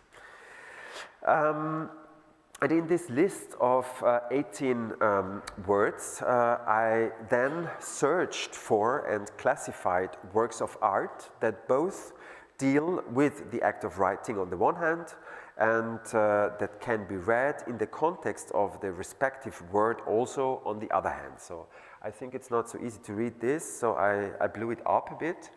Here you can see the different words which I extracted from these 18 pages. So page 1 was surface, habit, structure, lines, situation, choice, fact, paper, thought, language, and it ends with universe. And I found really interesting that the whole text kind of started with the surface, so with the real materiality of the writing, and ends up with universe, which is quite a large idea of writing, no? In this case, what you see here are some elements are crossed out, and these elements are non-active elements that were filled and activated during the second exhibition and during the performance. What you can see here is that the back side of the book cover, which looked of one of the book covers.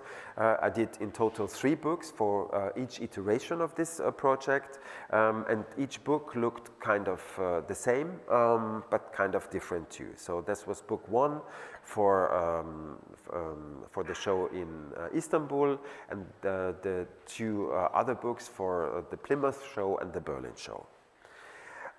One of the, what you can see here is the show in Istanbul. There were 2 floors. This was floor number 1. I just give a brief overview. I don't go into detail. I only go into detail with specific elements to make clearer what I understand under this idea of performative research. This was the second floor, and what was also central in this exhibition is the reading space, but I will come back to this afterwards. One of the works I showed in Istanbul is Schriftzeichen, Schreibversuche by Wally Export from 1973. Wally Export, an Austrian female artist, I would say feminist icon, one of the few unfortunately female known artists from Austria. I'm showing this work because it illustrates quite well what the exhibition and the entire research was about. Because in this work, the artist performed a short text about physical experiences, which was written by Michel Foucault in different ways. So the ways she kind of performed this text was written with both hands simultaneously, concentration on the left hand. Written with both hands simultaneously, concentration on the right hand. After dictation, written with both hands simultaneously. After dictation, written blind with both hands simultaneously. And text traced from the book first with the left hand and then with the right hand. So it's really going into the performative act of writing. No? So this is one of the works of approximately 20 works which were shown in Istanbul, and the second work I'm going to show you is this one by Stefan Riebel. Stefan Riebel is a Berlin-based artist who is no longer called Stefan Riebel, or who calls himself no longer Stefan Riebel. He has no name anymore. I don't talk about this because we could talk about this only about this, but yeah, at this time his name was Stefan Riebel, and I collaborated with him, and that's the reason why I call him like this. The title of the work you can see is a performance with, which is called I Am Here Because You Are Here. And over the course of 3 working days of around 8 hours each, the artist scribbled this text, I am here because you are here, with a graphite pencil on the wall of the exhibition space. So at first, after the first day, the individual text sequences were still legible, but over the course of the performance, however, the writing developed into a kind of cloud, a black cloud like that covered the exhibition wall like a monochromatic surface or something like this. And the slogan, so I'm here because you are here, refers to different types of relationships. Relationships between the wall and the text, between the space and the visitor, between the writer and the reader, and many other relationships one also can imagine. So in the project Possible Content for 18 pages, I invited each artist to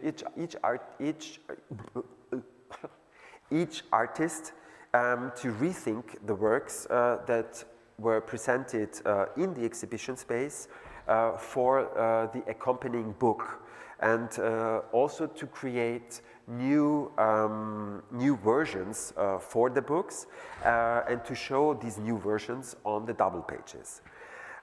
Here, for example, you can see one of the double pages which documents Stefan Riebel's work, like the performance work. And when I asked him to rethink this work for the following double page, Stefan Riebel made a counter proposal to me. So he said that I should get the text, I am here because you are here, tattooed together with him. So he wanted to extend this reflection on the different relationships to the relationship between him, an artist, and me, a curator. And we did the tattoos, same size, same font style, but different places on the body. I have it here, he has it here. These photos of the act of tattooing were kind of published as photo documentation in the book. Here you can see the photo documentation and how it was presented in the book. So I have brought more images. The other pictures show exhibition views of the second and the third manifestation of possible content for 18 pages. Here you can see a set of lines, a stack of paper, which took place at Karst in Plymouth in the UK. What is also here on display, that's an exhibition view, another exhibition view. What's also on display here is a detail of the reading area, which is made up of books by artists participating in the exhibition and extended art and theory books, of course. So like a blurb or like a cloud or something like this accompanying the show. And all the books that were on display in the reading areas in Istanbul and in Plymouth were published in a bibliography in each of the accompanying books. So, and this list, this bibliography leads us finally to the third part of this project, which is Lorem ipsum dolor sit amet. And what you can see here is the documentation of a performance in which an actress who was invited to read out the bibliographies from the reading sections in an hour-long session, in an hour-long performance to the audience. The actress, her name is Lois Bartel, decided not to read the list just as reading, but also to add gestures to her reading. So each punctuation mark in the list was assigned its own gesture, and each time one of these marks appeared in the bibliography, she, the actress, performed a gesture. So a gesture of writing, so to speak. I didn't bring the video, but I can do an animated GIF like this. So these are 2 gestures. In total, I think there were kind of 15 or 20 gestures. It was really a beautiful performance. So, and also with this gesture, she, with her act of putting in gestures, she brings it back to the gesture of writing by Willem Flusser. Yeah, this was the first project. The second one is, 2 more to go. The second one is original copy, post-digital strategies of appropriation. A research project that took place at the University of Applied Arts. It was funded by the Austrian Science Fund. Perhaps I should mention that it was very well funded, like these artistic research projects are, at least in Austria, or I think it's quite the same no? Okay. Not here, okay. On a European level, okay, I'm sorry. But the way to get to the money is crazy because, I mean, you have money for 3 years, it's well funded, you can live from it, you can really work for it, but you also have to invest like 3 years or even more of an application process, which is hell. So, and I think a lot of us know how this kind of works. And I'm not sure if I will ever do it again, to be honest. So this project was about copying, and copying that has become ubiquitous or and invisible at the same time, both in the digital realm and in the analog world. So in original copy, we tried to develop a working model that kind of subjected the dichotomy of original and copy to a re-evaluation from a post-digital perspective, and we also wanted to shed light on this contradictory phenomenon so that copying is ubiquitous, it's everywhere, but somehow invisible. Our research focus was on the tension between the immateriality of digital technologies and their material manifestations. So what we did during the entire process was appropriating contemporary methods of copying and exposing them to artistic processes of transformation, of translation, and also of copying. In original copy, we were less interested in the results of a recycling derived from this double act of copying strategies rather than in the process that really led to them. Our main question was how copying practices could be or can be rendered productive for the investigation of the same. And this is the point that I find important because that's also the point where this performative research, this kind of circular thinking comes in again. By copying methods and by subjecting them to simultaneous investigative and artistic processes, the approach of original copy was both self-referential on the one hand and performative, generative in the sense of John Longshaw Austin on the other hand. To give an impression, that's the book, that's the final book, our Bible, just for you to see how everything looked a bit. But to give you an impression of the context in which we were working, I will show you 3 quotes that we used at the time of the project and that circulated in different contexts. So the first is by Marcus Boone from the book In Praise of Copying, and he says, "If nothing else, we all understand that copy today means more than one." That was our starting point, and that was also our result in a way. So that's what we knew before, and that's what we know now after the research project. The second quote is taken from the Terms of Service by Tumblr in 2017, and it says, "One thing you should consider before posting: when you make something publicly available on the internet, it becomes practically impossible to take down all copies of it." That's really funny, to find this in the terms of service of a platform like Tumblr. I mean, I don't know if is Tumblr still alive? Or is it coming back because of X, no? People fleeing from X and going to Tumblr back again. And the third quote is by Jussi Parikka from his text Copy, and he says, "There is no point in making copies without distributing them." By English.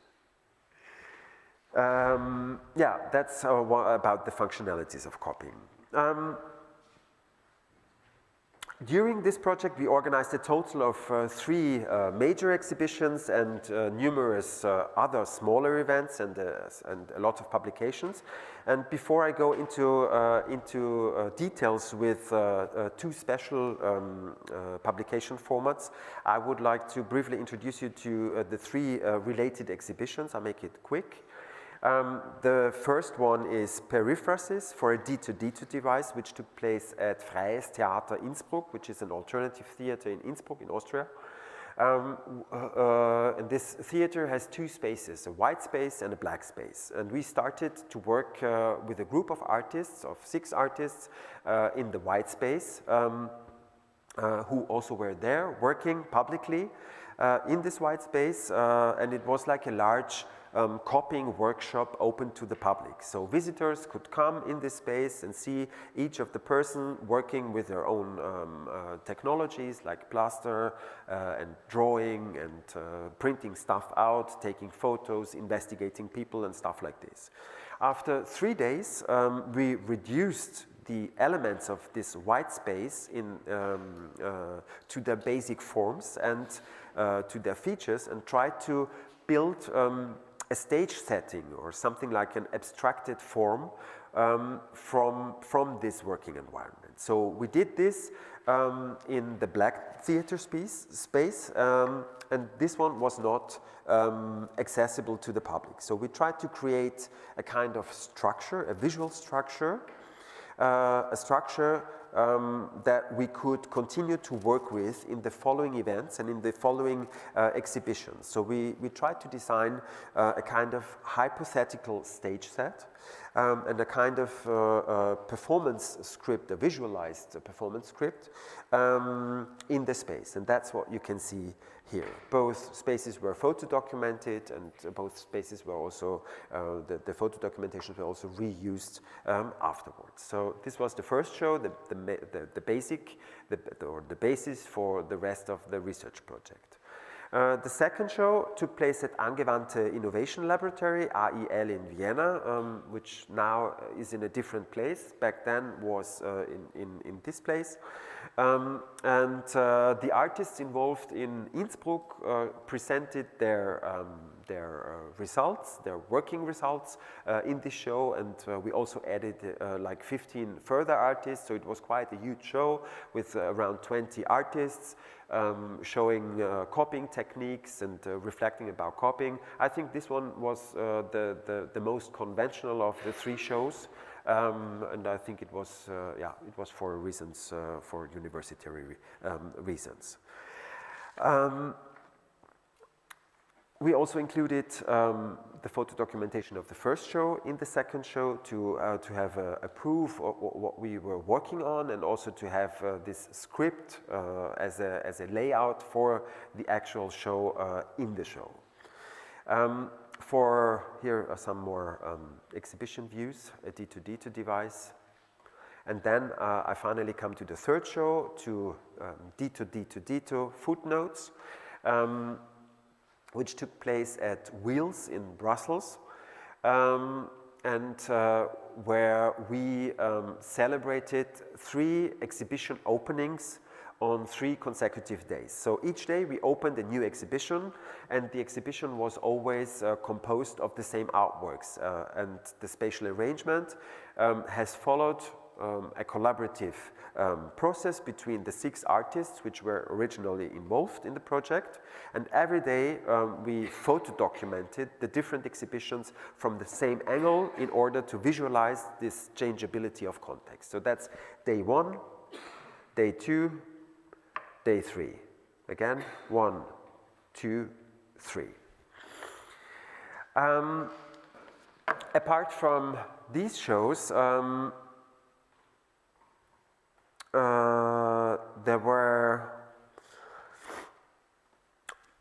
apart from the shows, everyone worked on their own creative practices. And since this project was really decidedly an artistic research project, and me as a person, I'm not an artist, and I don't have this, this background, I didn't want to be the person who only describes the project or who creates the context, but I wanted to also to produce something, and that was also important for me as a curator or as a writer or as whoever, to find out where the boundaries of my different roles lie in this context, the boundaries between me as a writing subject, as a curator, as a viewer, as a reader, but or as something, as an artist-ish person. And to do this, I published 2 books. The first has the title Marcus Boone, In Praise of Copying, Cambridge MA, Harvard University Press, 2010, 1 to 285. To prepare myself for this project, for original copy, I read a lot of books, and I also read this book by Marcus Boone, In Praise of Copying. He's a British lecturer or literature scholar in a Canadian university. And of course, I marked different spots which are important for me, as everyone does, when reading books. I'm still really fascinated by this book, as the author kind of manages to build a bridge from the copy of a Louis Vuitton bag to the Buddhist idea of senselessness. So it's quite a bridge, gaps from Louis Vuitton to Buddha. When the project began, I photocopied the book of Marcus Boone, the one which I underlined, page by page. And then I started to trace the book with a light board and an ink pen. So this means that I drew, or one could also say redrew, the copied page from the book by hand. However, I only copied the passages that I had previously underlined as important to me. And the idea behind it was to do a kind of rereading of my own first reading by appropriating historical copying methods as applied by monks, for example, in monasteries for ages. So here you can see the chapter montage and some details. I hope it's sharp, so that you can also see the way I really try to trace each of the letters. The whole process took 3 years in total. And then there is the second book, which is called, which has this cryptic title. The second book is a kind of offspring of the first book, because during the research project, I had the opportunity to spend several weeks in Japan and to work on site. And in Tokyo, I copied the chapter montage from Marcus Boone. And I stumbled, or I re-stumbled across a passage in which Roland Barthes wrote about the bento box as a form of montage. And so it was so site-specific, this act of copying, that I kind of started to collect all kinds of printed materials, like printed matter, like shopping bills, labels from things I bought, toilet paper, tickets, you name it. So everything in Japan, perhaps someone of you was already there, and you will also have, I'm sure you have also seen it. Everything is extremely designed and very well layouted, so you can really collect a lot of materials there. When I came back to Vienna with this really pile of printed matter, I photocopied all the things and divided them into groups. Groups like birds, clouds, landscapes, monsters and stuff like this. And I composed the groups into pictures on individual sheets of paper and again traced them by hand in a similar way to the first book by copying them with this light board. So, and that's the outcome. That's like a drawing book. It somehow looks, and sometimes it's also used by people as one of those coloring books, you know, like these coloring books for adults. And yeah, it was not the intention, but it somehow came out like this. This process only took 3 months and not 3 years like the other book, but it still was quite exhausting as a practice. That's the second project, one more to go. You told me 50 minutes. The third project is Alors les vieux démons de la pureté. This is the quote by Édouard Glissant. This project, or the different projects I summarize under this, this quote, have no overall title. That's why I've put this quote from Glissant, this French-Caribbean writer and philosopher in front of it. So in the mid-1990s, he writes about the term creolization, which is originally a linguistic term that describes the mixing of languages and which he applies to Afro-Caribbean cultures in general. For Glissant, creolization, in contrast to intentional and therefore typically predictable mixing methods, such as hybridisation of plants, for example, creolization is characterized by unforeseeability, by intuitivity, by fragility, ambiguity, and, as he writes, by an insecurity owed to chance and directed against the old demons of purity, les vieux démons de la pureté. So this whole project series is about purity. And my starting point for the project series was the book The Mushroom at the End of the World by Anna Tsing, in which the anthropologist uses a small living creature to illustrate the global interconnectedness between economy, environment, politics, and society in general. I'm quite sure that in this context, Anna Tsing is quite well known, like Donna Haraway,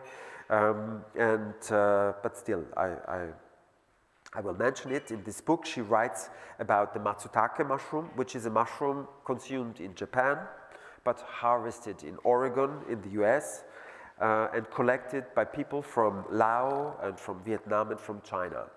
So the way in which the author criticizes capitalism or reflects on the life in ruins of capitalism really inspired me to do these shows and to get this as a starting point. And there is a chapter, I think it's chapter 2, if I remember correctly, which is called Contamination as Collaboration. So I took this chapter and the ideas discussed in it as a starting point and made 2 consecutive and interlinked exhibitions, as well as a symposium and 2 publications out of it. The first show was called Collaborations, simply. The second one was Mixed Up with Others Before We Even Begin, which was about contamination. And then there was the symposium, The Virtues of Vulnerability, Societies in Times of Trouble, which also took place at the MUMOC. So all shows were at the MUMOC or for the MUMOC, for the Museum of Modern Art in Vienna. Let's start with the first show. Departing, that's the exhibition called Collaborations. Departing from the focus of the MUMOC collection, on the avant-gardes of the 1960s and 1970s, as well as conceptual approaches in contemporary art, this exhibition examined diverse strategies of collective authorship. The show tried to build a bridge spanning from the smallest to the largest units of togetherness, which means from the internal ties of the collective to a particular constellation of the connective. So from the artist duo, like Marima Abramovic and Ulay, to society. So always from the small one to the big one. From the love affair to interconnectedness of life. The exhibition investigated how artistic models of we can be cultivated for life together as a society. And one of the main questions, or the main questions, were: what does collaboration mean in the 21st century when fundamental structures continue to dissolve? And how have artists responded to such social and political developments over the decades, and what is their position within the system today? The show included artists like Art and Language, Marina Abramovic and Ulay, George Brecht, Phil Collins, Gilbert and George, Richard Hamilton, Irving, Onkawara, Reem Morton, Yoko Ono, like the big names from the 1960s from the MUMO collection. And also a very beautiful work by Peter Stemberer, a Czech artist who is really brilliant.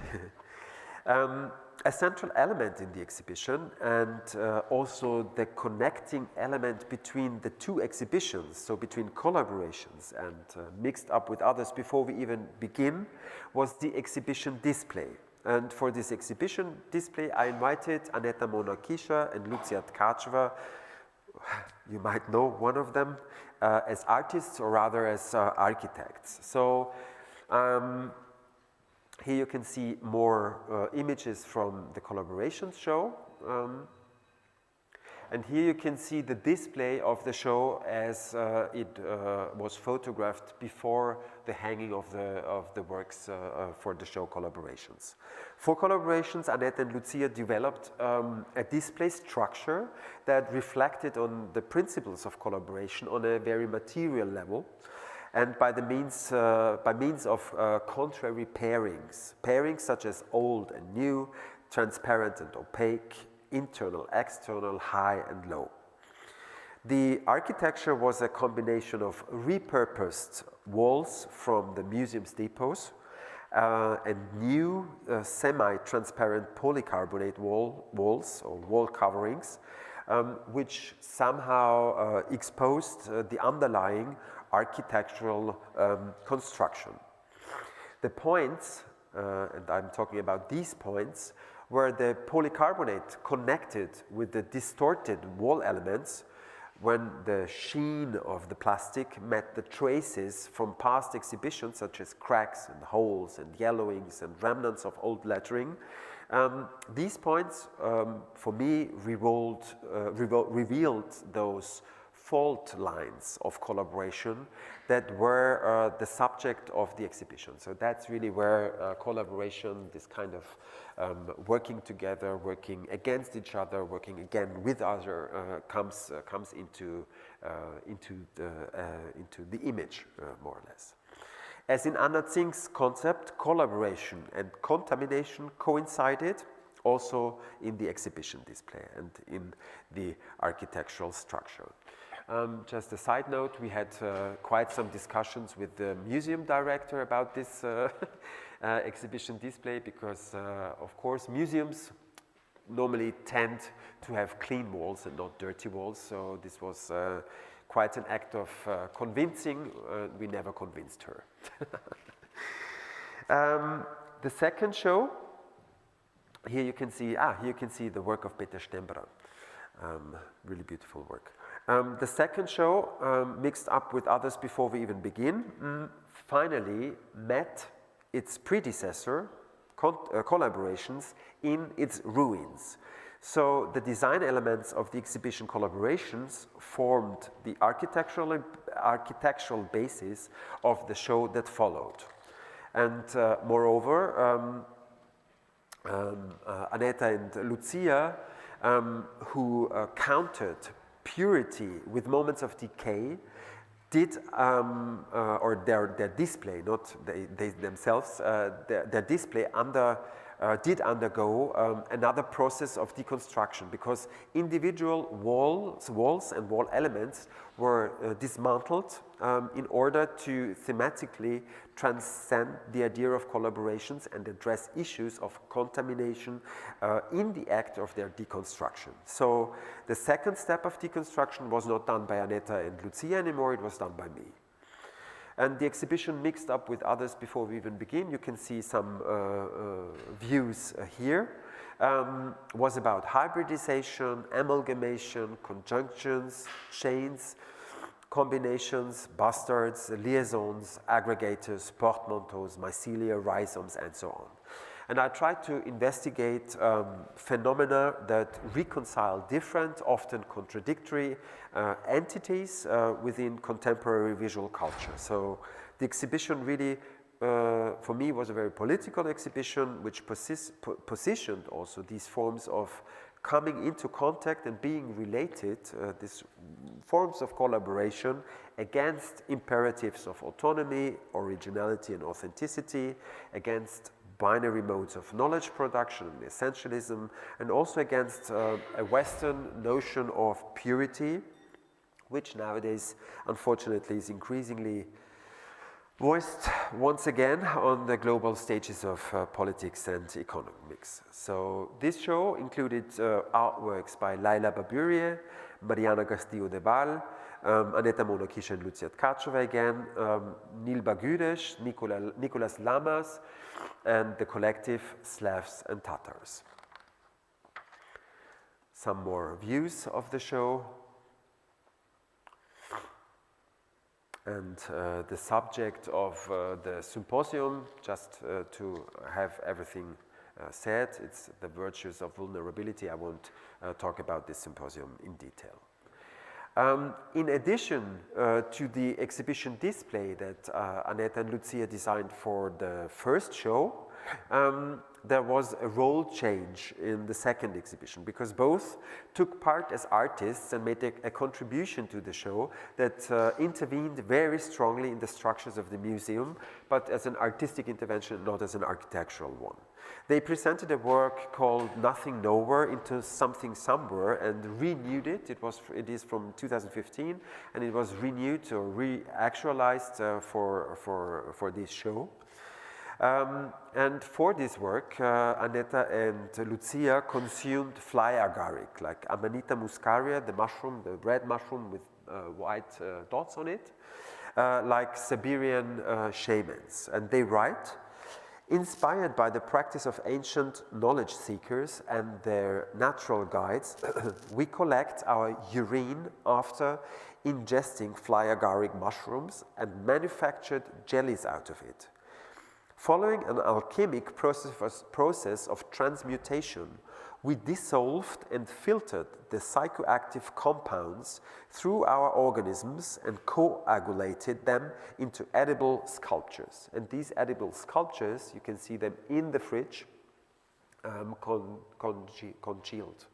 Is it congealed? Congealed, like a frozen. Yeah.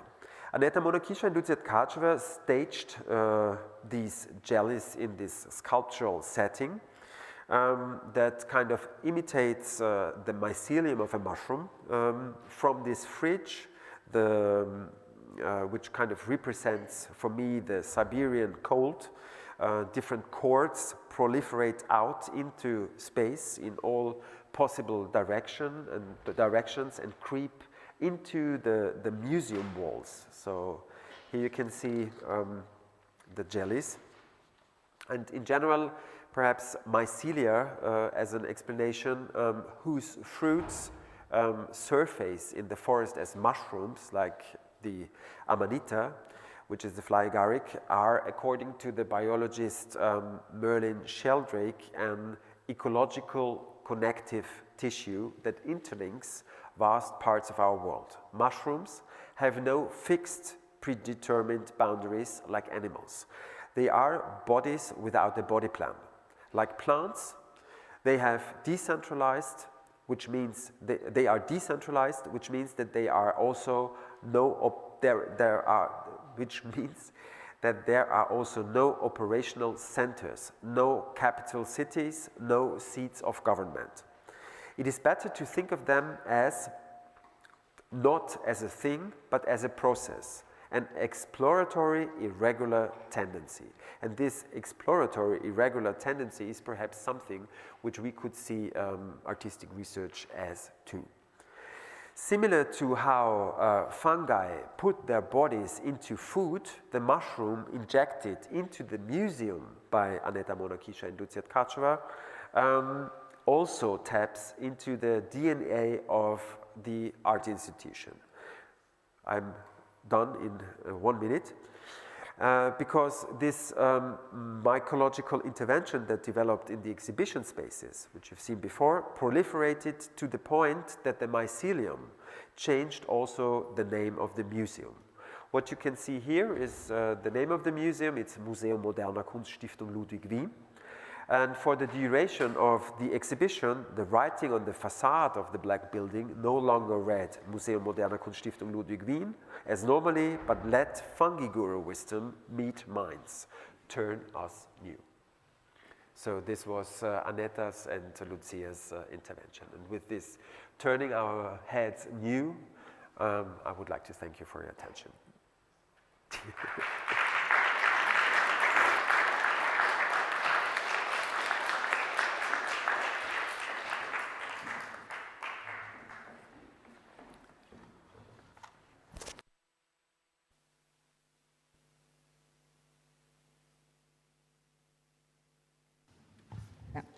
Thank you, Franz. I don't have any questions, but maybe someone else, yeah. Thank you for presentation. And my question maybe gets back to your notion, circular way of practice.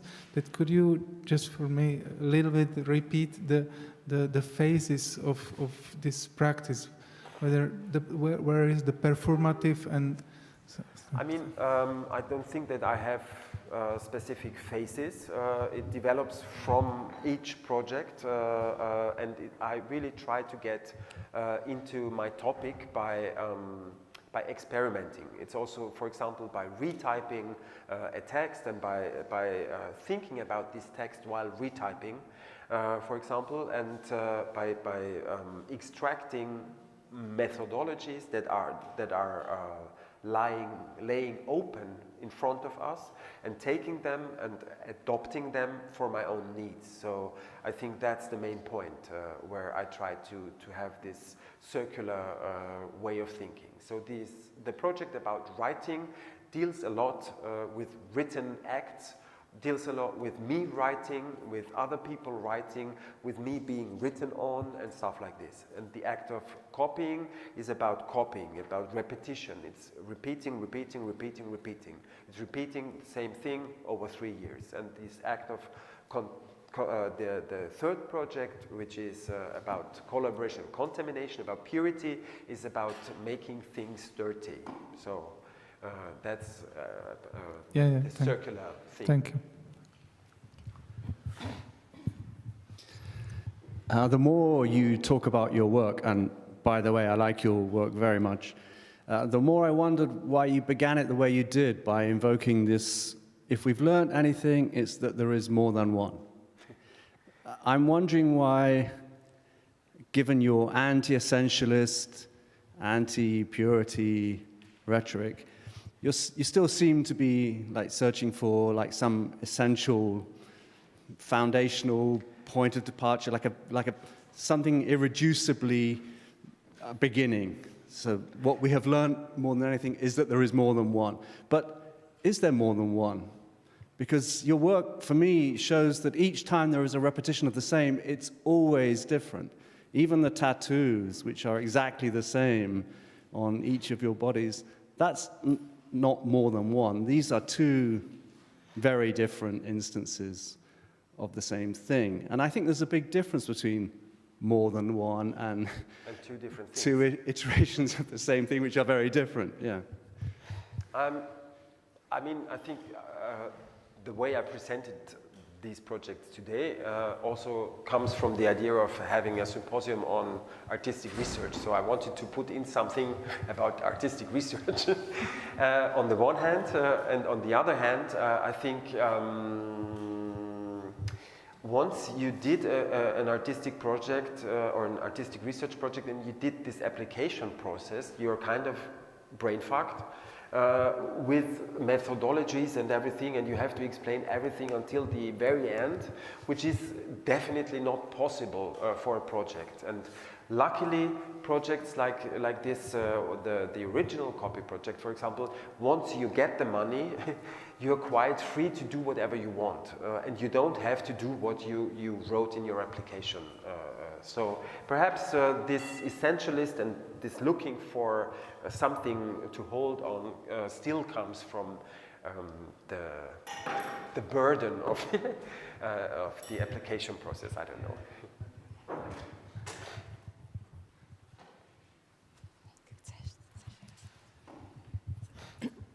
So I don't know if, are there more questions? And if there are no questions, I don't see anyone. I want to anyhow thank Franz a lot, because I know you're not feeling 100%, and despite that you came only 50%. So you came to Prague and you gave the lecture, and so thank you very much for doing this effort. And yeah, we're Thank you.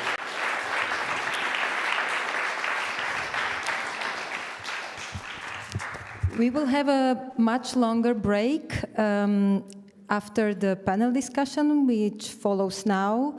But if you need a coffee, drink, tea, whatever, maybe we can make a 5 minutes break, and I invite the speakers or the participants to the panel discussion to come and to take seats here.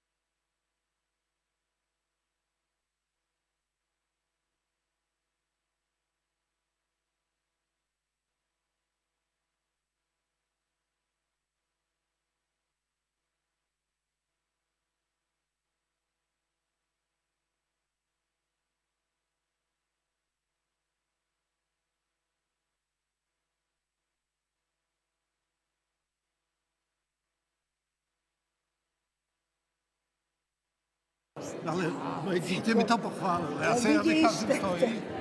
Je to on. Hello. Hola, hola. Good evening. So we will continue now with the panel discussion. There is a panel, and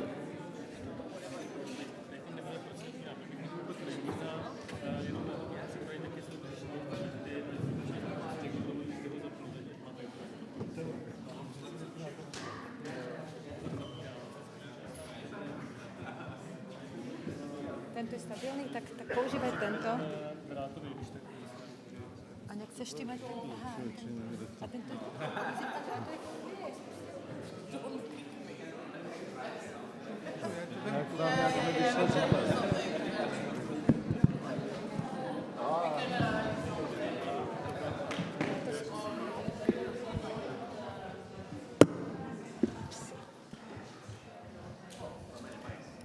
All the mics are working, but this is the short cable, so it will be for this part of the panelists, and then I will put one in the middle and one, yeah?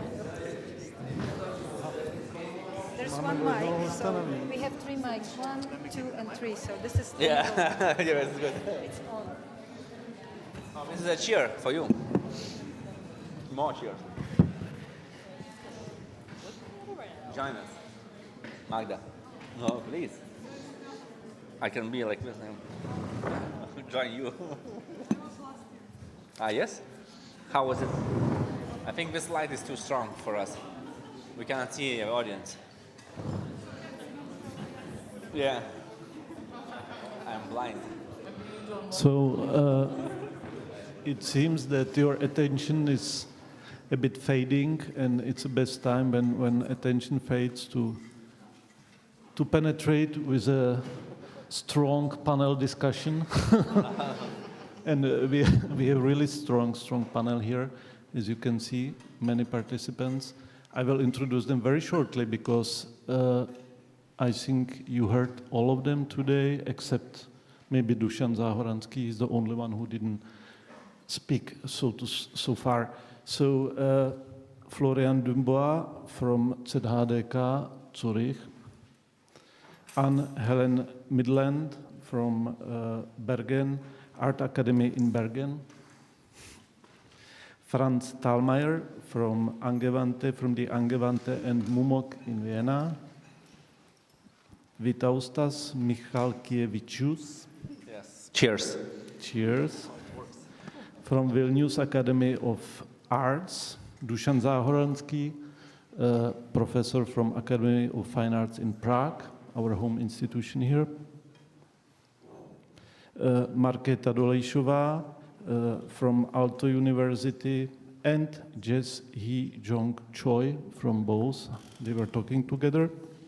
And the last but not least, Luisa Prado Omartens, artist from Berlin and Sao Paulo. From Rio. Sorry, very sorry. Yes, my mistake. So this panel is called Computational Culture and the Challenges of Research and Knowledge Production. And I think I was invited to moderate the panel because I don't know much about the topic. So but I'm curious and I can ask very simple questions. So I would start with the most simplest question, which is how do you understand the word of computation? And in which context do you use it in your work? It's the title of the panel, so and it's a very easy question, so I hope somebody would start. No? Next question.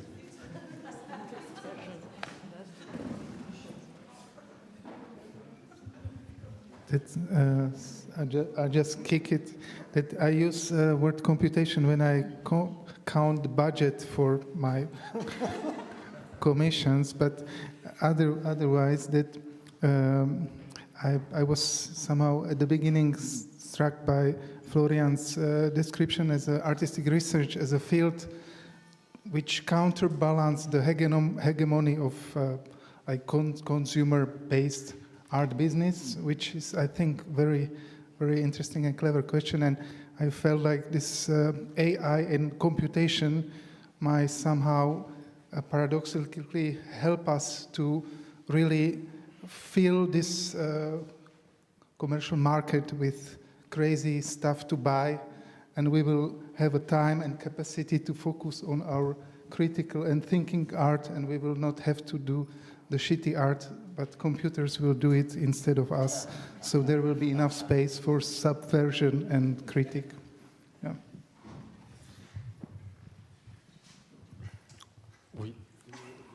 Okay. So I think I never used the term computational. This was one question, except perhaps I could use it when it comes to works that's kind of pre-digital in the MUMO collection. And if I refer to something that comes afterwards, like in the 60s or 70s or something like this. And I think computational is kind of over. That's not a current term.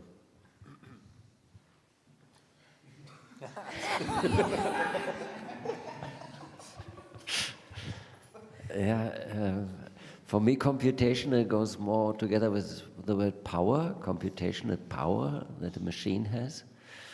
So computational power has been going up in the last decades dramatically, but I have never related it to culture. So, but let's be very fuzzy and say it has to do with computers. Then I would say, how can we relate it to artistic research? Annette mentioned it, that I was pushing the foundation of Journal for Artistic Research. And the reason to do it was to use the power of the internet as a space of connecting different discourses. So artistic research was for quite a while very national discussions. So some people in Great Britain would discuss it, and then some years later in Finland. And everybody was using the same argument again and again, and it got a bit boring. And so we founded it to kind of create a platform where you kind of can connect and then really develop. And maybe to share this anecdote, in the beginning we thought of it as a repository. So really the outcome of the research project should be digitally represented, right? I mean, I was so stupid to think that. Because actually, what developed then after, and why it has now, I don't know, 30,000 users or something like that, so it's quite a success story. I left it early enough, so it's not my my success, is that they are using it to connect with people, because there has this function, you put something on and somebody else can criticize, and then this reviewing process, etc. And I think that's interesting, right? So to sum up, computational maybe has to do with relating with other people. Keep your mic. I have my own.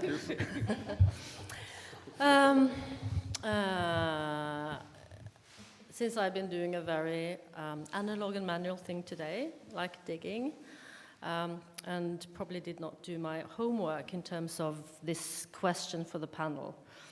But I'm sitting here thinking about computation, that's pointing to being a process, but to compute, what does that mean? What is the action of to compute? And actually, kind of, can anyone Google, what does it mean, to compute? And I'm sitting here pondering if it's not about feeding into, you feed something into a system to organize it, to digest it into digestible bits so that you can get something you can actually use on the other side. And in that sense, is compute another word for what I've been talking about today, kind of methodologies, that you systematize something to make it digestible somehow, either for yourself or for others?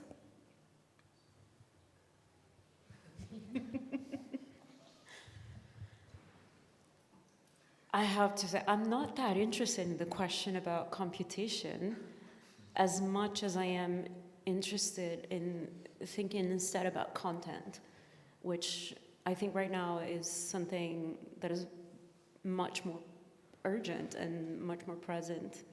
And particularly, and I need to say, this is a discussion that definitely comes up from my engagement and my exchanges that I've had recently with Nora Mucho, director of Transmediale, but I'm very interested in the impossible, unusable politics that emerge from content and from how everything right now can be subsumed into content, including this, which is being streamed right now into social media platforms. And it becomes content there, and it's shared there, and it's something that becomes capital in many ways.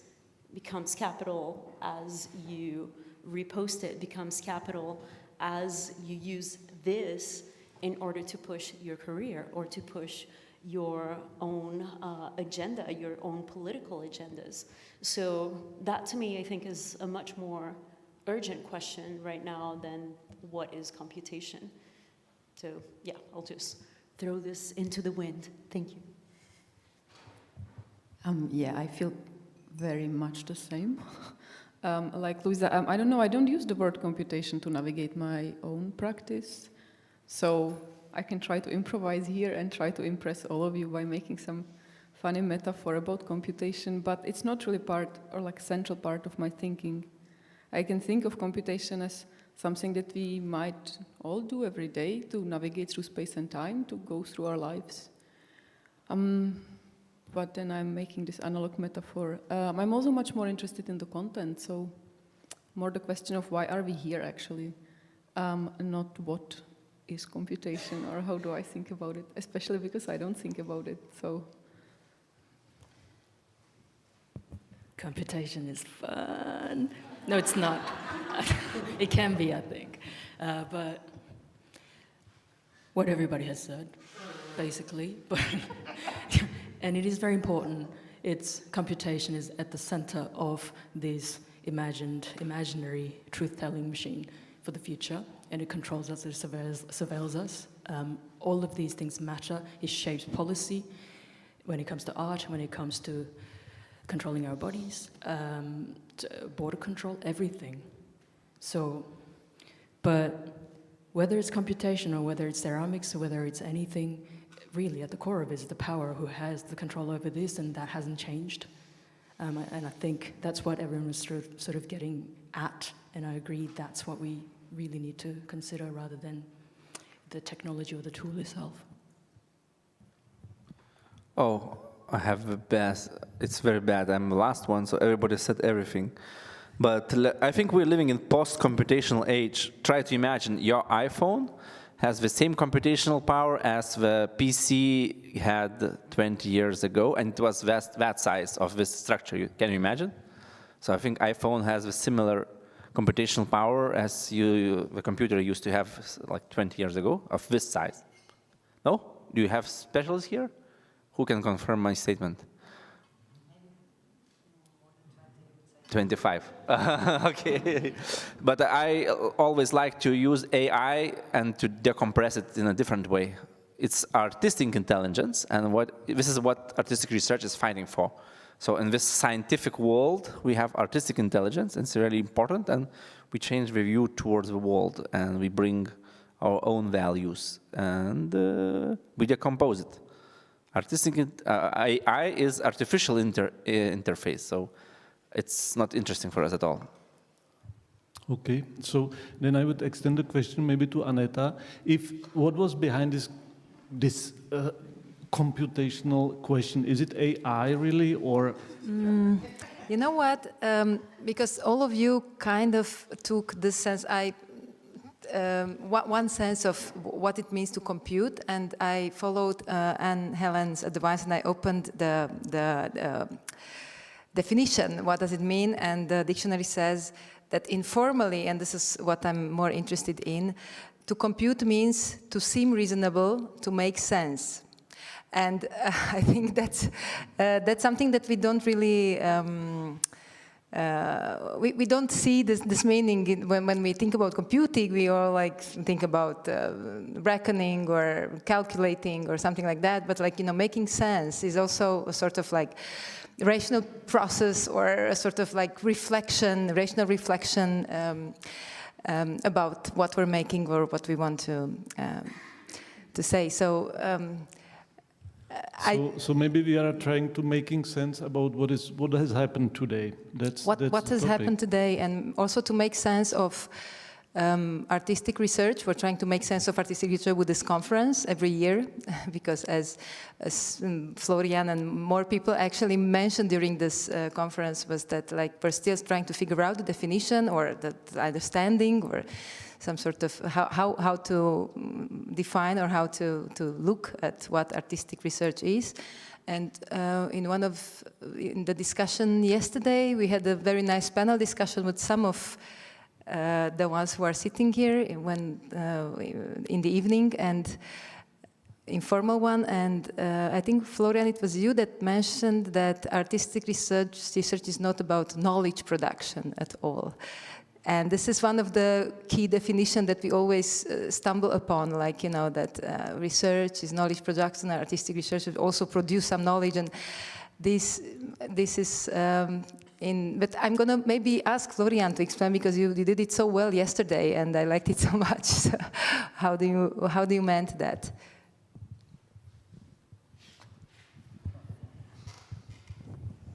It's a tough one, but maybe I think what I adore about the sciences is that they found a way to justify what they're doing, even though nobody understands what they're doing, or kind of specifically. So you are creating a kind of rhetorics to make people trust that what you're doing is valuable. And I'm also not questioning. I think science is super important, and they're doing something valuable. But they kind of created a surface that allows society to allow for trust in the long term. And I think that's very good. They're very good on that. And what the curtain they are created is knowledge production. Or, to make it very concrete, we need to fly to the moon because the Teflon frying pan is one of the side results of our research. And then everybody at home at the kitchen says, oh yeah, we need to fly to the moon because now we have the frying pan that's kind of not sticky eggs anymore. And I think we can learn from that, because certain things can't develop if you don't give it time and if you don't give it space. So if we want to adapt this question to the arts, if we take the same rhetorics as the sciences and knowledge production, I think we fail. Because this kind of looking for knowledge is applied to every individual project. And I don't think that I produce knowledge, A. B, we know that a good artwork lives by the viewer. And many good artworks have things, knowledge inside that the artist never put in. So you get things out that have never been put in. So this whole idea of a product that kind of can be valorized as knowledge, I think is not working for us. That's why and now I'm ending. That's why I kind of say, well, let's forget about this aspect and take research as a social endeavor of relation, etc., as I have spoken too long in the morning. I disagree. Florian, I disagree. I think we can expand the knowledge, concept of knowledge, and we can still produce it, no? Yeah, I disagree, because I have seen it the last 20 years, and nobody really managed to get the burden off. I think for me as an artist, it doesn't work. I don't do knowledge firsthand. What I'm doing, other people see knowledge in it. That's different, right? But when I'm doing it, I don't think about it. But isn't that the kind of the point? Are we? Because if the individual artist / researcher is, to produce knowledge, it it doesn't really talk about where knowledge resides. And I think that's more a valid discussion, kind of where does knowledge resides, and also I think in general, usually this is what the notion of knowledge or something is kind of, it's happening in hindsight. And that's somewhere, you know, where you kind of, because it's the accumulation of little tiny bits, little distortions, which is then creating something in hindsight we can look at, which made the change or created something we can point to. I also think it's something about, we talk about the knowledge production, but I've been, well, in my work as a vice dean, it's a lot about wording. Words are power. And we talk about contribution to knowledge, which in a way you can say, well, tomato, in a way, but still this, I mean, how we, you know, are we producing or are we contributing to producing? So it's also nuancing the role of the individual in terms of a field or a group or in time as well, maybe. Well, perhaps from my perspective, this site of knowledge might be something, a difference also between my practice and your practices, because I think an exhibition is per se a site of knowledge where things come together and where also, at least the exhibitions I do as a curator, perhaps not a solo exhibition by an artist. That's another different thing, perhaps, no? But the exhibitions I do them for a public. In this case, I would say that I really produce knowledge in a certain way. So, just. I like. No, I just, maybe it's not a comment towards the knowledge itself, but for me, from what I've heard today, for example, you were speaking and describing your project, and you mentioned kind of website which started to function as a kind of alternative social media for your community, that the people have updates for the venues and they start to gather together. So for me, it is kind of interesting information, kind of knowledge, that okay, we are able to build alternative social media if we decide. And for example, the Marketa and Jay-Z, they were speaking somehow about the dominant narratives which you are trying to somehow attack or confront. I was somehow also struck by the notion of the language that you applied for funding, and you had to somehow fight with the language because your methods were completely different, but the procedure was somehow set. So I've found quite interesting that, okay, there are certain invisible dominant narratives which we are living in, but we are not aware of. But while doing these counter steps, they become apparent, and this is kind of knowledge for me, which art can do. Maybe I like a lot what you said, Annelien, because you shifted the word production. Maybe I have a problem more with production. Because production has been questioned a lot in the context of capitalism critique, right? And a lot of artists refuse to say, I'm producing art. And they don't do artistic production because they refuse that they are delivering a commodity of a product, etc. So in this kind of field, swimming in this field, I'm not saying that you cannot find knowledge in the arts, that I'm not so stupid. I'm just saying that if we want to organize ourselves as artistic researchers, what is the flag we want to hold in front? And this flag of knowledge production in front, I think, is not very helpful. It's more helpful to say we want to contribute to our field, we want to have peer review, we know what we are doing, we want to improve, we want to be able to share and to challenge, and all these things. I think these relational practices are more helpful to use as a flag to organize ourselves. Instead of reviewing what we've done, do we find in these kind of boxes knowledge, pull it out and say, oh, this is school, you know, this is a red diamond and this is a blue diamond. Full stop, I'm not there. Yeah, can I just react? Yeah, we have here, Mike, just one small thing before you go. Artists are doing now even worse. They don't say, I make art, or produce, they say, I make research. And my research is about this and that. You read it a lot in exhibitions. I think it's even worse. Eddie Izzard has this thing. Do you have a flag? Skit. Brits go to India, Australia. They're like, no, this is our country. But do you have a flag? You know, that thing. And I don't think, I mean, that sort of leads to what are we actually trying to do with also what we call knowledge, what's understood to be a legitimate form of knowledge. And really, Ursula Le Guin, as always, says everything's so beautiful, but things like, and this is one of the things that she said, science explicates, poetry implicates, both describe, both celebrate what they describe. So I think that's it. And, you know, things like if I said, did you know, and I didn't say this, a lot of people did in media also, did you know we are only 36% human? The rest is sort of microbiomes or whatever. That somehow registers a lot. Oh my God, what? But there are all these indigenous cultures for so long. I'm a river. Why can't you understand that? Why can't we register that's a legitimate form of knowledge and communicating a form of knowledge, producing knowledge through living?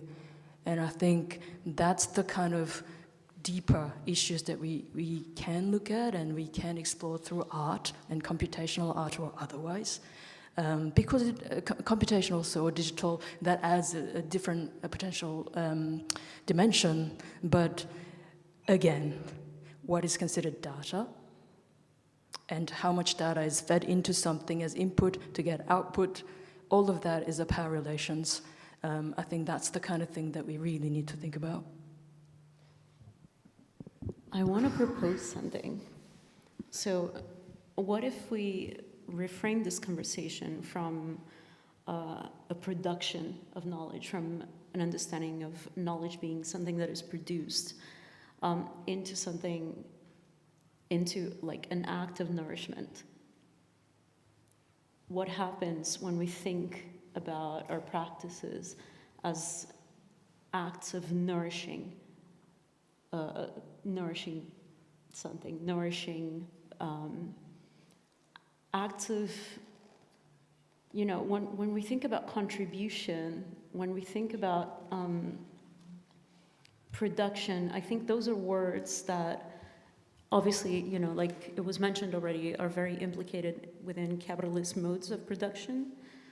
But when we think about nourishment, we're thinking about care, we're thinking about growth, we're thinking about, and growth not in a way that presumes expansion, but growth in a way that presumes a development of an understanding, right? And without necessarily a particular goal also. So, you know, I keep going back to reflections on this is like my esoteric shit, but like when you think about the tarot, there are two cards in the tarot that follow each other. One is the Tower, which is a card of things that are crumbling down, of fall, of pain, of dismantling of known structures. And the Tower is something that is built. The Tower is something that is built brick by brick, by brick, by brick, always up. But when you think about these kinds of structures, you can also think about a tree. A tree grows, and a tree grows in both directions. It grows down, it grows up, it grows around, it becomes a home also for other beings, for other species. So I think when we think about knowledge, we could also think about knowledge in that way. Instead of something that is built like a tower, we could also think about knowledge as something that grows like a tree. That's my contribution. But my question then would be, if then it's not misleading actually to use this term of research, because we always try to kind of fill it with some other content or kind of deviate it, or as you proposed, to kind of replace it by some other meaningful terms. But to keep this term somehow, isn't it already embarrassing, or kind of stopping the imagination a little bit, or kind of really displacing the thinking that you propose into some field that is linked with the production of knowledge and with all this vocabulary that is related with it? What do you think?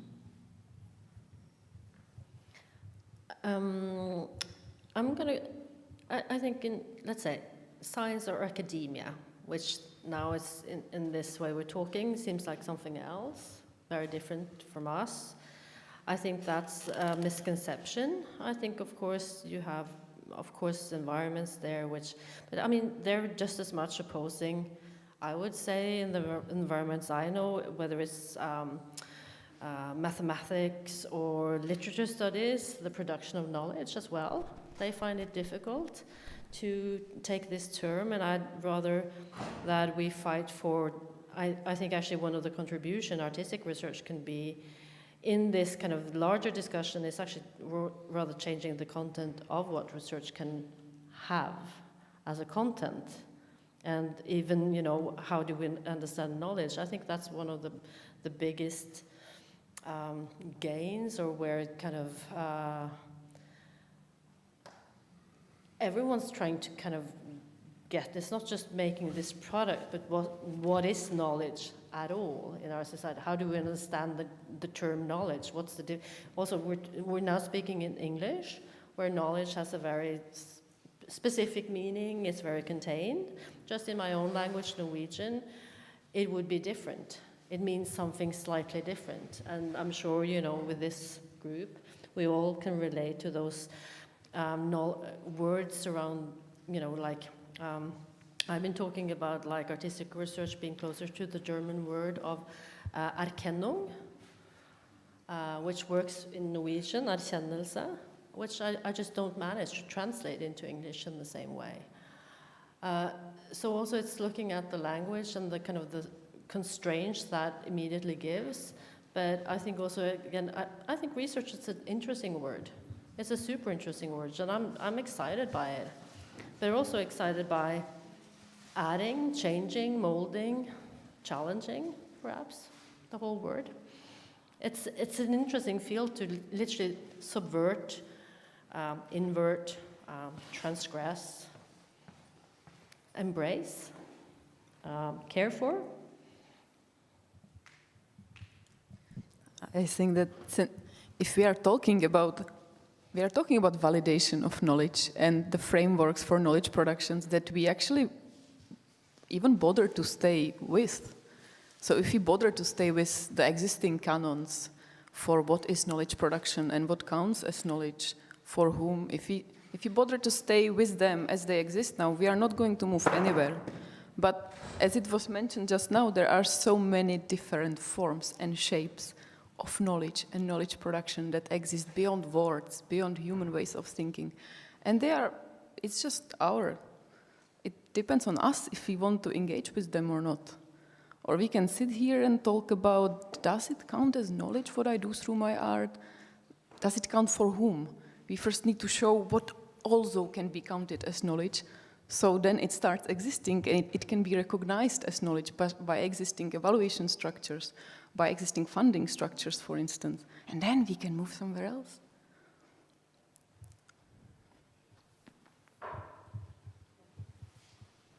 Some more comments? No?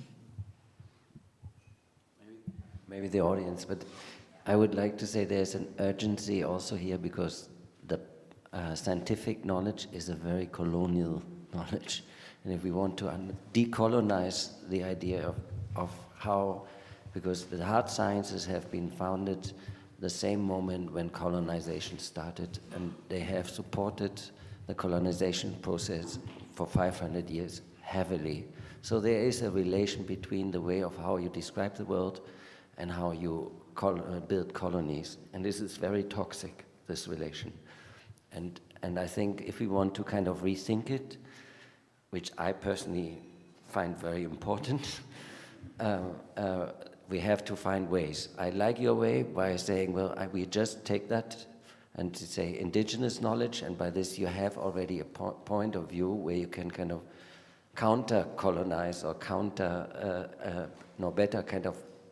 this colonizer power by insisting that there is other forms of knowledge. But at the moment, in my experience in the sciences, is very much every knowledge is in Paris or in London or in New York, right? I mean, like, it's very central power, and for us as artists, it's very hard to beat that.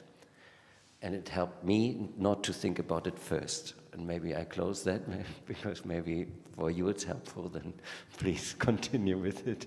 I don't want to insist. This last but one question, how to make knowledge available to whom? I think this is where it connects with computation, because art can make itself available as knowledge if it thinks about how to become graspable and searchable by large language models. If large language models, which are the basis of AI, are de-hierarchizing, essentially, we hope so, it depends how they're algorithmed by their programmers, but art might want to think about how it can make itself available for those sorts of large language models. The relation that art has to knowledge, if you go to a conference of this sort in the sciences, how does physics contribute to knowledge? It's just a given. Art is always asking itself at this kind of level how art is contributing to knowledge. And I don't think that's a bad thing, because I think that art expands what we mean by knowledge. And like, for instance, embodied knowledge. I think art has had a massive input in how we understand knowledge as embodied knowledge. But the question, art as knowledge, contribution to knowledge, this is an inheritance from the humanities. The first PhD in humanities was 150 years before the first PhD in art. So the fact that we continue to ask this question, I don't think we should get defensive about it. I think it should be a good thing, because we expand the knowledge of what knowledge is. I mean, the boundary, the expanded concept of knowledge. And one way is to think about how it can make itself available for those sorts of large language models of AI, I think.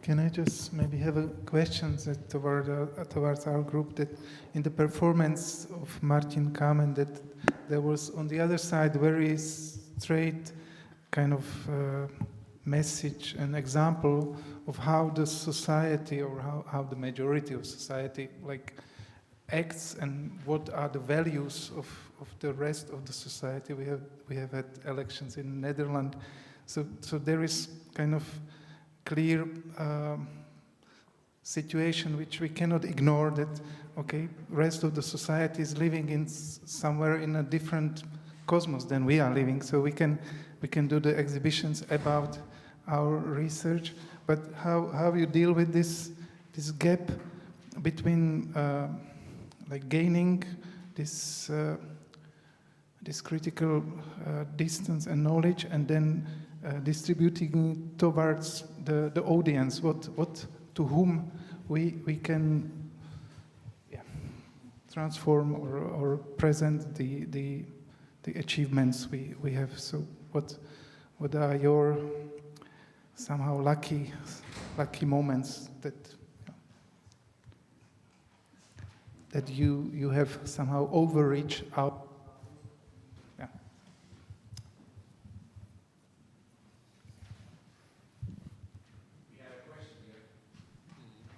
Maybe I'll try. It's not a question, it's a comment in a way. I want to add in to what Anne-Helene said. I agree that knowledge production is quite unfortunate. And I also agree that it is inherited and not quite suitable for what we are doing and aiming for. And I do agree also that erkenntnis is a much better word, doesn't really exist in English. Insights helps. in that. But I also think that if we talk about, say, not knowledge production, but modes of creating, I think is a much better way into the understanding about what artistic research can do. Which again, we also have to, I think, agree that on the one hand, artistic research stems from the artistic practice, but artistic research and artistic practice is not always the same thing. But knowledge formation, I think, is maybe a better word than knowledge production, and at least it's closer to what I think we are doing in this field. Thank you.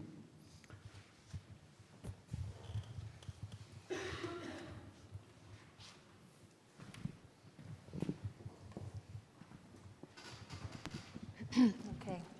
Moderator is without mic. I am bringing. Without us is the moderator now. I wanted to maybe also shift, but not really shift discussion, but also to follow some of your comments and questions by posing another question that also relates to some of the presentations, for instance, Luisa's presentation, but also Florian's position as artistic practitioner, as this resistance position, but Luisa's activism, but also all of you have some political, even without us as performance, like it was a very activist actually act, like to demonstrate for or against. Fighting for something, and from your other side, somebody else is kicking into your ass. So I think artists, researchers are always activists, no? I'm gonna wait for a bit, so. I guess it depends on how do you see the activism? What is it? I would see that research is an act. If it is activism, but then we are playing with words again.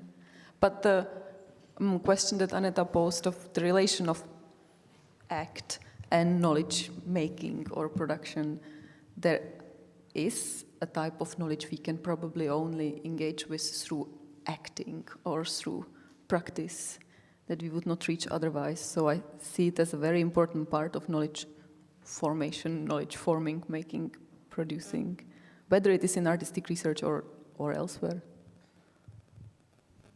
There's of course artivism and those words also, and arte utile, so Tanya Bruguera, for example, useful art. And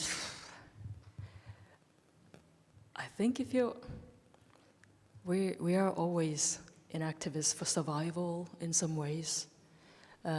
So I don't think. No, I agree.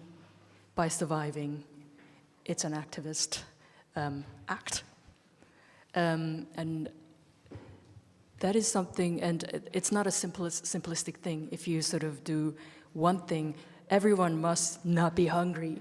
But then there are other aspects, and there's intersectionality. It's so complicated, and so it's a matter of towards what, but also knowledge, as in. Number one, I could be wrong, and starting from that position, but also, you could be right, I could be right too. We could all be right, it's okay. It's not always one side has to be right. So in that case, I don't think that's how we can make changes, by fighting, by positioning ourselves against something, because you could never undermine it then, because you can only exist in relation to that dominant power. So for me, then, it's about research. It's about how can we create these spaces for new relations to form, cracks even, and I'm not the only one talking about it, of course. So I think that's what it is for me.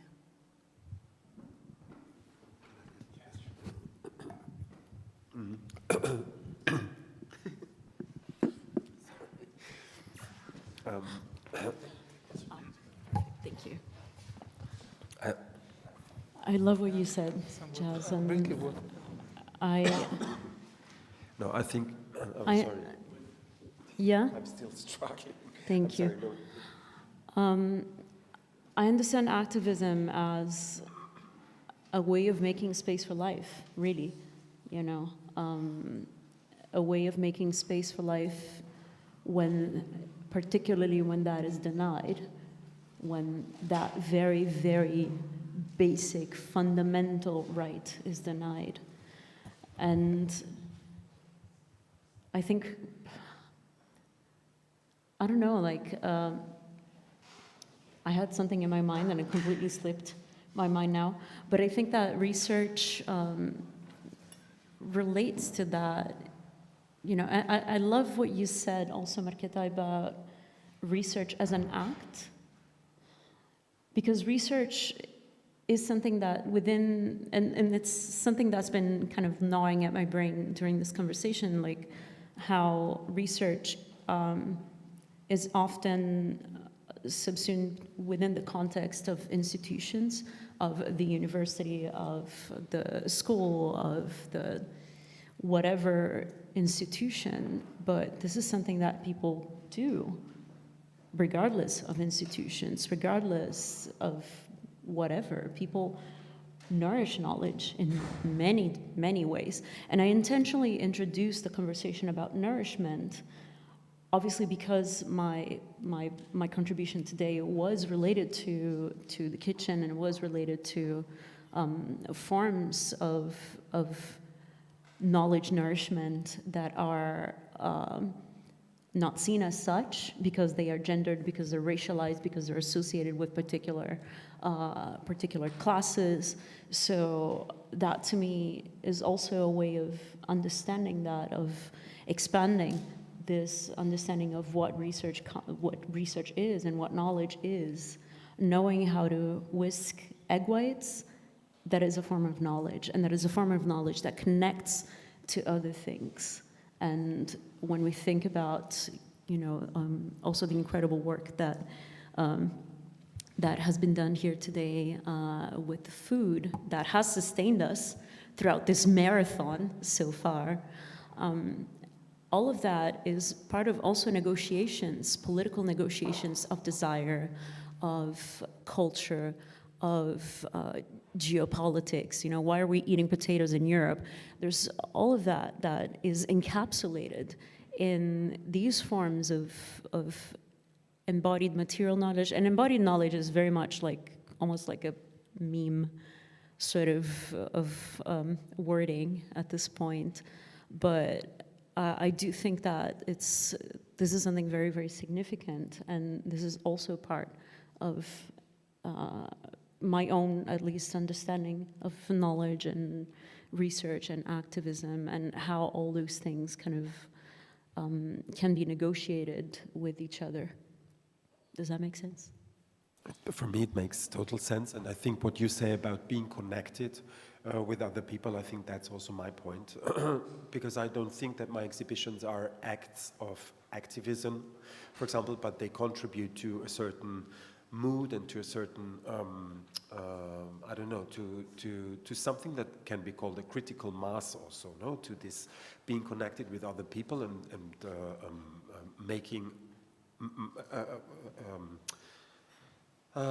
making aware for certain topics and talking about certain things, and yeah, I think that this contributing to a critical mass is what is my purpose in doing my exhibitions, especially in the institutional setting of MUMOC, which is a quite huge setting, and yeah, that's it.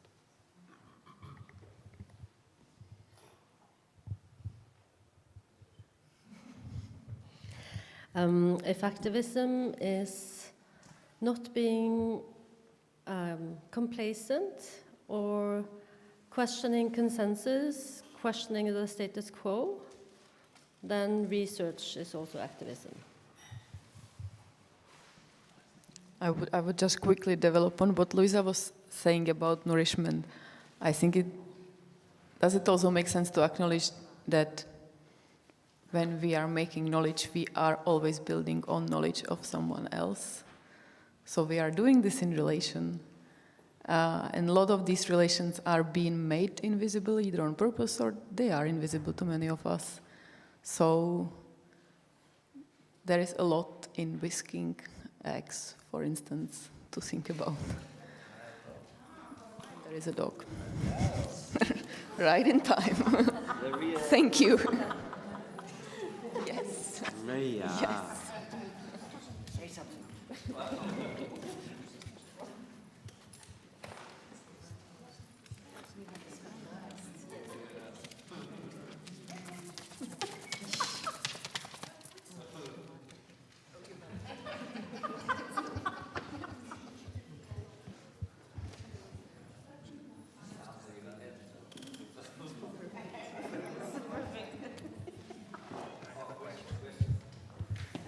Sorry, yes.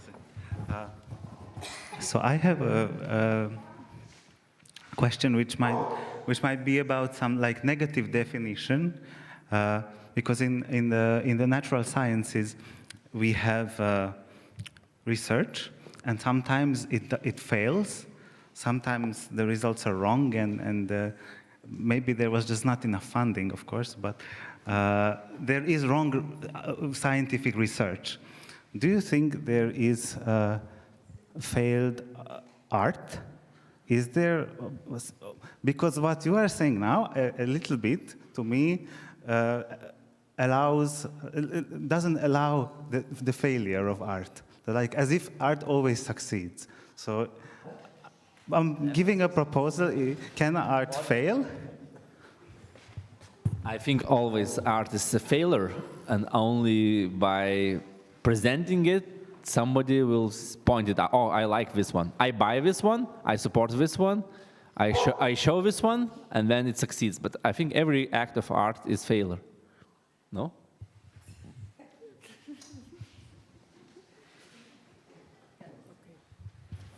But really, are we winning? You know, are we winning right now? Who knows? But maybe it's not so much about winning and losing, claiming something, or, you know, right or wrong, or being correct, or succeeding or failing. It's actually about playing and opening that space for more questions, you know. So as with sciences, art is the same, I think, really, no difference.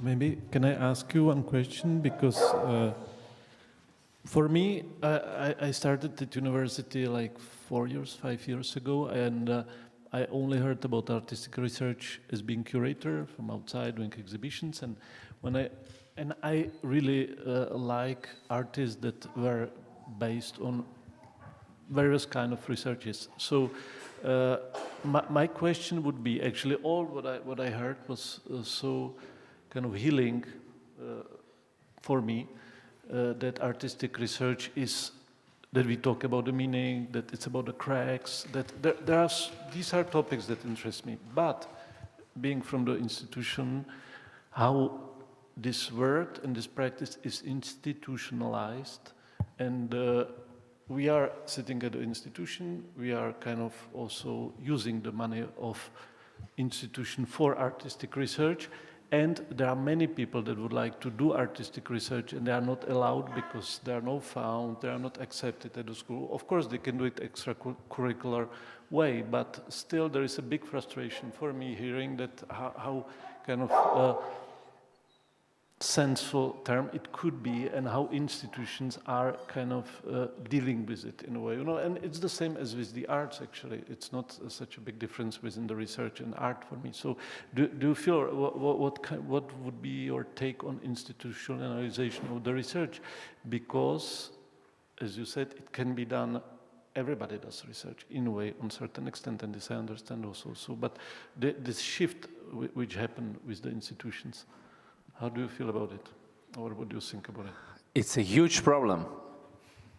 And we have very few people who are not from institutions in our crowd here, but it's not my problem, it's trouble of organizers.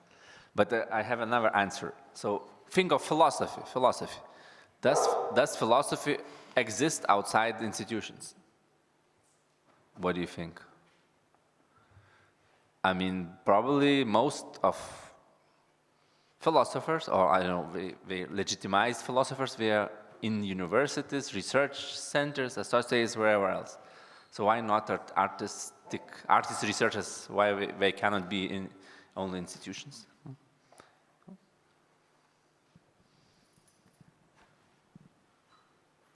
And I think usually if philosophers are outside some institution, when people are thinking it's kind of something not, you cannot trust them, it's dubious, maybe they are amateurs, maybe they are exorcists, maybe they are, I don't know, what kind of stuff too.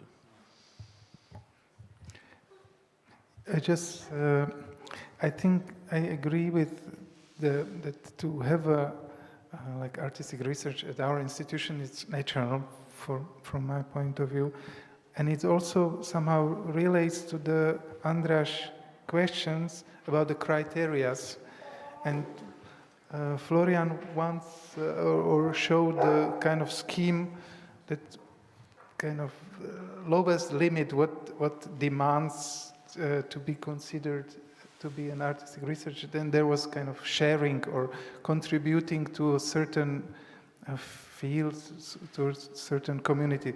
So these are simple parameters which once you ignore and you don't share your work, then for me it is kind of bad artistic research. When you don't want to share, you don't enjoy sharing, then it's kind of failure.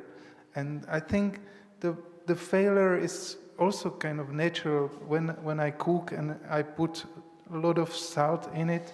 So the dinner is failure. So not all the dinners are like good things. So the failure is also natural. And okay, you can cook always salty dish, or you just be a little bit aware and you don't cook salty dishes.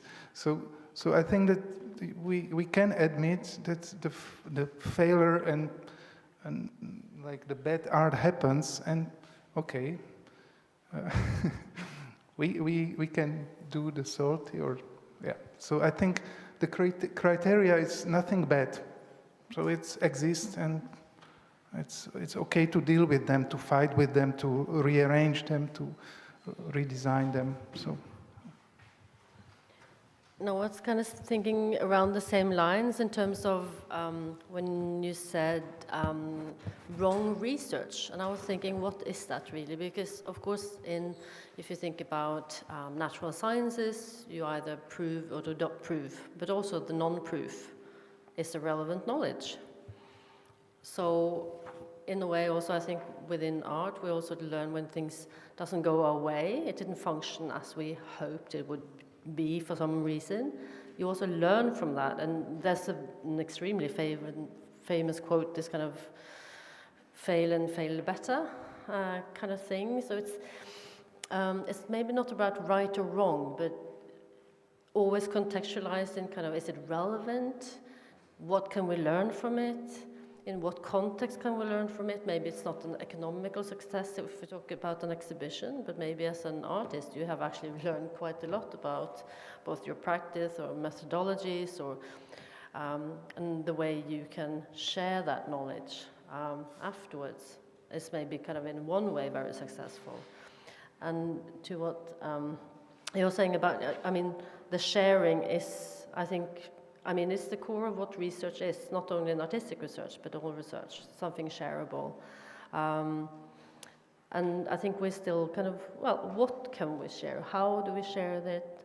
How do we actually want to be shared with? You know, do I want to receive something? You know, what do we share with our students? What do we share with our colleagues and peers?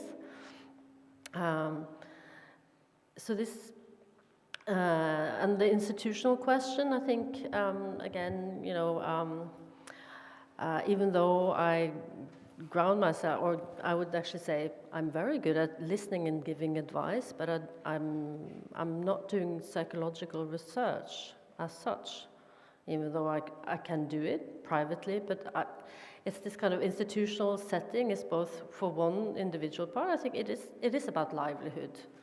You have, through different measures, proved yourself to be good enough to be hired.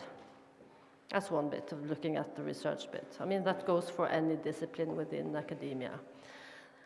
It's also, from the way we know it the best, I mean, not all of us are exhibiting at the Venice Biennial. It's not that we don't make art. We do it, but we're not there. So there's this kind of power, I mean, this is power structures, it's economical structures, which operates through different qualities or kind of quality or evaluation systems or whatnot. And of course, in research in general, trustworthiness somehow is crucial. When you talk about, in terms of, for instance now, how to secure academic freedom, the Norwegian word faglig frihet, I think is better. It's not just academic, but it's the right to actually, that your field, or kind of how your field develops needs to be free. And this goes back into this, and of course with art, the word trustworthiness is a very contagious one, potentially, but there's still a contract between artists and society in whatever shape we come, whether we are artistic researchers or artists. There's always this kind of contract and binding. That's also why, you know, with the times we're in, artistic freedom is highly kind of under pressure. And then what is in that contract? It's also institutionalized. That question of art and institutions is such a hot debate and has been since art institutions have been founded 250 years ago. There was even a few, 2 decades ago, a big discussion in the German-speaking country for literature. Do we need an educational system for literature? And then, you know, blah, blah, blah, blah. But we are sitting here in an institution. It's heated. It gives us space. We are all here. I think we should be very, very grateful that these institutions exist. But we have to be careful, because an institution is not only a house, is the people. And so I think we have to remind ourselves that we are taking the responsibility once we are in, that we do something out of it. Because I see many of my colleagues who are in the art world selling, they always want to become professors, because that means regular income. The moment they are professors, they're complaining all the time that these institutions are killing their time, and they behave really badly on the students and their colleagues because they are not very social. So who to blame, right? So I think institution is one option, as we said. The art market is another option. It's not one is better than the others. Also, it's not clear institutions are good or institutions are bad. But they are an opportunity, and if we are too stupid to use them, then it's our fault. And if we are making something good of it, it will run for a while, and the moment we leave, it will become shitty again. So it's like making a mountain from mud. It always flows down, but you need continuously to make that mud up. Otherwise, it's failing. So I'm happy to be here. I'm looking forward for the dinner.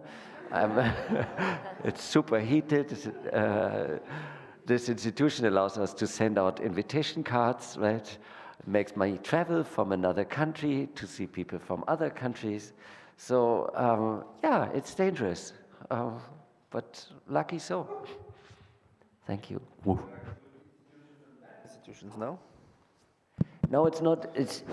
Institutions are running in a good sense for some people and for others not. Yes. Right? So, and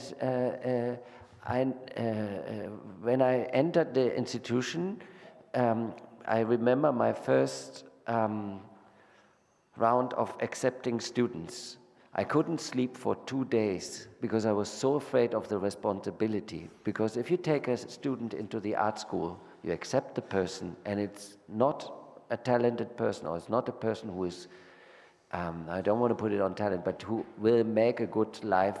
You can be very traumatic after art education if you're not staying in the field, right? But it's also the other way around. If you not accept somebody, I know a lot of people who have been traumatized of not being accepted in the art school. So I survived this application process, and 2 years later I met a friend and I told him, you know, I couldn't sleep. And he said, why didn't you sleep? An artist who is really driven by making it will ever make it, either in the school or not in the school. So we should not take us too serious, but we should be responsible at the same time. Oh yeah, it's very good. I was admitting doctoral students 5 years in a row, and in the beginning I was doing it bluntly, but now the more I do, the more I think, oh, it's a huge responsibility. How should it's a group responsibility. It's 5 of us or 6 of us making decision for like 4 years of somebody's life, and people are pointing at you, oh, he was in a committee and he didn't accept me. I'm a failed doctoral candidate. Or a failed artist. They think that getting a PhD is becoming a better artist. In the group I have the privilege to head is that everybody of us is collectively deciding who we want to have in the group because we need that voice. So it's very kind of, it's not saying you are a good artist or not. It's something like we are a group, and this position, I think, is really adding to our conversation. And this works reasonably well. And we also do it before the defense. Then the question is, do we all agree that this thesis is so good and is representing what we've done in the last 4 years that we can stand behind it? I think that's very healthy to overcome this idea of, you know, now you are graduated and you are a good artist because you have a doctor. Thank you. Questions? Food. Why the mic is not flying? We need a drone. The question of art as failure came up, and I'm not sure why it should do so. In sciences, a failure is identified at the experimental stage to do with the process, which then gives rise to skepticism about the outcomes. But since when has art ever measured itself in this way?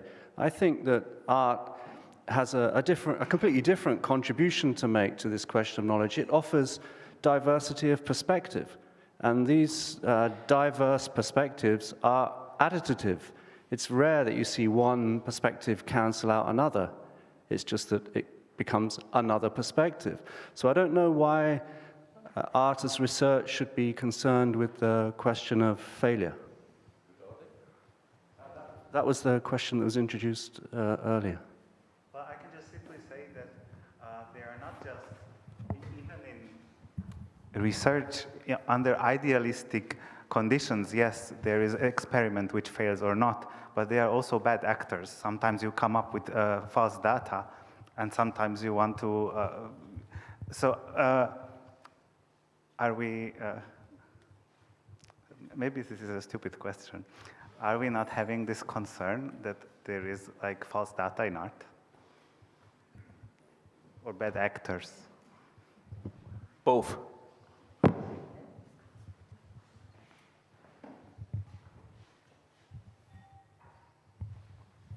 I would say, yeah, it's a real, for me, it's a legitimate question. Sometimes it happens. I think there are wrong data.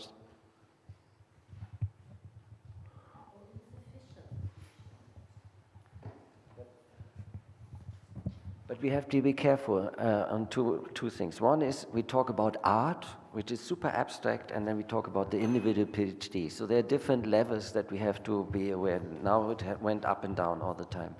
And the same with failure. There is a concept in the natural sciences of true and wrong. It's not in all sciences, you know. Theology is the oldest science. They introduced truth. And then medicine, and then law, etc. So the question of failure can be answered in 2 different ways, and I liked your way very much, is when you say, is art running on the assumption of finding out true or wrong, then I would say probably not. But you can fail as a PhD if you refuse to share, or you can fail as a PhD because you're not contributing anything interesting to the field or whatever. So we have, I think we have the opportunity to justify why we are agreeing that this PhD should not get, or this candidate should not get a title because we think nothing was shared, or that the things that were shared we found very uninteresting, and the jury is representing the field. So I think you can argue, right? It's not totally unarguably. And I think it's also for all of us so important not to live in a world where there's only right and wrong, because that's populism. So isn't a lot of what we are doing is trying to say, well, you can stay with the trouble, as Donna Haraway said, or we heard so many versions of, ambivalences, fluidity, ambiguities, etc. Navigating in that field doesn't mean that we lose ground. We can still swim, right? I mean, so Florian, why do you want to book us on failure in this right or wrong? Florian, I want to double check about sharing. Art is always about sharing. You put your thing on display, you share, no? What is the difference between sharing art and sharing artistic research for you? For me, it is putting something on display and say, well, now I'm interested in what you say. Then you are not sharing with your kind of peers your concerns or your kind of... no doubt. Yeah, maybe no doubt. I think sharing is the beginning of letting for negotiation, right? It's not only sharing, it's sharing, challenging, and contributing to the field. Maybe you're right. Putting something in a show is a form of sharing, but do you allow for your colleagues to challenge the exhibition, right? In what way? How can we negotiate, not by, as I said, with judgment, not only coming up with the result, this is a good show or a bad show. I think it's more interesting to say, I've seen a lot of stuff in this, what you presented, that I can take into my own practice. It was a strong moment in your talk that a kind of metaphor could be like collective therapy and individual therapy, that like individual artist says or shares certain questions but are not generally shared, while at a research group there are questions and doubts and anxieties that could be shared only in collective.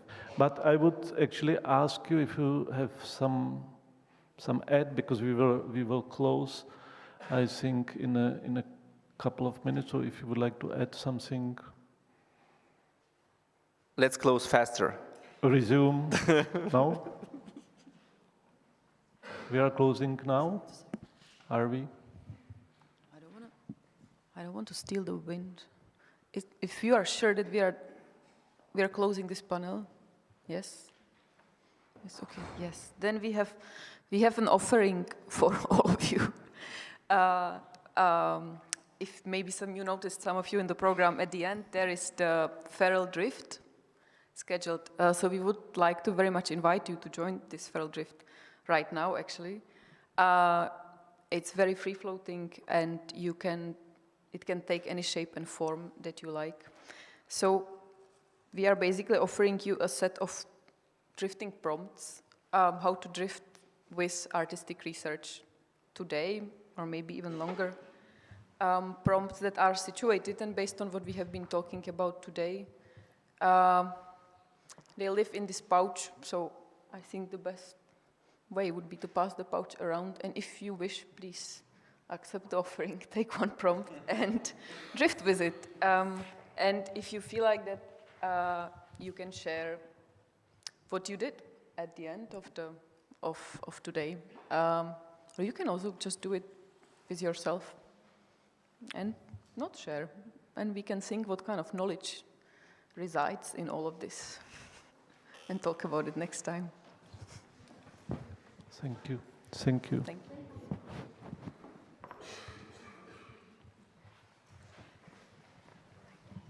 Thank you. Thank you all. Can we pass this among everyone? Yeah, okay, good. So thank you so much to all of you discussing and questioning. And now it's time for dinner finally. So is the dinner ready? Almost. Okay, so the dinner is almost ready. So I will take just a few minutes to maybe speak about the people who are preparing the dinner, and they're not here. So I hope they will watch the recording at some point, because we asked also last year. We collaborated with one group of students, one studio for the catering for the conference, and this year we did the same with another studio. It's the studio of Intermedia, led by Milena Dopitova, and they were amazing because they accepted this offer, this big job actually, and they worked hard to put this thing up, especially for the conference, to prepare the display and to cook the food. So they did everything from the scratch, and they entitled the whole installation Dinner Theater. And I have a couple of words that they sent me, so I will just read out loud the text, a short annotation for what they did.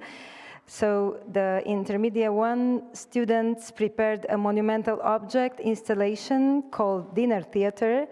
For this event, they created a space which is an interactive stasis, a maze, and a climbing frame at the same time. It is a kind of continuation of the performative stage of the conference. In it, the audience discovers a great variety of installed delicious dishes, for which they only have to reach outside or crawl through the various openings of the permeable structure to find the best bites. Late in the day, which is already now, I guess, the food is color modified with artificial black light, and reality then becomes an illusion in the dining theater, and vice versa. Our eyes deceive us. The whole space takes on an imaginary overlay. And I would like to thank you, those who are not here and working to finish the dinner, and to mention a couple of names, especially 4 students who built this whole structure for a couple of days here in the space: Jan Slanina, Jakub Busil, Bartolomej Scholz, and Jura Piršť. And then very special, yes. Woohoo. Yeah, here they come. Okay. So, and then the dinner is arriving slowly, and then I would like to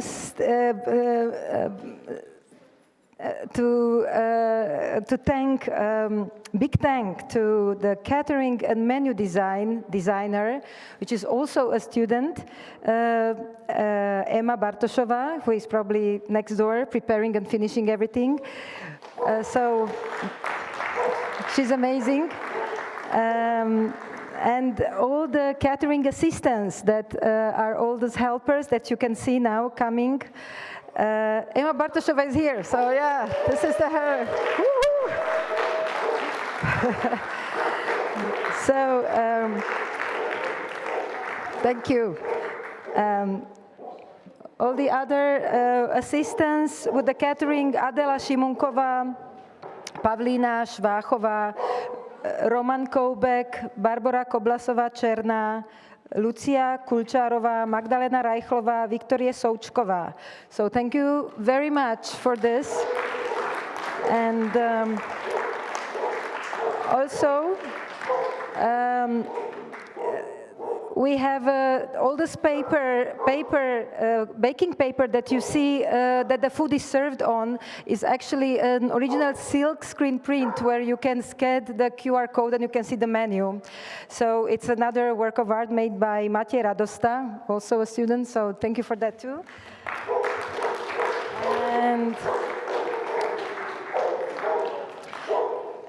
And last but not least, also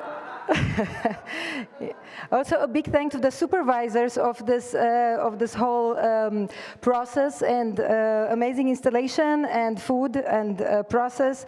Milena Dopitova, the head of the studio, who is not here because she was here today, but she had to leave. She's after a surgery, so she couldn't stay long.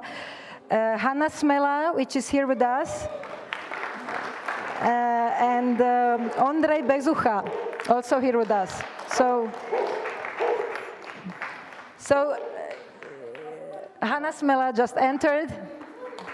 Thank you. Yeah. Thank you. Thank you too. And and I think it's we can slowly start the dinner time. So please.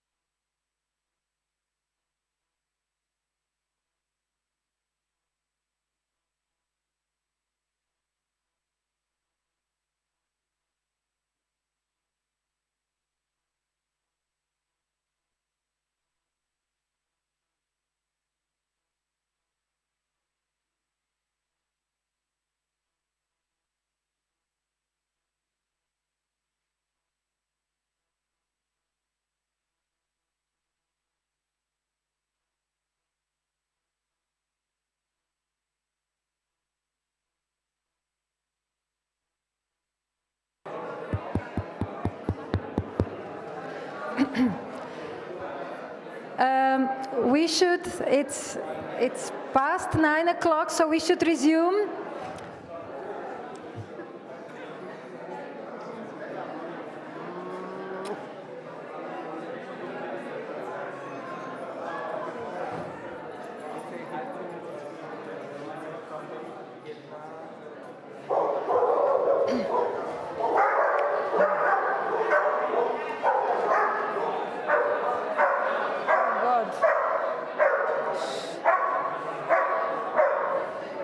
We should maybe start, if you would kindly sit, because we start with the next lecture.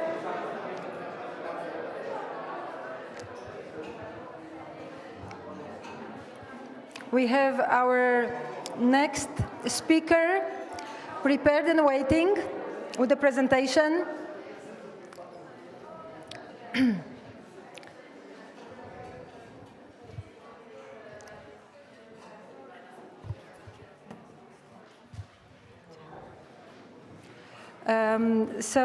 But before I introduce András, I wanted to thank our dedicated team that made this event possible, and big thanks to Katerina Hochmuth, who is not here today with us, but she is a great contributor, my collaborator also for last conference and also this year. So Katerina, maybe she's online watching, so thank you, Katerina. Lamia Cehajic, who is all around the place, and I'm not sure if, here's Lamia. Lamia, Veronika Zapatová. She has left, so yeah. So these are my girls, my dear friends that help me do these things. And also I want to thank DigiLab, Jana Doležalová, Honza Vidlička, Viktor Takač already left, Vít Valenta and Pavel Gasparin for helping us streaming and helping everything works, so thank you very much for that. And also I want to thank Radek Dětinský, who I don't know is here, but he's been thank you, Radek, for our photographer who is documenting, and also Brain Studio, who did a website for us. And maybe Stepan is here. Yes, yeah. So thank you all. And now I will introduce András.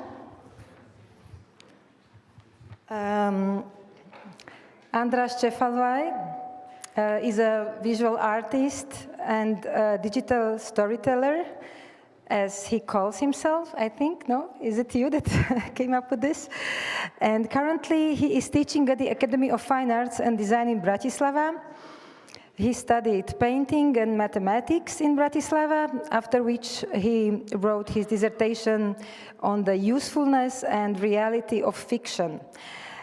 His work explores the relationship of culture and technology, the political and ethical aspects of listening to non-dominant voices, and interpretation of the world.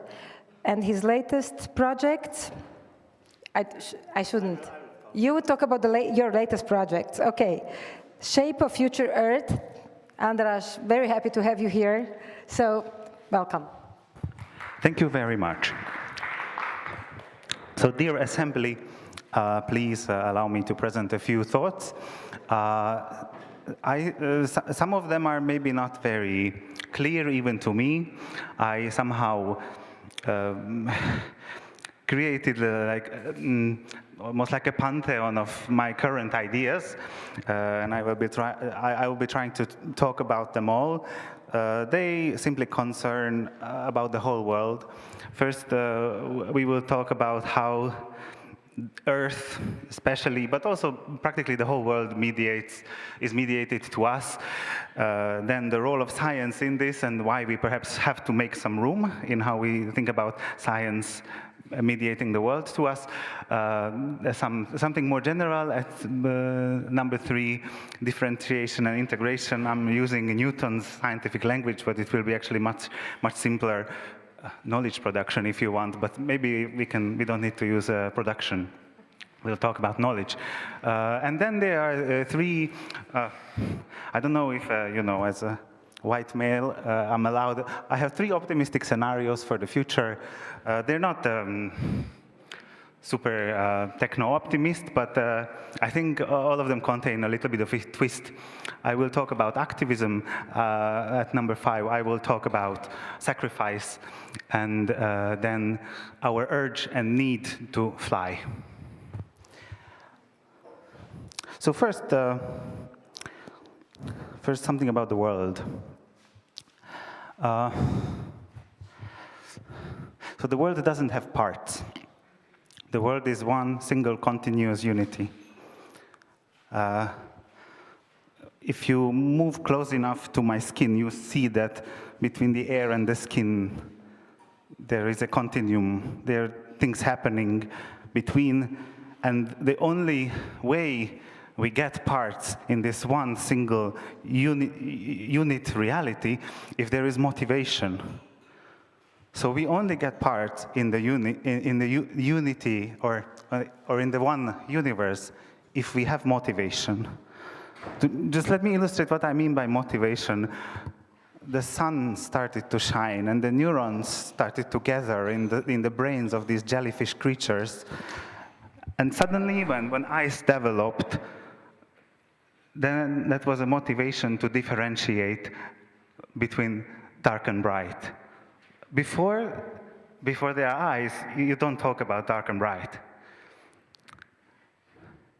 There were some swimming creatures. Suddenly they developed, let's say, this is not a sperm, it's maybe, let's say, some kind of, like an axolotl or some swimming creature. But much more ancient. And this creature starts to move forward, and suddenly left and right is born. Parts of the world are born through this kind of differentiation. Without motivation, there are no parts in the world. And there is a word for this, it is called instrumental reality. The instruments that we come up with suddenly make or enable parts of the world to us.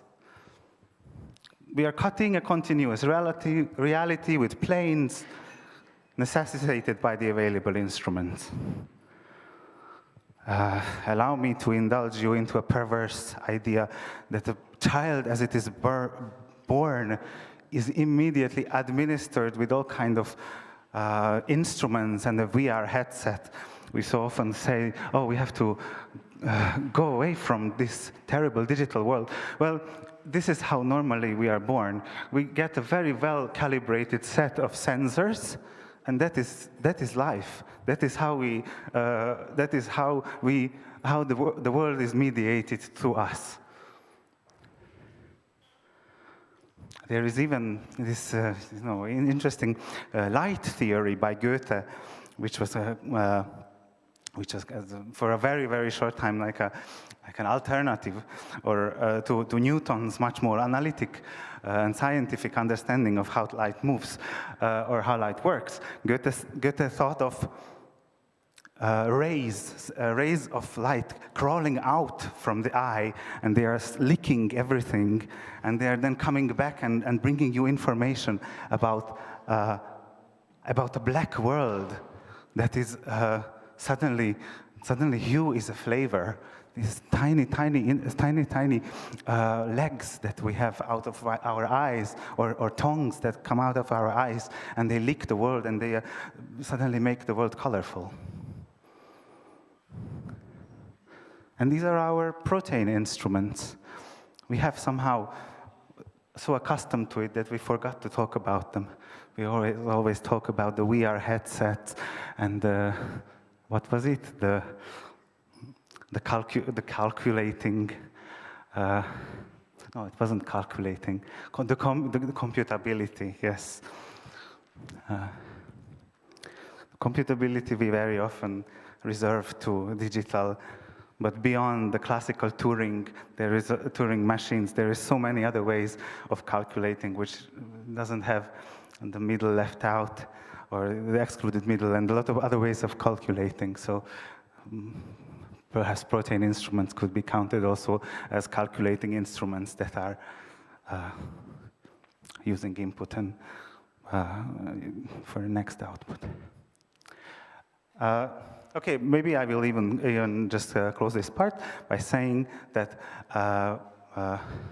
the world is mediated to us through instruments, and we have to think about, we have to take these instruments into account. Now, a little bit about science. I wonder if you ever had this experience as a child. You opened a book about some popular science, and on one page the idea of the solar system was presented to you, and a few pages later there was an image of an atom.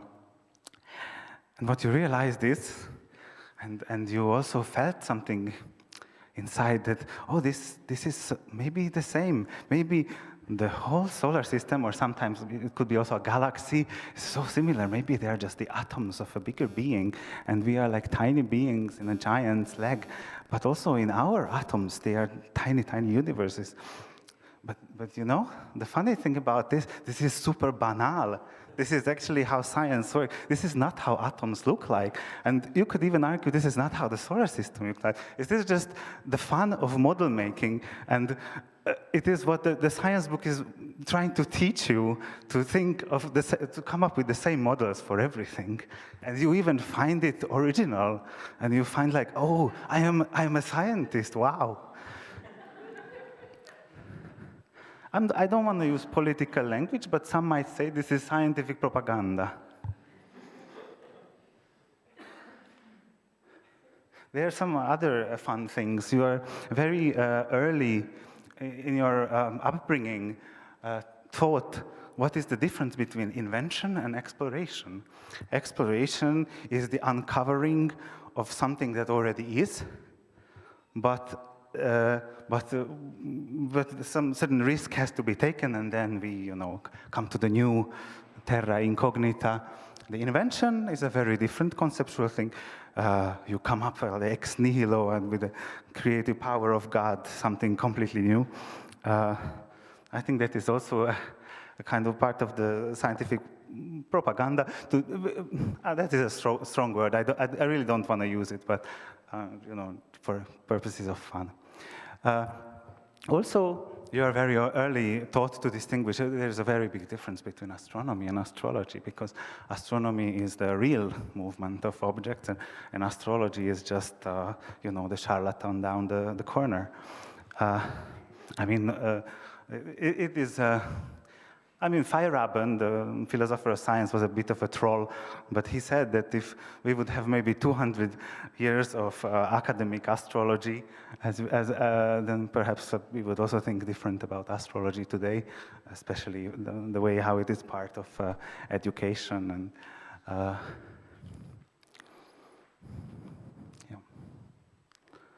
then we have images of Earth. This is the famous Carl Sagan pale blue dot, when he made the Voyager probe turn around and take a photo of Earth, and you are so tiny, this is the world. You can make so many mistakes because there's so much space for redemption.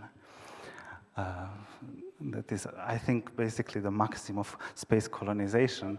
There is so many, you can make mistakes because there is an infinite amount of space where you can start again. And this is Ptolemaios and the epicycles, which is a rather precise model of how the celestial bodies move around Earth.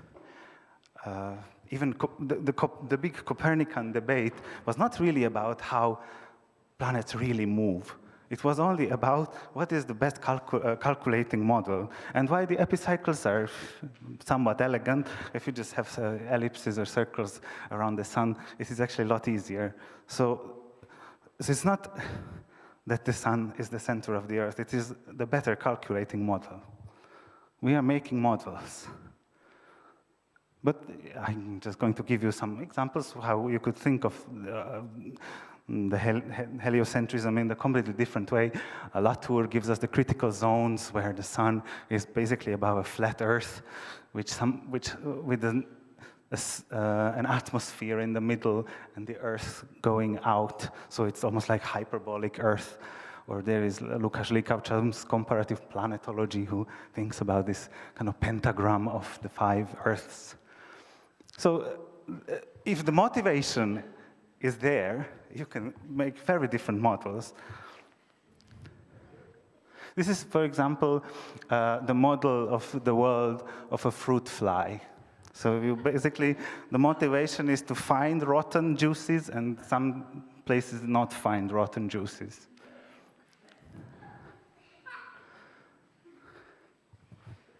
Okay. Now,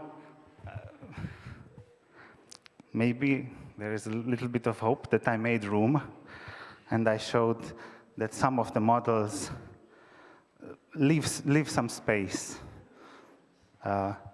Even the big physicist Feynman said that no model is correct, just some of them are useful. And by useful, I will actually come back to my own point, because I actually believe that there are certain parameters of knowledge that we can talk about.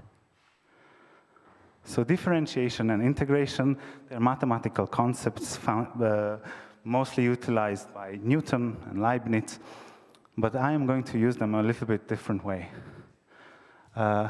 Because I think we can use these two concepts to understand how knowledge works.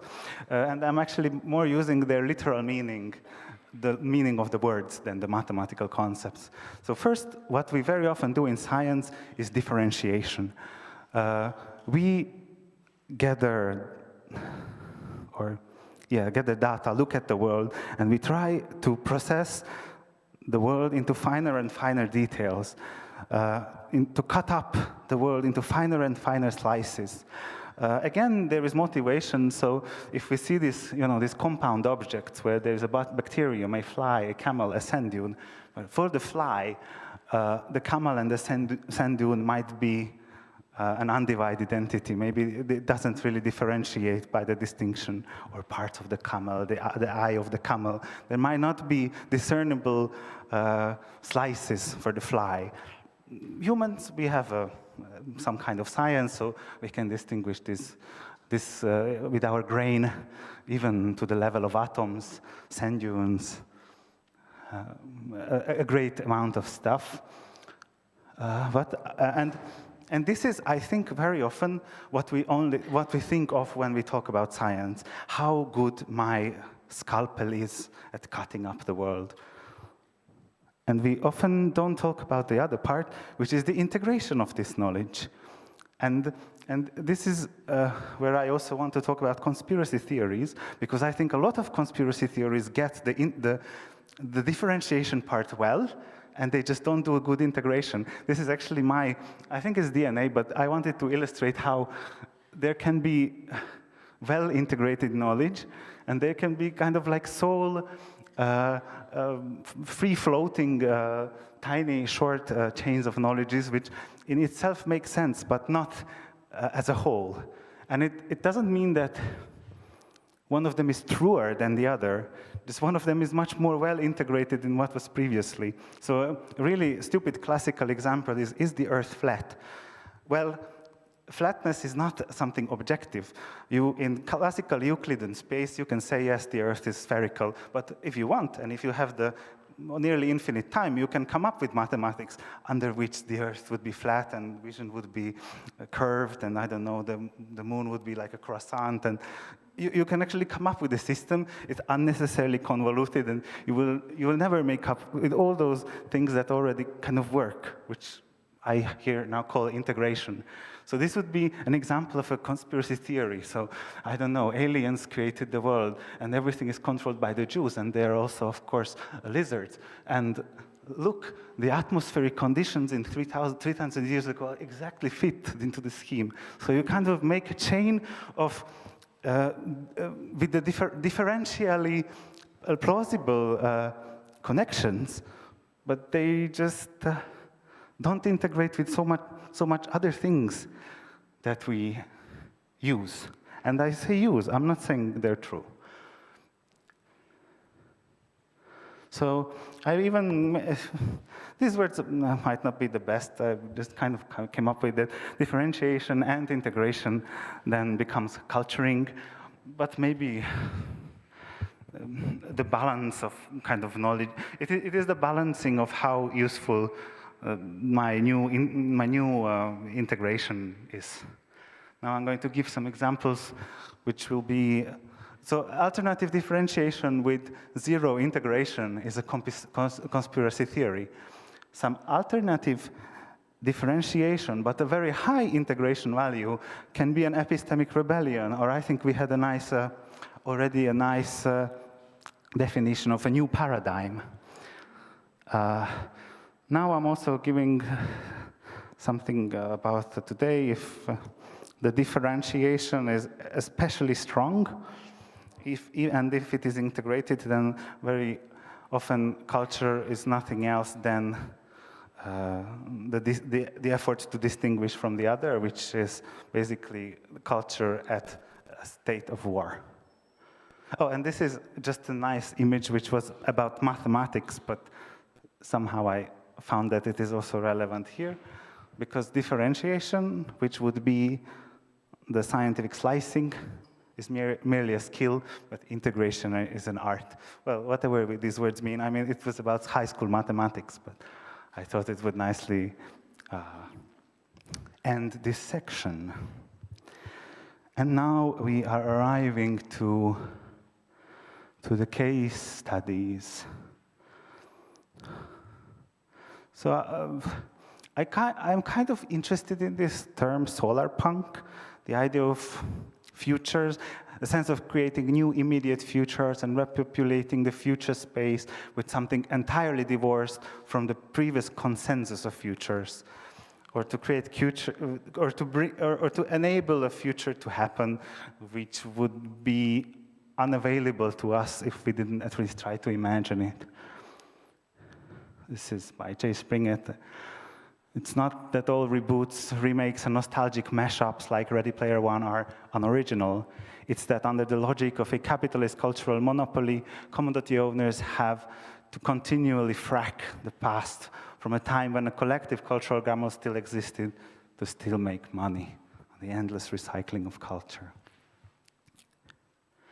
I even have an example which is somewhat vulgar, but I hope you forgive me for it. There is a practice in like southern United States Christian circles where girls who don't want to lose their virginity but still want to engage in sex, then they usually do it as anal sex. And then there was this funny song which was something, fuck me in the ass because I love Jesus, because God created a hole that even God can see. I especially want to talk about the second sentence because I think, so art has many faces, but a little bit, and art, and I'm not talking about activism, art is the back door to capitalism, which sometimes art doesn't, capitalism doesn't see. And it is the way where those who, for some weird reason, are already in, like white males, can open the door and help all those other non-dominant voices to kind of come in, because, and I'm, of course, making this a little bit as a joke, but I feel that, that there is this back door of capitalism, which is art, and it was not always art. For example, so it is most like the power structures in like the 15th century. It was perhaps the Renaissance, precisely the natural sciences were this backdoor, where the non-dominant voices were allowed, and then perhaps even dismantle the superstructure. So this was just a simple and somewhat vulgar example of how I believe activism is opening up some backdoors. Another example I would like to talk about is, and it is a little bit contrary to what I've already shown with the pale blue dot. We always think of going into space as space colonization, and the word is already quite tainted. But what if we think of space, going into space as a kind of adventure, the need, the curiosity to find out more. One of the limitations that we still have is that as the universe is expanding, there is a certain cosmic horizon, cosmological horizon that we are allowed to reach. And this is worlds are slowly moving beyond this horizon, which means the later we take to the sky, the less places we will able to check out. And now I am kind of talking about humans, our need to share, which is singing, the yearning for this adventure, or which is perhaps curiosity, and then knowing, which is I think you told me a better word, that it is perhaps it is either understanding or a form of putting all this yearning into some fixed form.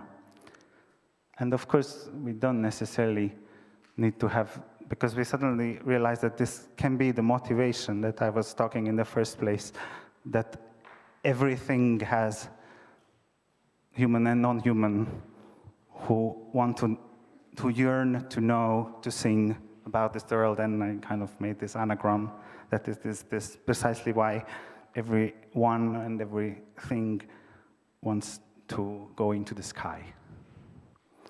There is also a special case where the creative act of seeing turns into the caring act of saving.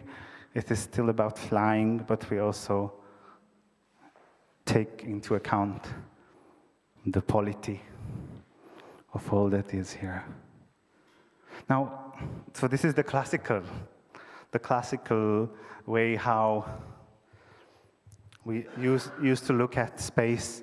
First, we have to exploit the planet, then we have to exploit all of the energy available at the star, and then we have to exploit all of the energy available at the galaxy, and then we have to exploit all the energy available to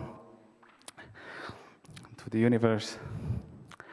We definitely need to overcome old colonial energy futures, but I think we also kind of need to overcome like a nostalgia-driven energy future past, and for that, I propose we need some new energy fiction. So what is it? Nuclear energy, fission, fusion?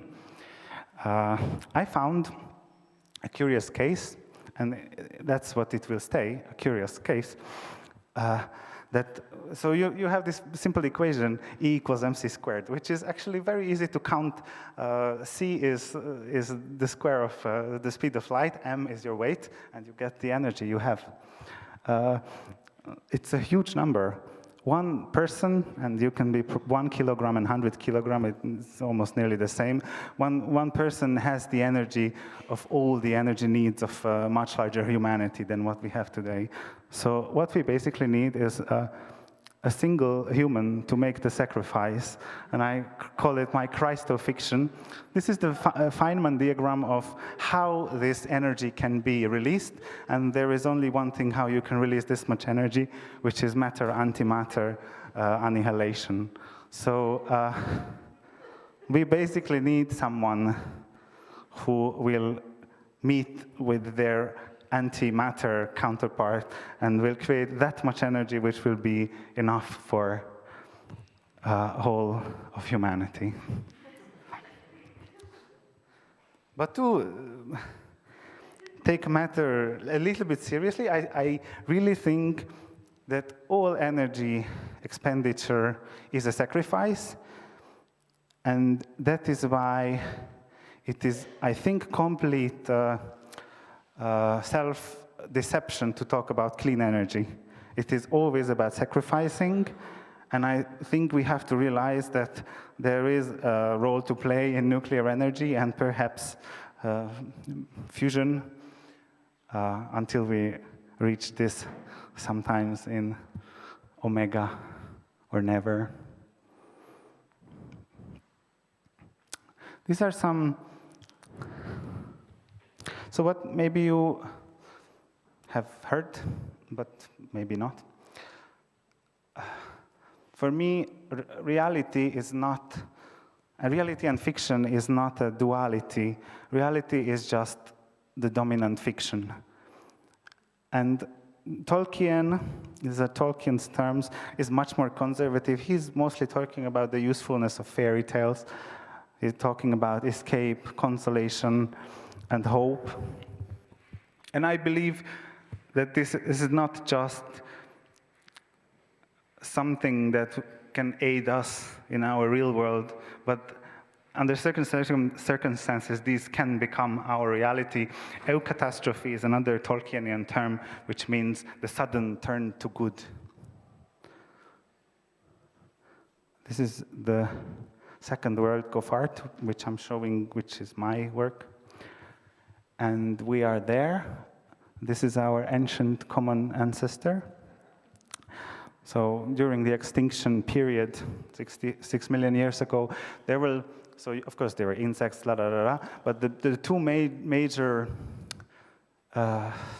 survival strategies were either to burrow into the ground, and that was the mammals were doing, or to fly, and that was what the dinosaurs were doing. If you know about the extinction, 66 million years ago, there were a few hundred, probably millions of dinosaurs who were right under the asteroid, so they died immediately. But most of the extinction happened through hundreds, thousands of years. Firstly, the Earth was covered with a shroud of ashes for, I don't know the number, for a long time. And then, of course, no photosynthesis, nothing to eat, and slowly everybody dies. All animals above 20 centimeters have died out, so only the tiny creatures survived, and these two strategies still remain. Now I imagined, and this is my tiny crystal fiction, that this common ancestor of ours one day comes out from his burrow and looks up and sees, still dark, and wants to go back, but suddenly sees that these other creatures, almost like rockets, are leaving. They're leaving the Earth, and he's wondering, these wealthy billionaires leaving on their rockets. But suddenly he realizes that it is actually a flying dinosaur. And what the flying dinosaur does, they punch through the shroud of ashes, and this little mammal almost sees this cross as the sun is shining through the hole, through the shroud. And there are actually three things that get burned into our tiny mammalian brain. And we think, yes, dragons, the Chinese saw some fossils. No, it is a 66 million-year-old memory when we actually realize that there is hope. And we saw the sun again. And that is why humanity is not so easy to be destroyed, because we have this ancestral memory that gives us this unnecessary and beyond hope.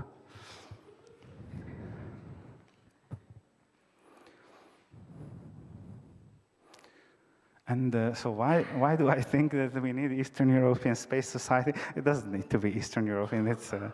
It's maybe it's just an idea that we tiny landlocked countries should perhaps also have a vision about where we think humanity should be in the future. You know, like I could have put here this Fukuyama book, End of the History. We might very well be like the total beginning of history. I think, Florian, you were talking about this, the Egyptians, that they are 2,000-year-old graffitis where Egyptian people are thinking about the 5,000-year Egyptians, how their culture is ununderstandable to them and what it means, and how they are the pinnacle and how they are close to probably the end of history, which I think we also hegemonically, or maybe also from some ancestral memory, who knows what happened. But we very well might be like almost at the start of history.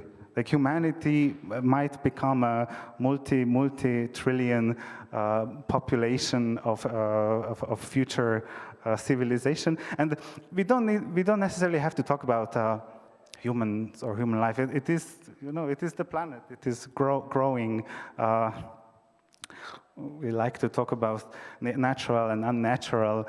Even if a dinosaur from like 60 million years ago came today, they would be amazed about all this new technology, and they would mean that the trees have leaves, because that is probably the biggest technological change that happened in the last few million years. But they probably wouldn't just.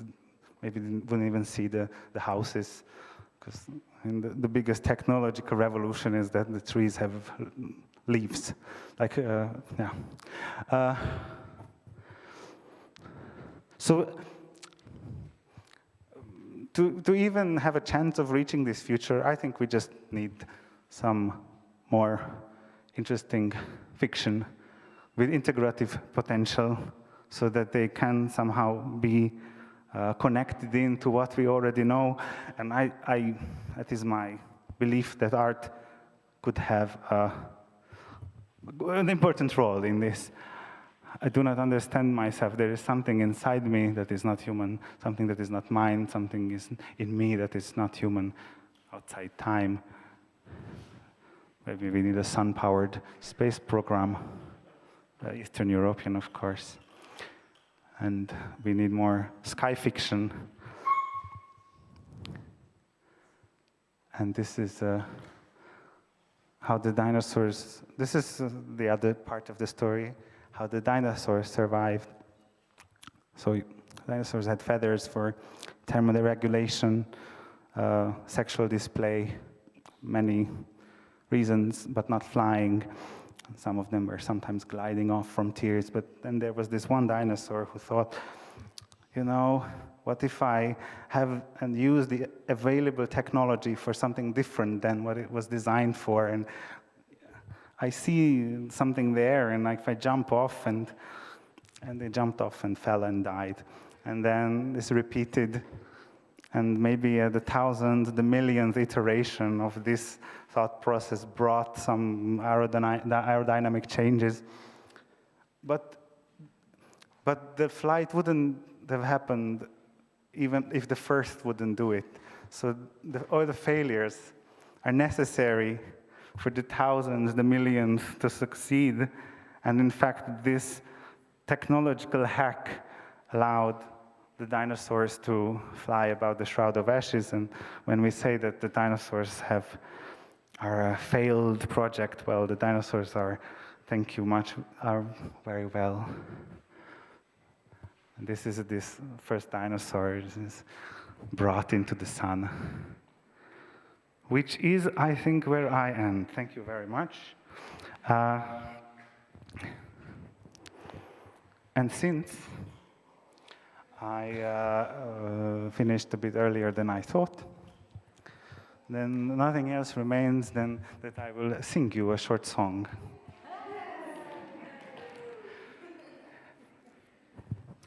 This song is about a cowboy.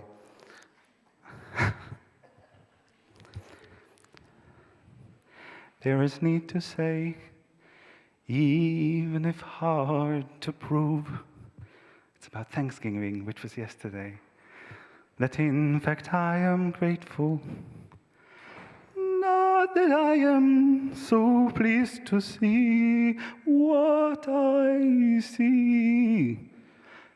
The way the valley opens with watered surfaces and bushes, I not only see the canyon with yellow minerals it churn, light reflected with a vision of constant growth, and also how eyes envision landscape and constantly unfolding incrementation.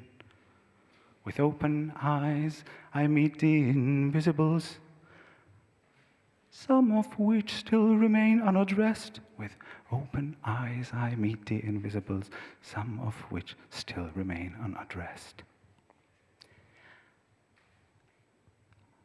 I lower my pistol belt of visual argument.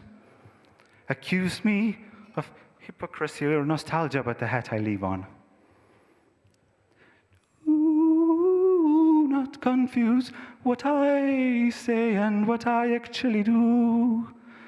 Do not confuse what I say and what I actually do. I lay down arms and join visible and invisible natives. I lay down arms and join visible and invisible natives.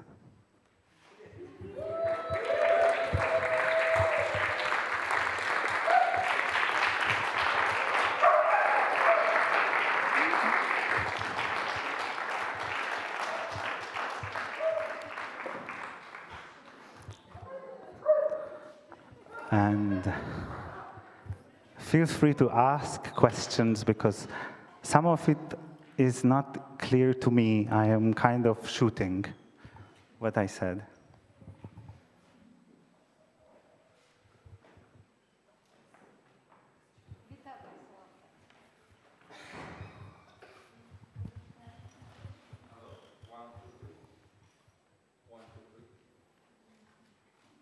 Now it's on. Thank you. It was a great show, a nice stand-up comedy. I think you contributed to the field. I'm not sure which field, but I have immediate question about why Eastern European Space Agency Society? Why Eastern European? Whoa. It's very confusing. Yeah, I just think that it is more a comment to us than to them. And it is about why we should, just because we are small nations, we also think long. Long and slow. Long.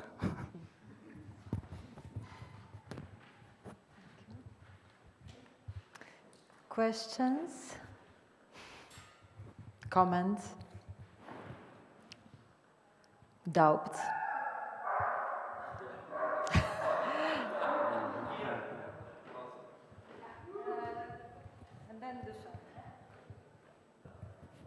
I was just thinking about what you, you talked about the differentiation of knowledge and then the integration of knowledge, and I was just thinking about what exactly you mean with integration, because I think that there would be is it kind of the established science society integrating, or is it like the public integrating, or is it integrating? Yeah, kind of what do you mean?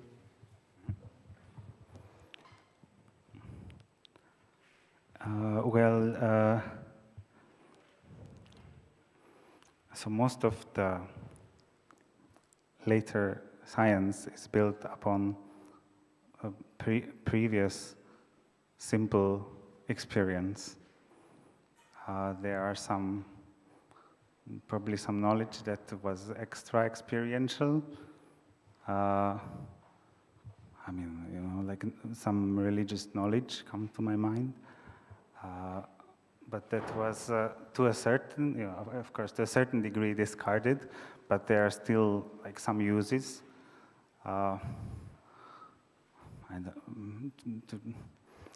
So it is, and then the new practice is that you come up with an experiment, but it has the axioms of something that we currently agree with, and that would be integration, that you don't start from something completely new. Like you could say that you have a very sound theory that everything is, this object is responsible for everything in the world. And it is a very coherent theory, but it just doesn't integrate very well with everything, and this is not that useful to us. But then you have things like, I don't know, prayer, which has integrative potential, even if it maybe doesn't have that much differentiation fineness. Suddenly, people every night telling about what they want and what they need and what they are sorry for is maybe better than therapy. So there are practices that are well integrated into the bunch, and then you can kind of think of something better or not. I don't know if this is helpful. Yeah, I think somehow. So like, sorry, but so like if kind of things that are somehow more easy to get accustomed to, like for people, like it's some maybe new knowledge, but it's something that you can somehow comprehend or understand, even though it's, I don't know. Yeah. It's useful to take certain things for granted, because if we all the time start anew, then it is like, it takes a lot of energy to come up with everything.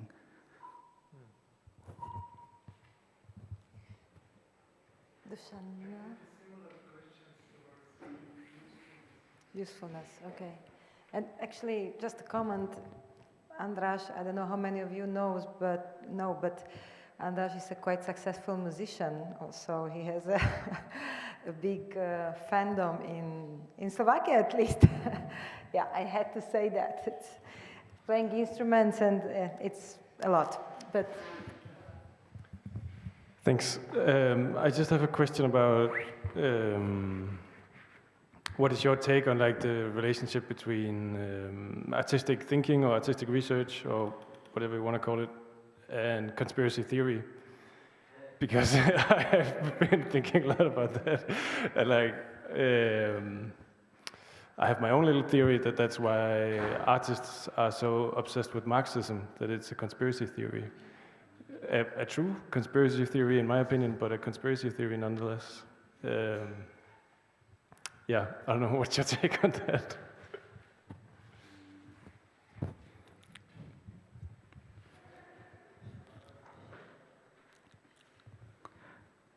Well, I mean, for me, the key is somehow usefulness as a way of evaluating, and usefulness is takes into account that accuracy.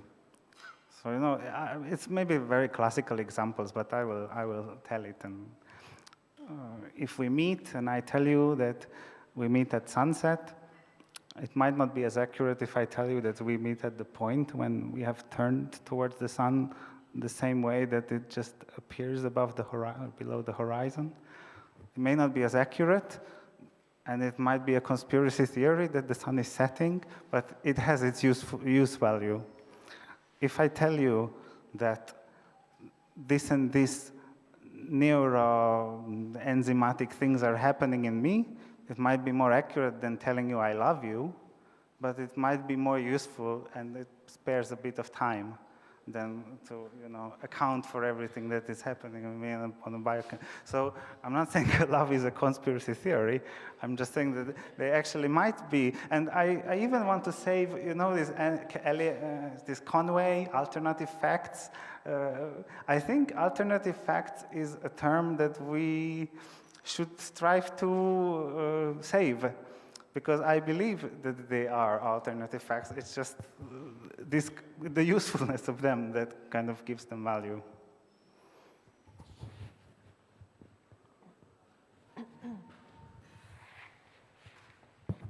I just that in your work there is quite a strong notion of this time like in different time perspectives.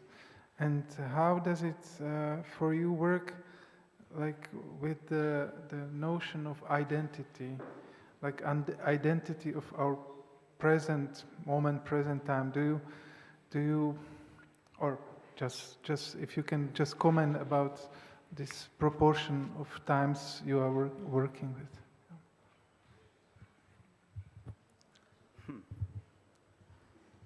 Well, so according to how I understand it, there is a continuum, and there is just the one single reality, and I, for some reason, have a motivation to, from all of this, pick out this boundary and call it me, even if I know that there are multiple levels of things above and beyond me that is happening. That is where my identity in space and time comes from. And I'm, in a weird way, even okay with a bit of human exceptionalism, because from this point, I'm not sure if I can even understand anything else. What I can try to do is account that I know that there is something else, even if I don't know how much of it there is. And I can at least account that there is a lot of things that is not me, or what I was also reciting for a second, that there is a lot of things in me that is not human, and I don't understand it. So there is something special in this moment, which is that I'm picking it out. There is this motivation. But it is a gradient, so I can learn from anything that is in the future or in the past. Andras, thank you. I think we ran out of time. Thank you very much for this very exciting, spicy contribution. And we have our next speaker needs a couple of minutes to prepare, just 3 to 5 minutes. So if you want to stretch, 3 to 5 minutes, and then we continue.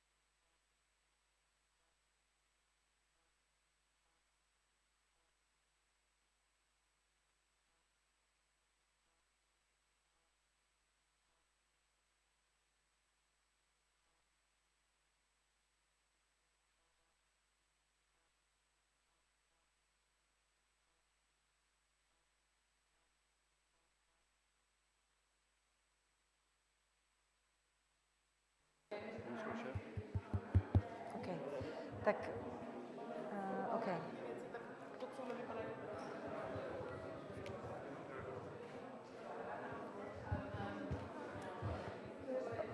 Okay, I hope you're still at least half alive. We have two more contributions for today, and I will introduce the first one, and then we will have a little bit of chill out at the end if you're still if you're still alive at all.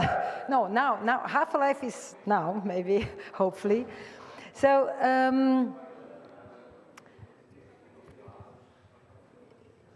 If you can join us back, and I will introduce briefly Stepan Kleník, who is our PhD candidate, and he explores technological democratization within cultural institutions and the impact of emerging technologies on visitor experiences.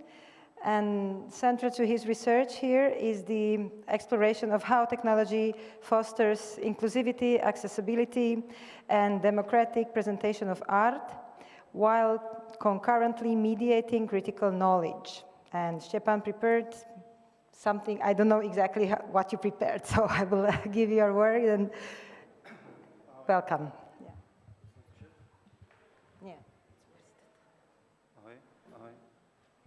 Ahoj, super. So thank you for invitation. Maybe I will start with, once you are like a half alive, you should start to think if you want to survive. And if you want to survive, you have to know how. And I chose this quote by Umberto Eco because of two reasons. First is that I will come to Umberto Eco later on during my lecture. And the second is that I wrap up the lecture into the story. And the story I know the most, and it's the story of my life. And this is my life. And this is all my life. And for you who just wanna frame it a bit, here are some numbers to be better oriented in my life. And by the way, this is half of my life. And I don't know if you have the sense, this is the second half of my life, but this second half of my life is shorter than the first one. I think everybody has it. Anyway, and once this line is not going to continue, it's dead. You are dead. Anyway, I would like to share more of my interest, and I will like to show you the whole complexity of my life. And here we are. And this is the whole shape of my life. So all my crucial stories, excitements, and involvements. Just guess what's this. I will not tell you.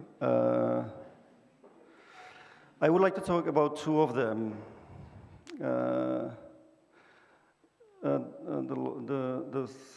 longest ones. I would like to focus on these two. Life experiences. And I have to thank my parents. Hello, Mama. Hello, Dad. It's a part of my life since my childhood, as you see. And why I'm choosing this too? Because of the conference, of course. Now, what's the benefit of being old? That you have more of these points here. called experiences. But I chose like a few crucial points that happened on like, let's say, art scene during my lifetime period. I checked it out with AI and Google, and it was like pretty similar. Anyway, just don't take it like too serious. But really, this is like what the others are saying. And there's another life cycle in my like big interests, and it's the technology. It's kind of complementary, like a bit more key points. But it's probably in like every industry you have some like key points changing. You know, I enjoyed my first email, the public internet. You know, I don't know how many of you I did, but the truth is a bit different. I think it's like, once you talk about like evolution, it's kind of a linear. This is like really like revolution. It's massive, you know. It's super massive. It's hard to keep up. It's crazy, you know. If I would know that this is gonna happen, you know, I would picked up a different interest. But anyway, you know what's happened last year? This is mindfuck. It's just AI, one of the technology. This is just AI, like 800,000 new tools that like have been developed during the last year. It's like 14,700 startups just focusing on like AI technologies. There are like segments that are influenced by like just AI, just one technology, you know, all the markets. Fucking hell. It's insane. It's what they call like this exponential. You know, this is like really, it's changing so fast. And it's even more like explosional, you know, it's booming. It's, you can't keep on. And that's the moment when, even like few months ago, I thought that I will talk about like AI and like how to use it and how great tool is it, and you know everything about AI that you already heard millions of times. And like truly it doesn't make sense, because like what was yesterday is already old, you know, and you have seen it, and whatever I will show, it's gonna be boring. So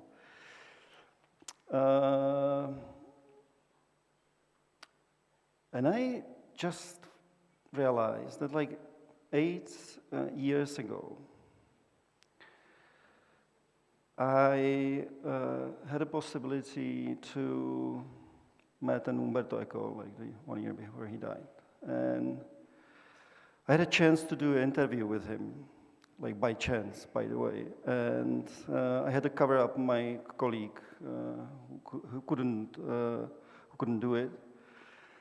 And I like got a list of all like questions, but in the end, like I had, we can't spend a nice time together. So I just had the possibility to talk more about like my interests, not just what like they wrote me.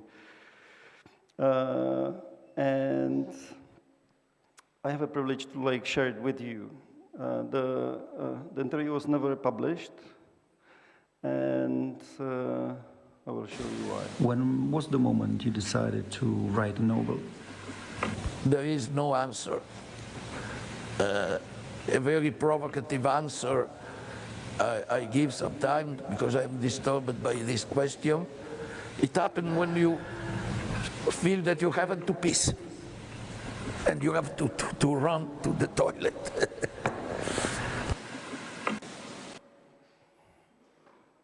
And the camera went off, so everything was blurred then. Sorry about the subtitles that are generated, so it's like, just listen more to what Umberto is saying. Anyway, so like back to the AI, like, and now I will just play you a short part when we discuss this topic. So this might be more important than like what's happening now on the markets. So here we go.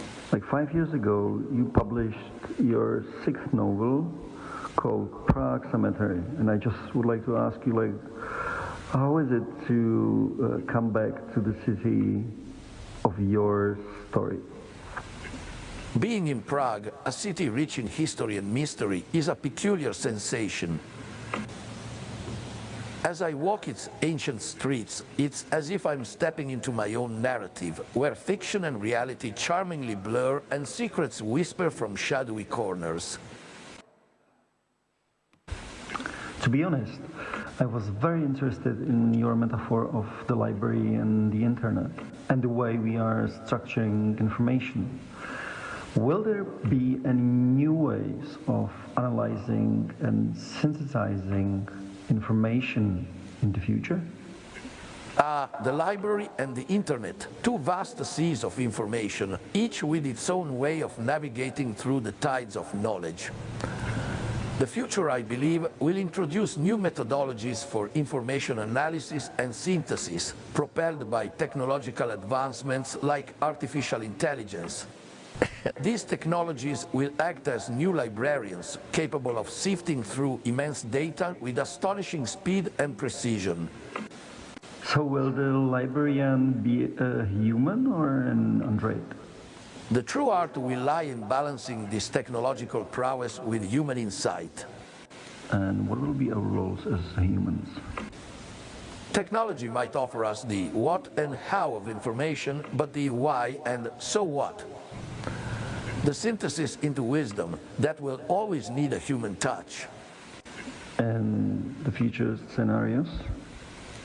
So, as we move forward, our methods will evolve, but the essence of understanding, that alchemy of turning data into knowledge, will remain a uniquely human pursuit.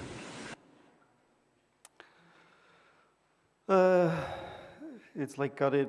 So next I've time, been art and interested technology. in technology and the world of art for the most of my life, both in my studies and in my work. What is your vision of the future and the role of new technologies in the realm of art? The future I envision sees technology enabling a shift in context, not just in the physical sense, but in how we perceive and interact with art. It's about changing the narrative frame, where art is no longer a static experience, but an evolving dialogue between creator, creation, and observer. It's kind of dynamic context. By allowing viewers to switch roles and see an exhibition from different angles, you explore the relativity of experience and interpretation, fostering a multi-layered understanding that reflects varied cultural, historical, or personal backgrounds. That's actually the concept of the game, like to create a virtual character to either empathize with or confront. This method can be incredibly effective in art research. By adopting different roles, participants gain a multifaceted understanding, experiencing the dynamic nature of perception and narrative. Remember, each perspective in art brings a new understanding. And last piece. Last question. Imagine that 10 years from now, you will be at a conference about the intersection of art and technology. Like maybe we will be half life, half alive then, but what message would you leave? Dear friends, dialogue and the exchange of ideas are key to understanding and innovation. I urge you to continue in conversations and explorations as my friend does, embracing technology not just as a tool, but as a lens to explore new realms of creativity and understanding. And remember, even the smallest conversation with artificial intelligence can lead to great discoveries.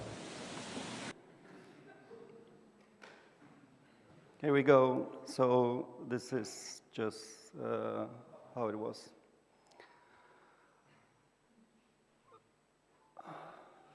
the last one is the most complicated, you know, that I should train my voice to simulate that it's a real conversation. That's the only thing. And by the way, it's pretty difficult to do to do it in the quality you want to, because now it's like prohibited. You know, there's a lot of restrictions. If you would like to use a person that's publicly known, you have to do it throughout the code. You can't use normal tools. So it's more complicated. I thought like a few months ago it would be easier. So that's the narrative I used. I think Umberto would be happy that I just cover it into this fake lie story. So that's it.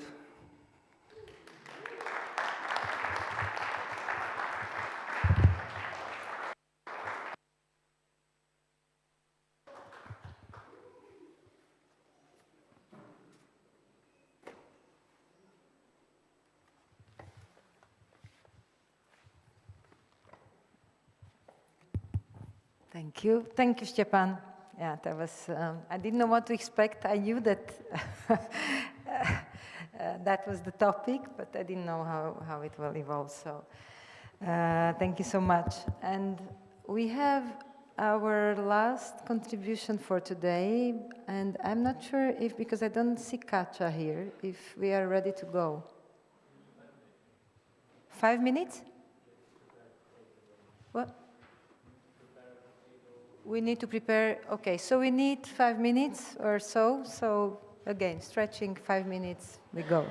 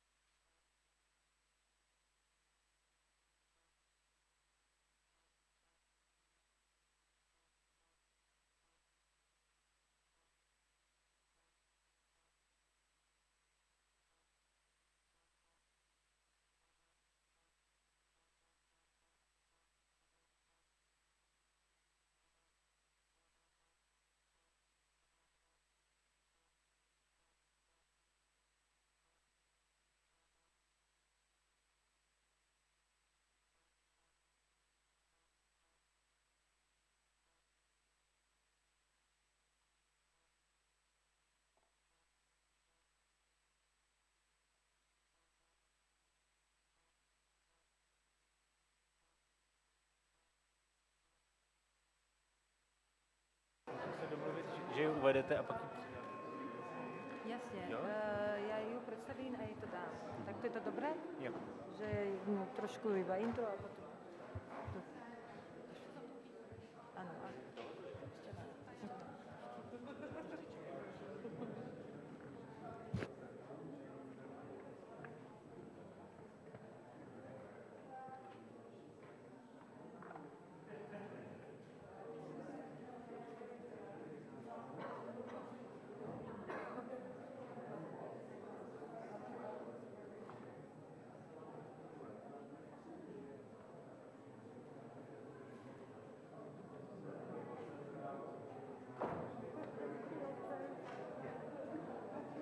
Now they function in protection. Yeah.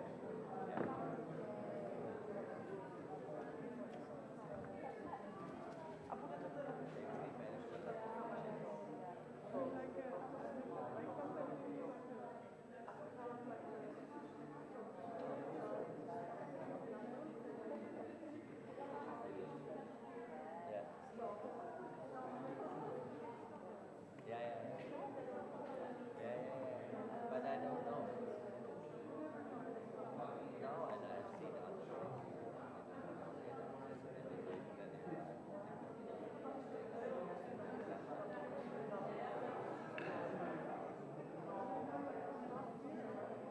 And then a lot of it was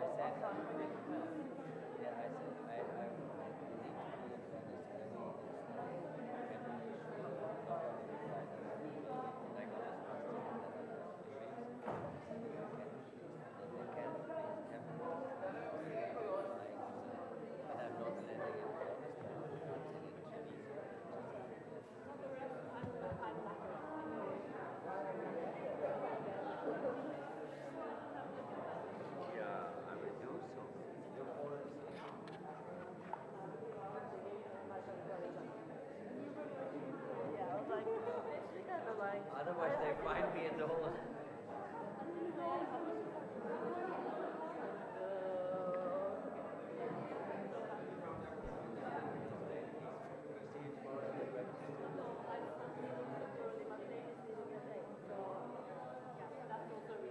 It was a pleasure. As always. Thank you.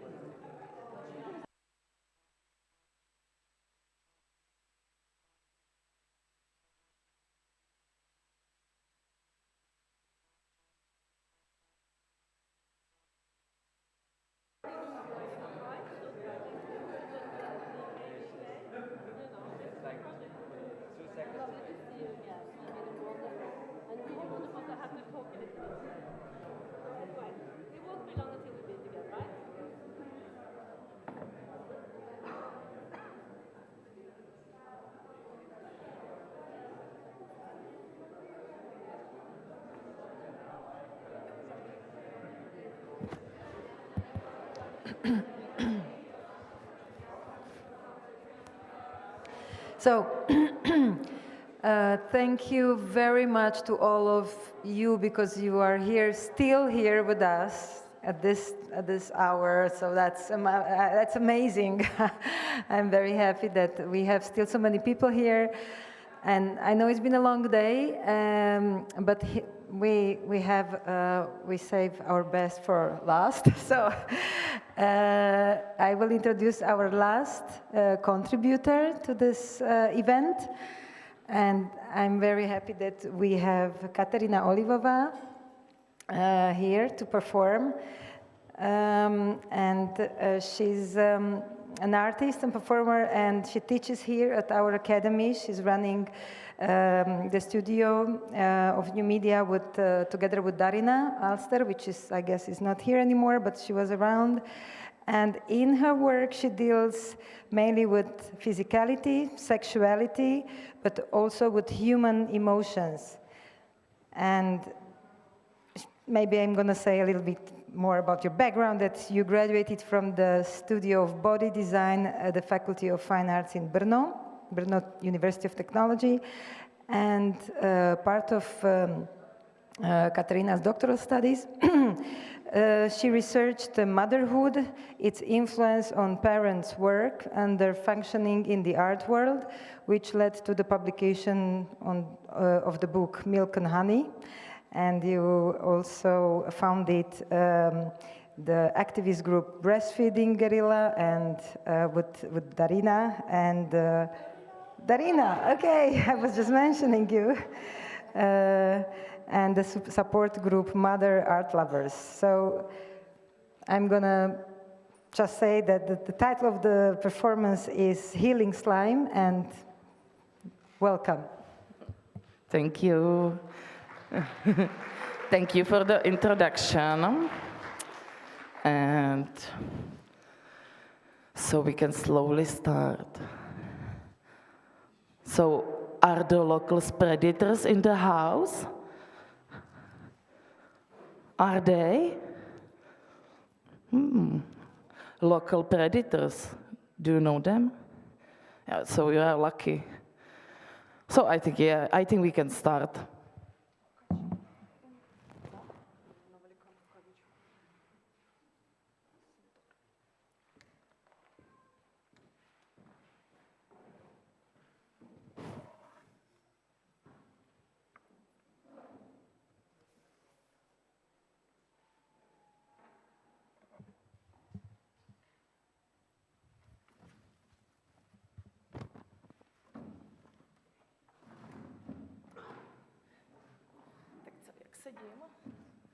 How am I sitting? Is it good? Cool. So hello, everybody. So you can also sit comfortably and try to focus on your body the whole time. And let me cover you with healing slime. You can imagine how the slime is running down slowly from your head and covering your whole body. And pay attention to this slime the whole time. Don't rush. And take your time, feel it. It can only help.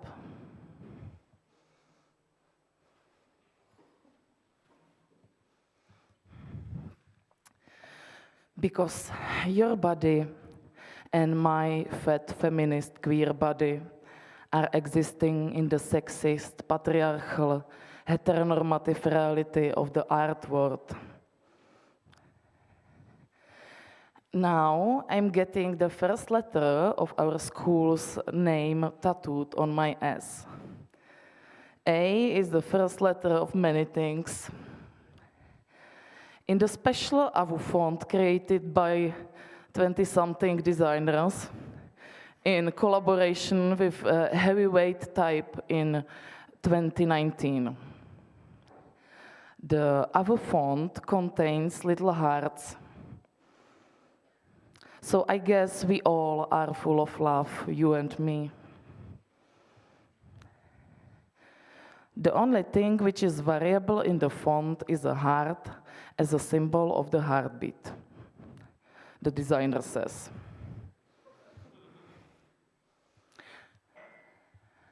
Oh, I can see it, but not now. Okay, it's back. And you can also see the dragon, which is beautiful. So, Zuzana Jirová, and she's here somewhere, used this special AVU font in her comics, in her final diploma work, and covered it with healing slime. At least that's how she talked to me about those encounters. She may have been joking, but I took it seriously. Zuzana's healing slime came from various places and people in the school, but most often from a window in the theory department. Her comics portrayed the sexualized violence in our artistic pond that she faced during her studies. But more than that, it's a compelling probe into the lives of art school students, and I'm glad to see it at least digitally published by Avu Publishing. And I invited Sonia de Moon to tattoo this Avu letter A on me. Sonia's work also deals with sexualized violence and addresses how it is impossible, or more impossible, to share an art scene and artistic community with a predator. I myself am a survivor of various forms of sexualized violence, and some of the more subtle ones I also experienced in art university setting during my studies.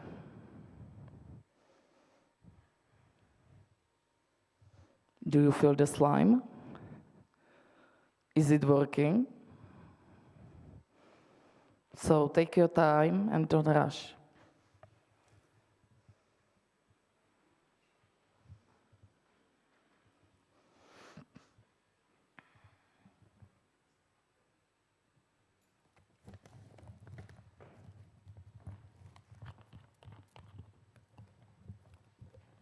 And feel what's the slime doing to you.